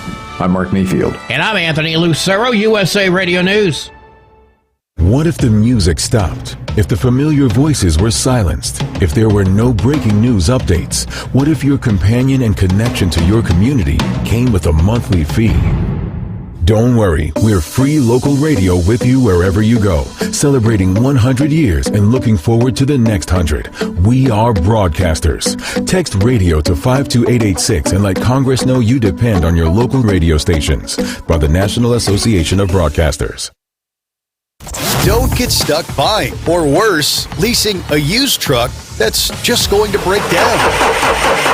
At TEL, we help owner-operators succeed with a new truck for as low as $500 down and affordable weekly payments with 24/7 support, plus access a network of top carriers. Choose an industry leader that has your back. Call TEL at 866-404-6289 or visit tel360.com. Use promo code overnight100.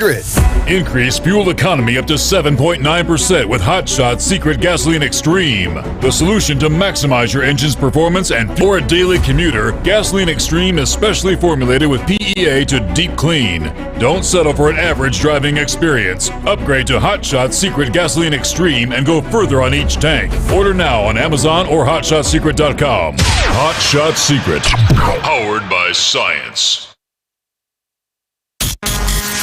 And now, back to the Steve Summers Overnight Drive, live from the Hot Shot Secret Studios.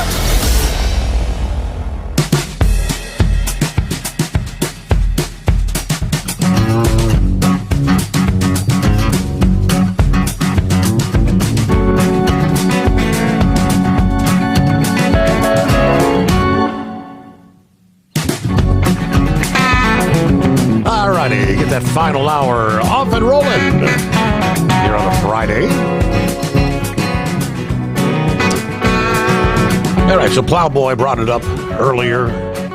Eagle also mentioned, I guess, Freight Waves, was sharing the story about 8 hours ago. They posted.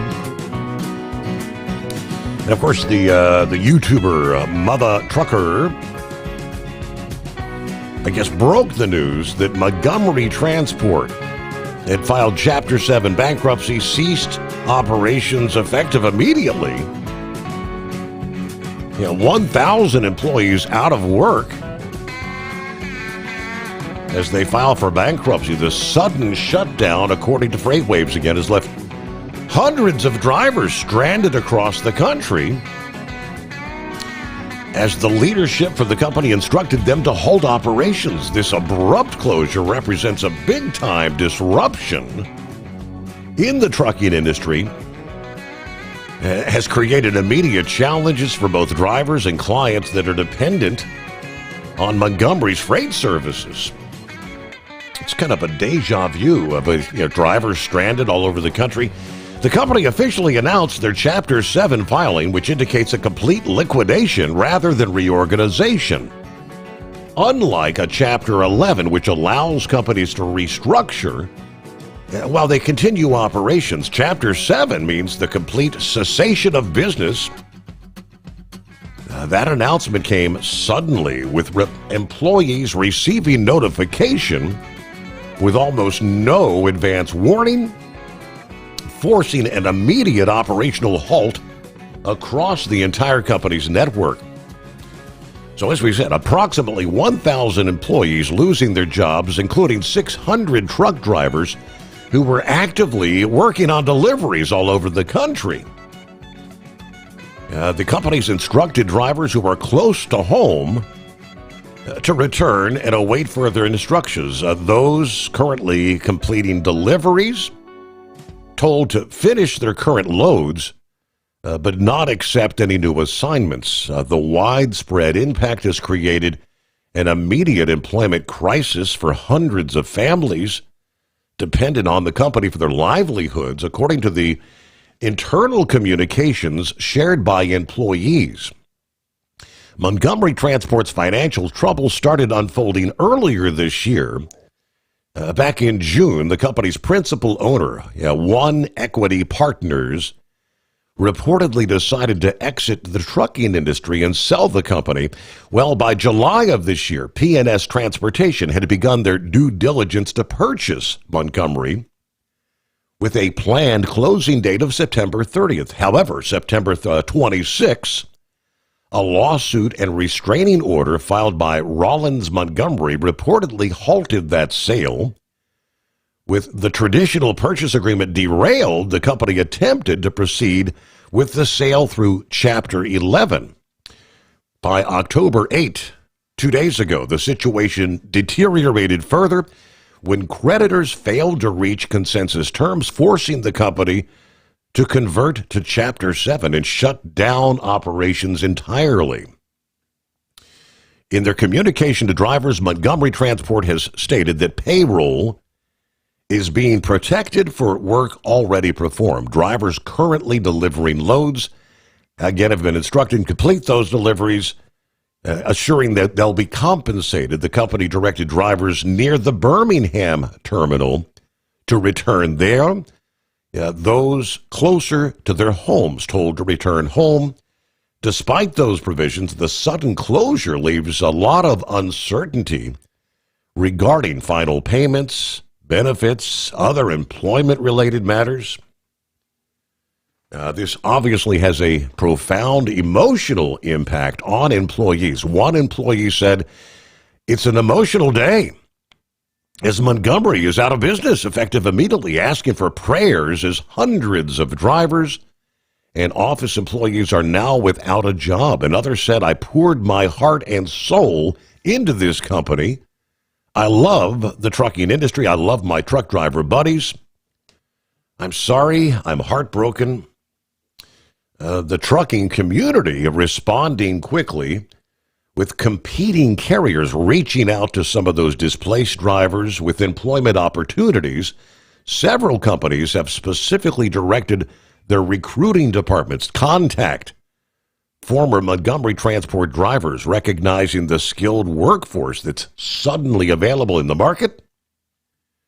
This sudden closure, though, represents not only a business failure, but a significant disruption for hundreds of families. While truck drivers may find new opportunities due to their specialized skills, office staff, support personnel, they'll face a more challenging job market. This highlights the fragility of transportation companies in today's economy and ripple effects when such operations cease. As the situation continues to develop, the focus remains on supporting those displaced workers while the legal and financial aftermath of the bankruptcy unfolds in the weeks ahead. So, yeah, there you go, from Freight Waves, posted late this past evening. All right, Grump, welcome back. How about that? That was kind of a blind side for a lot of guys out there. Yeah, I wonder what drove them into bankruptcy, because that was a profitable company at one time. I don't know if they just mismanaged funds or what was going on with them. That's kind of weird that and terrible too in the same respect. There, you got 1,000 people that just running out. Now watch out for the fraud, the counterfeit drivers that'll be in truck stops saying, "Hey, I'm a Montgomery driver, and and I need to try to get home, and can you help me out here?"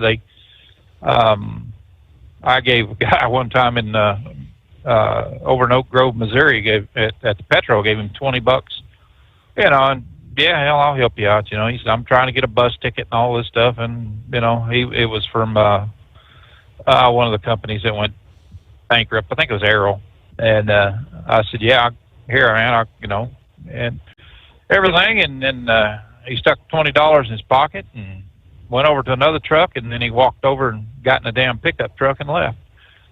And so that ended that deal right there. I'll never give another driver another dollar. I mean, or anyone another dollar like that until unless they could verify, number one.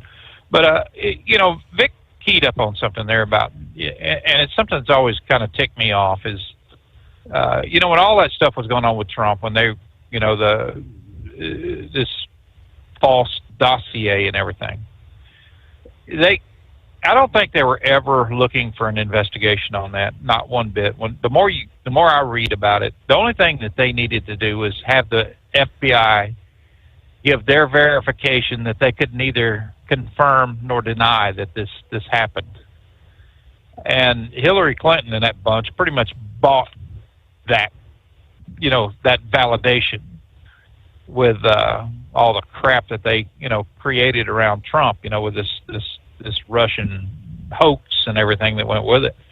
And so many times in this country, Steve, we have had this one little phrase that has worked with government for eons, and that is plausible deniability. Mm-hmm. They can be up to their ears in something, and as soon as somebody keys in on it, or some investigation goes, and it used to be through journalism. Journalists would actually get off their ass and start investigating reports of whatever was going on in this country, and of course they would report, this is another case of plausible deniability. It's expanded to the point now where journalists don't care. They just go along with whatever they hear. How many of them actually stepped up and said, is this true? Can we investigate this? Do you have any kind of validation that this is true that's going on with Trump? Hell no, they didn't. They ran with it on the 6 o'clock news that, reports just in, we just learned, through our sources that Donald Trump, was in Russia, getting peed on or whatever the hell it was. But, they had no intentions on doing that. And if Trump had not have been such a loudmouth, and I mean that in a good way, when he walked down that staircase, he started calling out everybody, the swamp and Republicans, Democrats, everybody. So I would say everybody in that, from those days had a hand in that. Anybody that he mentioned their name was all for this, what was it, Crossfire Hurricane or some crap like that they, the code named it. And it's when you bounce back and you got dumbass, that big old fat Pritzker made that comment about Trump being a felon. I got a guy convicted of 2 felonies. He's also the president of the United States, you lard-ass governor. And if it wasn't for Chicago and Springfield, Illinois, he would not be the lard-ass governor he is today. He'd just be a lard-ass.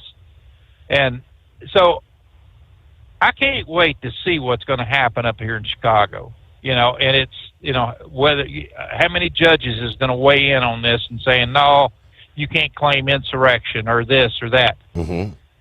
I don't understand why in the hell Donald Trump, number one, doesn't have Kristi Noem or somebody deputize every guardsman that wants to go up there and respond up there. Just deputize them. You just say, here, report in, we'll throw a uniform on you other than military clothes, or whatever. You can go right back in the military whenever this is done. But if you want to be deputized, fine. And that goes for any law enforcement officer that has a commission card, throughout the United States. If they want to join in on this, hell, just think about it.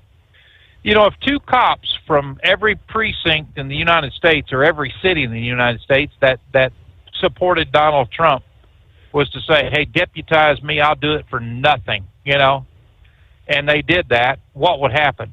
My God, there'd be an army of police officers that could put a stop to this crap right off the bat. But they probably won't do that because of one little thing, and that's optics. That's optics. They don't want to see so many people that military or so many, I don't know. It just, I would do it. But did you read the part or see that comment about that idiot general out of Portland or out of Oregon that was talking about he would protect the rioter or as he called them, the protesters. What the hell did he call them?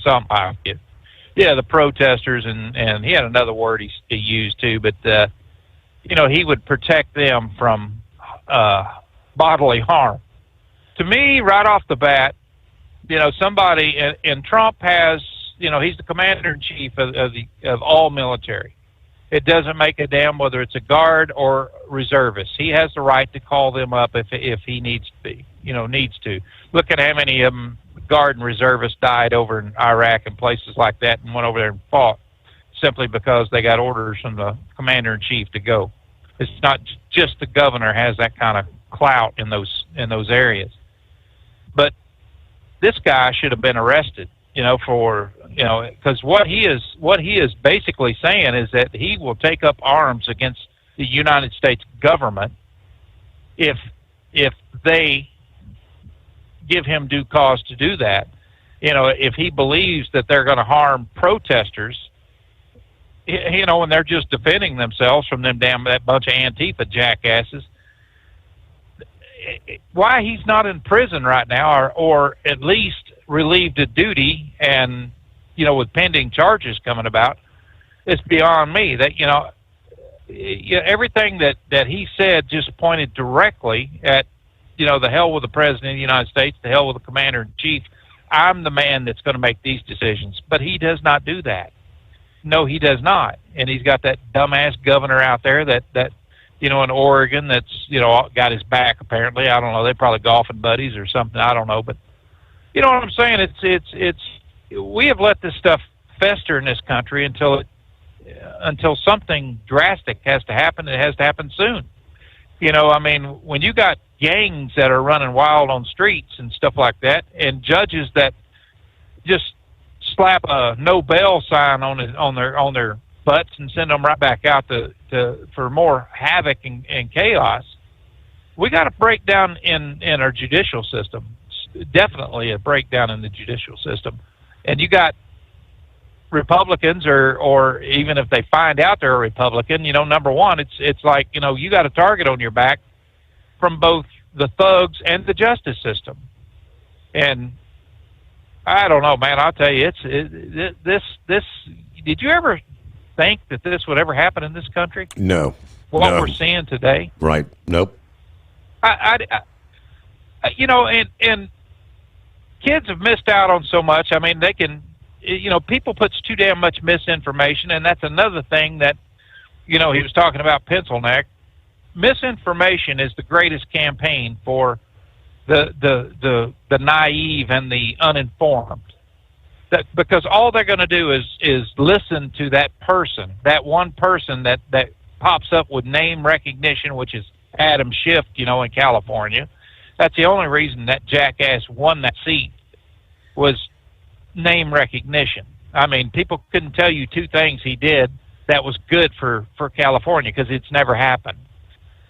And they can offer up the worst misinformation campaigns, and they can talk, like I said, right there on the House floor, go out there and blatantly lie about what's going on in this country, and not a damn thing happens to them, because they have certain immunities that has been that's came down since the 1800s, when they started granting individuals those types of immunities that they wouldn't be prosecuted, and that is members of Congress, for saying something that wasn't quite true. But yet, if I go in front of Congress, or you go in front of Congress, and we just happen to mess up just one little thing where they can one statement where they can deem it as a falsehood or deception, guess what? We're gonna get some handcuffs slapped on us for lying to Congress.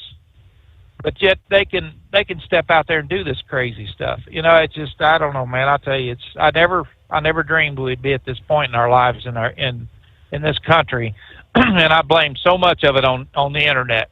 I honest to God, I do.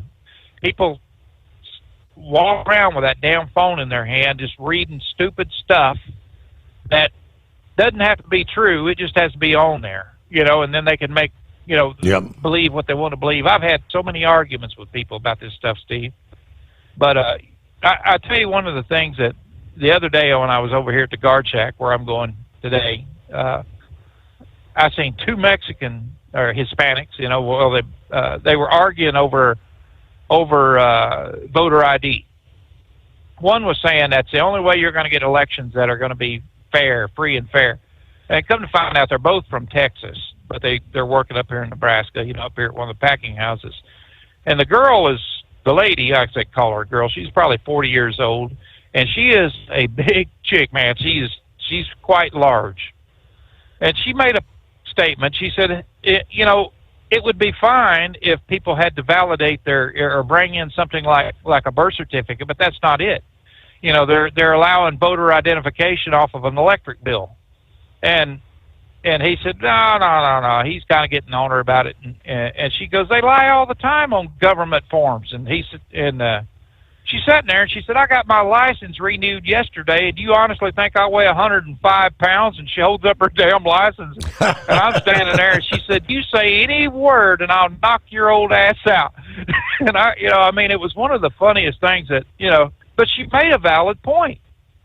That they're going to use any kind of misinformation they can on voter IDs unless it is backed up by a legitimate, citizenship or a birth certificate or something other than just a damn receipt saying you paid your rent or your car insurance. Who in the hell does that? Right. But anyway, that's I just wanted, kind of cast that out there. You talked about ADHD a little bit ago. Did I ever tell you about that kid that we had at a birthday party? I think I might have said something, but they brought him over to the house, and he, his dad was a surgeon, general practitioner, but he went into surgery. His mom was a nurse practitioner, and this kid, his dad got out of the car and brought out this chair, and he set it down. And he said, "This is his timeout chair." He said, "If he starts acting up," he says, he said, "We're trying to change his medication right now, so he hasn't been taking any. Just make him sit in the chair, and 3 minutes, and then let him go."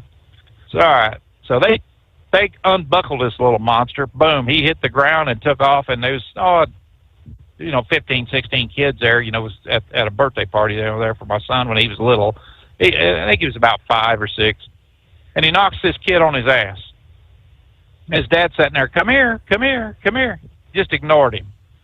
And I said, "Hey," hollered at him, and he turned around and I said, "Get your little butt over here." So he come walking over there, and I said, "You see what this is?" And he said, "Yes, it's my timeout chair." I said, "Bull." I said, "That's a damn murder weapon." I said, "You do that crap again, I'm gonna beat you to death with that chair."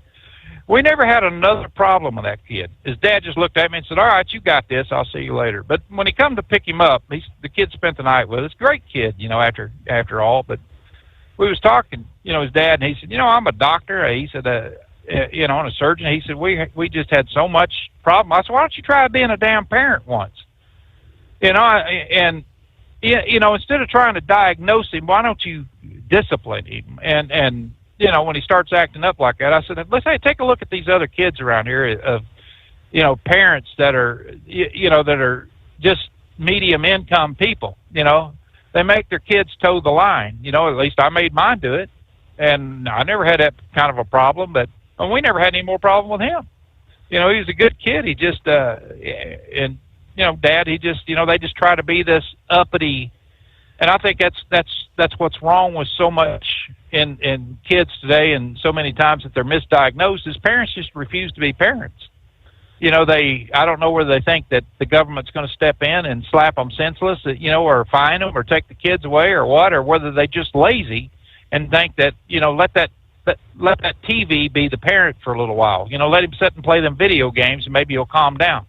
That don't work. Every once in a while, you got to boot that boy in the butt, or one of them. I mean, that was my biggest fear when I was growing up as a kid. We didn't have all that garbage, but the only thing that I feared the most about anything was that ass whooping waiting at the house when I got out and goofing up, and knew that Dad was going to take care of business. Fear of pain. I never liked the infliction of pain, right? All right, we got to get a news update.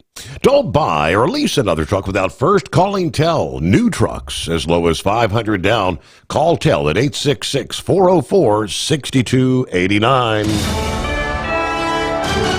USA Radio News, I'm Anthony Lucero. Things are getting heated as the partial government shutdown moves past the 1 week mark. Reporters watched as Republican Congressman Mike Lawler and House Minority Leader Hakeem Jeffries faced off in a hallway on Capitol Hill. But you don't want to hear what I have to say. Oh, I'm listening. Why don't you just keep your mouth shut? On Wednesday, the Senate rejected two competing measures for the sixth time aimed at bringing the shutdown to an end. The Democrats' plan includes health care reforms, while the GOP plan would keep government funding at the same levels until a larger bill could be worked out. The shutdown has so far lasted over a week. The longest on record happened in 2018 during President Trump's first term and lasted 34 days. I'm Mark Mayfield.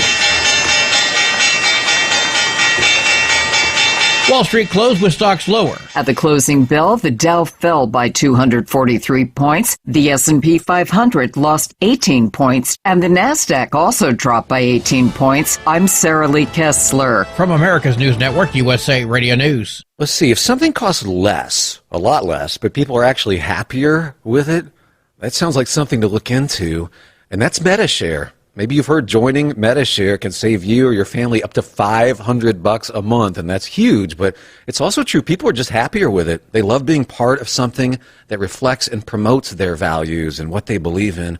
MetaShare works, too. It's been around for 30 years now, and members have shared more than $7 billion of each other's bills. People love having telehealth and a huge nationwide PPO network.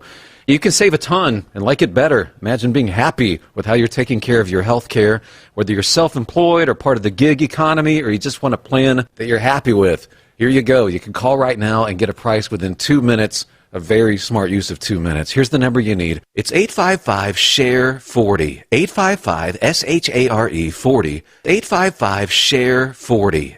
855-SHARE-40.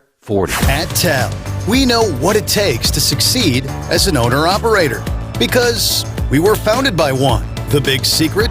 Affordable new trucks. New equipment keeps you moving, improves cash flow, and delivers reliability. For over 20 years, we've helped drivers take the next step in their careers. Call TEL at 866-404-6289 and use promo code OVERNIGHT100. We look forward to meeting you.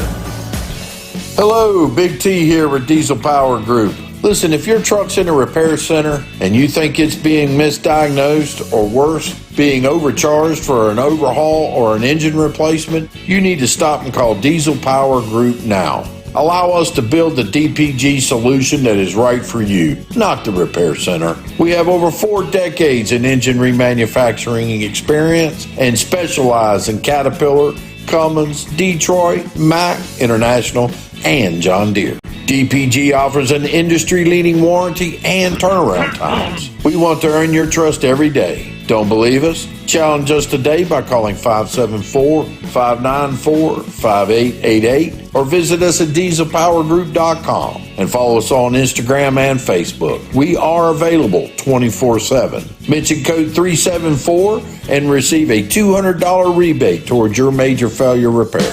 We know being over the road isn't easy, but getting parts for your truck can be. Rainey's offers over 100,000 parts and accessories, from chrome to cab comforts, watermelon lights to necessary replacement parts. It's all available on our website. Got questions? Our team of experts has your back from start to finish with unmatched customer service you won't get anywhere else. Head to Rainey's.com to get $25 off any order over $250 with code DRIVE25 at checkout. Your factory fuel filter is letting you down. AirDog heavy-duty diesel fuel systems don't just filter your fuel. The AirDog fully optimizes your truck's fuel system for peak efficiency. The factory-provided filter simply removes particulates and water from fuel. The AirDog system removes all contaminants, including entrained air, water, and particulates, and feeds the engine pump with optimal pressure. Check out airdogdiesel.com to learn how you can capture every bit of performance and efficiency from your fuel system. Like the men and women who power America, the people at Hot Shot Secret work hard and play harder. We're the fastest growing diesel and oil additive brand in the country. We solve problems. We protect engines. We save you money. And more importantly, time. Hot Shot Secret. Powered by science. Keep the bugs off your glass and the Smokies off your ass. This is the Overnight Drive with Steve Summers.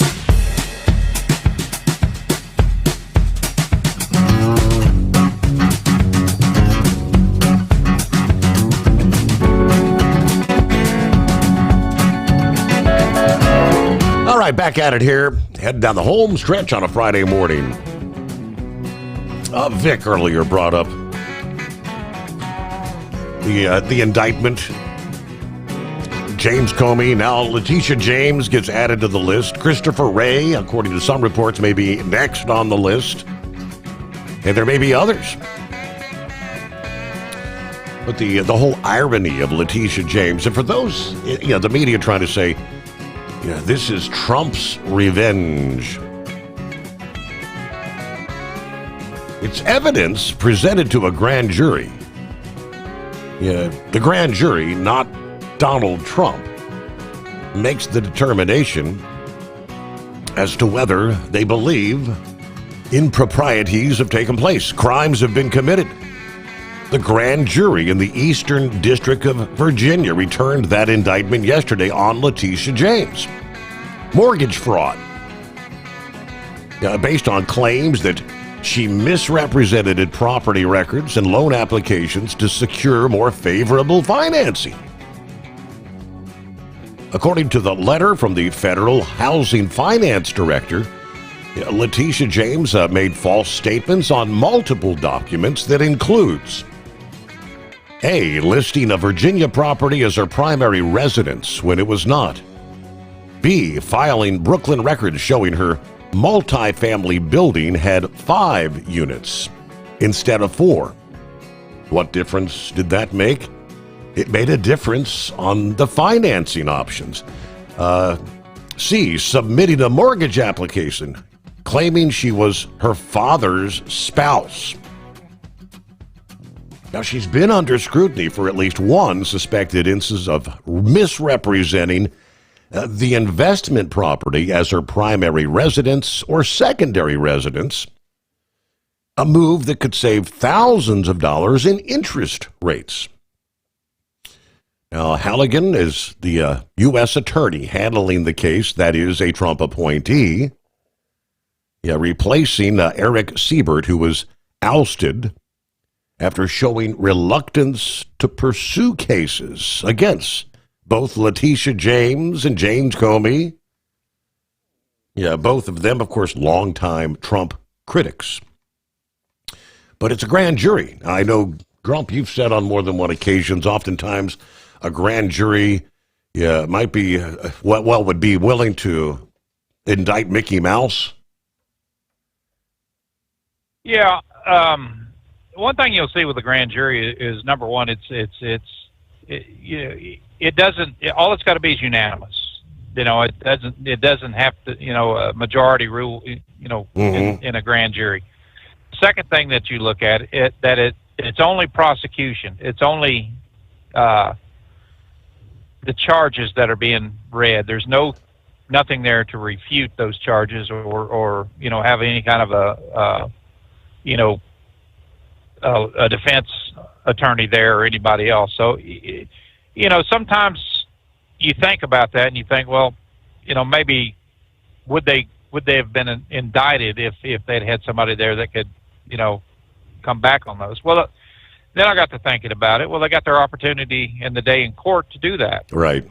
If they can produce that and say that there's a likelihood that these crimes did occur, a greater likelihood that there is sufficient evidence here to proceed with a trial, and then they throw that, go ahead and get the indictment, maybe a sealed indictment, maybe not, I don't know, but if they go ahead with this indictment and charges are read, the person is charged, and they got that opportunity. So any felony, it's got to go in front of in most states has to go in front of a grand jury.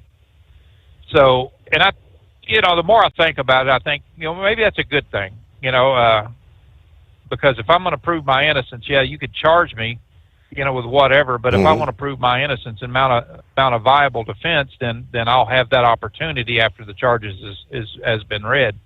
It also kind gives the prosecutor or the district attorney an opportunity to present that to a third party, which would be the grand jury, and to say, this is what we have on this individual. What do you think?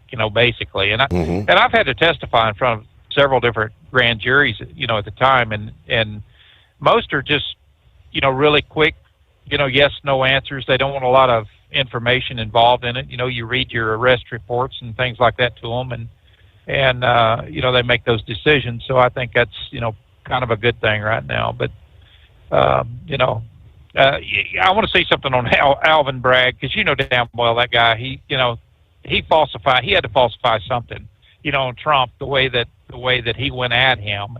And it wouldn't bother me if they went after the two judges also, to that is just to prove that there was judicial bias on their parts, and maybe disbar them from, in a lot of states, you don't have to be an attorney to be a judge. All you got to do be as knowledgeable of the law. Tennessee's one of them.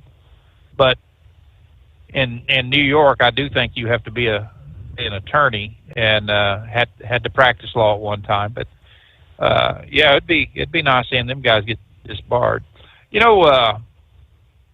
On that health care thing, Steve, a second ago, the top five, I believe they made around $40 billion in profits. Let me ask you this: have you ever heard any Democrat, any of them? You remember back when they were trying to get more drilling here in the United States and offer up more leases and more grants and stuff like that to the oil companies who were trying to produce cleaner energies. And you had Hillary Clinton, Barack Obama, Chuck Schumer, so many others were standing there. Nancy Pelosi was talking about windfall profits of the oil companies going back to the people. Have you ever heard a damn thing about windfall profits off of insurance companies going back to the people? I mean, they have a mandate in there that they have to use a certain percentage of it, but they were talking about basically nationalizing the oil companies and all the profits go back as tax. I have never heard anything, one thing, but probably because they invested so heavily into it prior to Obamacare. They knew this was going to come about. And I'm just kind of curious is if the government stopped propping up insurance companies and saying we're not going to fund anything else, and if individuals like myself or like you that wanted to set up something with a hospital that we're happy with and say I want to pay you a certain fee that would cover me if I'm in the hospital, and have a backup policy like a catastrophic policy or something like that you pay on that's really cheap, that would kick in if anything major happened. You think the government would want something like that? You think that the Democrats would say, hey, that's a good idea. Maybe we can give more money to the hospitals, and if they lower their prices instead of giving them to a third party, an insurance company, only to have them tell you, no, you can't have this procedure done, but yet they got that damn check anyway. So Obamacare sucks, man. I mean, it's crap. Number one, they came right out in the middle of it, when they were doing it, and said that they wanted to make this so onerous, so many mandates, such a regulatory nightmare that it would cause the collapse of the healthcare system, and there would be a single payer system. Bingo. They could send everything over to Medicaid or whatever. That's exactly what they wanted, but yet they keep propping up insurance companies instead of demonizing them for failing to provide the service that you're paying for. I mean, hell, like I said, I'm by the time everything's said and done, I'm $1,800 a month, with all the things that my wife has to have. Man, that's a lot of damn money, buddy. Yeah, the kind of money that most people can't do that. 100%. That's a mortgage payment and then some in most cases. All right, Grump, good to hear from you. Thanks for chiming in. Speaking of the oil and gas drilling, this past day, we're rolling back step by step, incrementally, all the Green New Deal stuff. The federal government considering canceling $12 billion in funding for clean energy projects beyond the cuts that were announced just last week. There was a list of targeted projects that Reuters News was shown this past day. The projects on the list include two major direct air capture hubs that received billion-dollar awards from the administration of former President Joe Biden, including one that involves the oil company Occidental. This so-called kill list represents an escalation in the push against clean energy. The possible new cancellations a week after the Department of Energy announced plans to cancel $7.56 billion in financing for hundreds of projects that it said would not provide return to the taxpayers. Meanwhile, congressional Republicans voting this past day, Thursday, to roll back restrictions on mining, drilling, and other development in 3 western states, advancing the ambitions to expand energy production from public lands. Senators voted 50-46 to repeal land management plans that were adopted in the final weeks of the Biden administration for large areas of Alaska, Montana, North Dakota. That timing made the plans vulnerable to the Congressional Review Act, which allows Congress to terminate rules that are finalized near the end of a president's term. The resolutions require a simple majority in each chamber, and they take effect upon the president's signature. So that's a done deal. The House approved the repeals last month in votes largely along party lines. Trump's expected to sign these measures, which will boost a proposed 211-mile road through the Alaska wilderness to allow mining of copper, cobalt, gold, other minerals. Trump ordered the approval of the Ambler Road project earlier this week, saying this is going to unlock copper, cobalt, other critical minerals that we need to compete with China. Copper used in the production of cars, electronics, even renewable energy technologies like wind turbines. The Biden-era restrictions also included a block on new mining leases in the nation's most productive coal-producing regions, the Powder River Basin in Montana, Wyoming. Earlier this week, the administration held the biggest coal sale in that area in more than a decade, drawing a single bid of $186,000 for 167.5 million tons of coal, or about a tenth of a penny per ton. There's much more on the list, but let me get to, I didn't expect we would hear from Brother Rambler this morning. Supposed to be resting those vocal cords, but hello there. Well, praise God, Brother Steve, and hello, man. I'm glad to be on the air with you. I'm having to talk a little easy tonight, and appreciate the shout-out you gave me way earlier. I'd actually had to give the Sandman some of my time, so I missed it, but I got a few text messages from some of the listeners that said, hey, Steve just let us all know about your vocal cord. I said, well, I appreciate that. So yes. I appreciate you, Steve. And as Grump was talking a while ago, and I hope Grump is still listening, he got me tickled talking about that youngin', the timeout chair, got me thinking about that episode of Andy Griffith. You probably will know what I'm talking about. That episode of Andy Griffith with that spoiled little old boy when Barney impounded his bicycle and wanted it back. And yep. Yeah. So you mean to tell me you have an old-fashioned woodshed? Yes, sir. I got an old-fashioned woodshed right out back, and took your son out back to that good old-fashioned woodshed. Yeah, man, I tell you what, I never liked having to spank my children, and I never did it unless they needed it. I always told my children. I told all 4 of them.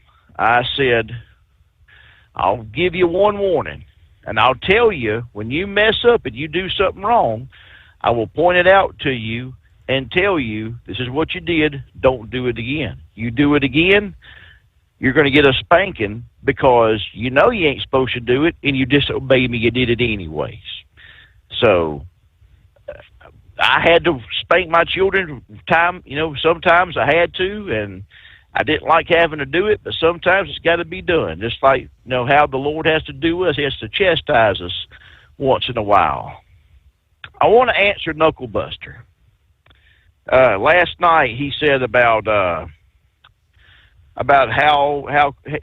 he went on about brotherly love, agape love. Agape love is the highest form of love, Steve, that a Christian can show another Christian.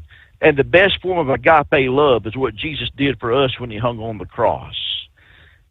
I mean, when my Lord and Savior hung there, he was beat to a pulp. The Bible says he was unrecognizable. Like a sheep being led to his shearers, he didn't say a word. He was unrecognizable.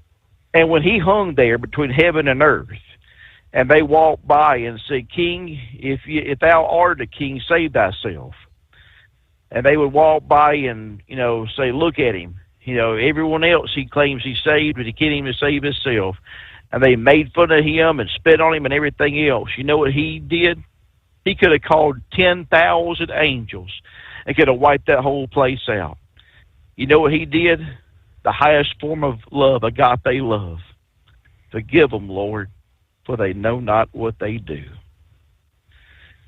So when I say I love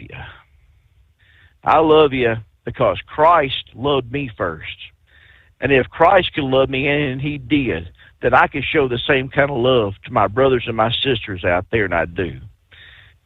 Steve, I don't know how many people are listening that they've lost a wife, they've lost a husband, they've lost a mother, they've lost a father who sits behind the wheel, or they sit in their house, and they go all day long without a phone call, without a word from anybody. Or how many people have not heard the words, I love you, I care about you, I think about you. There's so many people listening to this show right now who are going through that same thing right now. If I could just call the show up at least 3 times a week and pour my heart out and let them know, hey, you know what? I love you. Because Christ loved me first, and because Christ loved me and died for my sins, I can love you the same way. That's all worth it to me.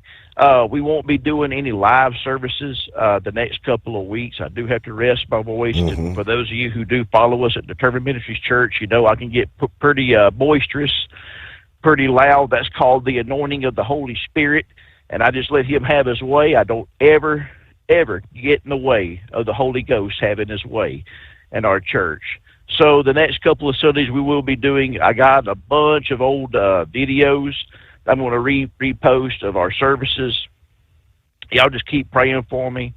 I can't talk for too long because, like I said, they put the scope down me. And I know you've been in the radio business for a long time. I know you've had to have the endoscopy.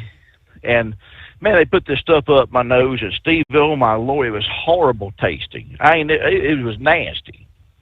I'm thinking to myself, I used to drink back in the day. And I said, I told the nurse, I said, well, I used to, drink a little Jack Daniels once in a while. I could handle that. That was, good Lord, that was worse than that, man. So, but just some bruising on my vocal cords. But thank God there was no mass, no polyps, no nothing like that. I just got to take it easy. And that's what we're going to do. So we're just going to take it easy, get vocal rest. If some of you call me and I don't answer the phone, it ain't because I don't love you. I do love you. Just I can't talk for long periods of time. I just got to try and rest my vocal cords. But, I appreciate what Steve Mulvaney said. That was real encouraging from Brother Steve, that, hey, they're, the ones that follow us at Determined Ministries Church, they're not going nowhere, and I really appreciate that. And God bless you all out there. Know that I love you. I'm praying for you, and thank you for praying for the Blackwell family. I will be doing her going home services through Blackwell.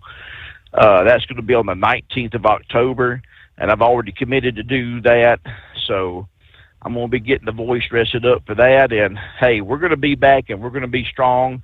loud, boisterous, singing some of your favorite songs. Old Brother Dale Nold, old Buckwheat already gave me a song request, so we're going to be working on that and, getting ready to sing I'll Fly Away for Action Mario Kart, and he'll just be ready to preach the house down when we go back live. So there you go. But we love you out there, God's children. We love you, and remember this. Love is more than just a four-letter word. It's something you have to do. It's something you have to enact. And if Jesus can love you, and he does, old Brother Rambler can love you, and I do. And Steve was praying for Uncle Fred. Fight, Fred, fight. That's our war cry. Fight, Fred, fight. We love you, Steve. God bless you. Have a great weekend. All right. And yes, good luck resting the vocal cords. I did not get back to the rest of the story, so quickly. The National Highway Traffic Safety Administration investigating Tesla once again. Vehicles driving through red lights. Other instances of dangerous driving. Bloomberg reports the National Highway Traffic Safety Administration has launched the investigation after reports of the EV giant's vehicles driving dangerously while using the full self-driving software. This investigation covers, they tell us, an estimated 2.9 million Tesla vehicles, initiated after they became aware of 58 separate incidents involving the driver assistance system. The reported incidents include cases where Tesla vehicles drove through red lights, traveled in the wrong direction on roads, several of those resulting in crashes and injuries, although no fatalities reported. Within the scope of the current investigation, they specifically cited 6 reports where a Tesla vehicle with full self-driving engaged approached an intersection with a red traffic signal, continued to travel into the intersection against the red light, and was subsequently involved in a crash. Noted that multiple incidents occurred at the same intersection in Maryland, prompting Tesla to take action to address the issue at that specific location. Breitbart News reported last month that Tesla drivers have reported full self-driving struggling with train crossings, including some near-miss collisions with trains. One Tesla owner from North Texas narrowly avoided a potentially catastrophic collision with his Tesla that failed to recognize an approaching train at a railroad crossing. With the crossing arms were down, it felt like it was going through the arms. So obviously I slammed on the brakes. Video evidence from the car's cameras corroborated his account, and a subsequent test at the same crossing yielded similar results, the Tesla software failing to detect the oncoming train. That experience, his, is not an isolated one. At least 6 other Tesla drivers have reported problems at rail crossings, 4 of which provided video evidence. So investigation's ongoing there. All right, with that, we'll have to close out another work week here. Enjoy your weekend. Safe travels out there. When we come back at the midnight hour Eastern Time, Sunday night into a Monday morning, I hope you'll join us for our next edition of the Steve Sommers Overnight Drive.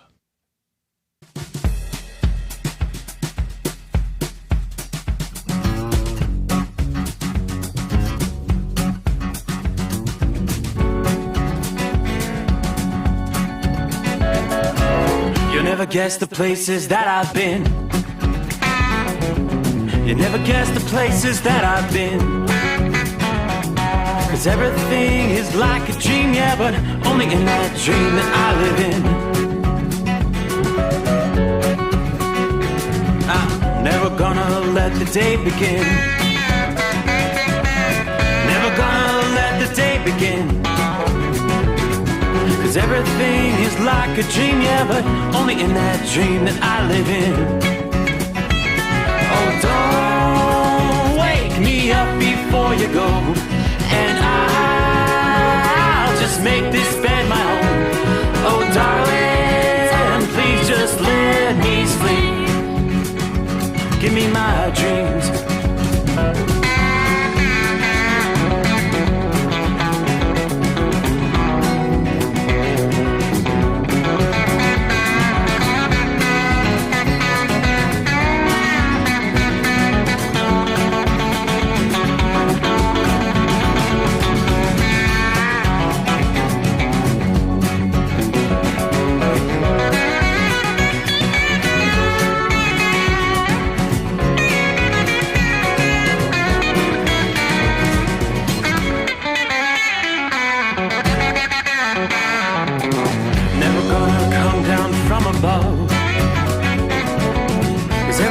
looks better from above. Nothing's ever as it seems, yeah, except in that world that I dream of. Never gonna lose the ones I love. Never gonna lose the ones I love. 'Cause everything is like a dream, yeah, but only in that world that I dream of. Oh, don't wake me up before you go, 'cause I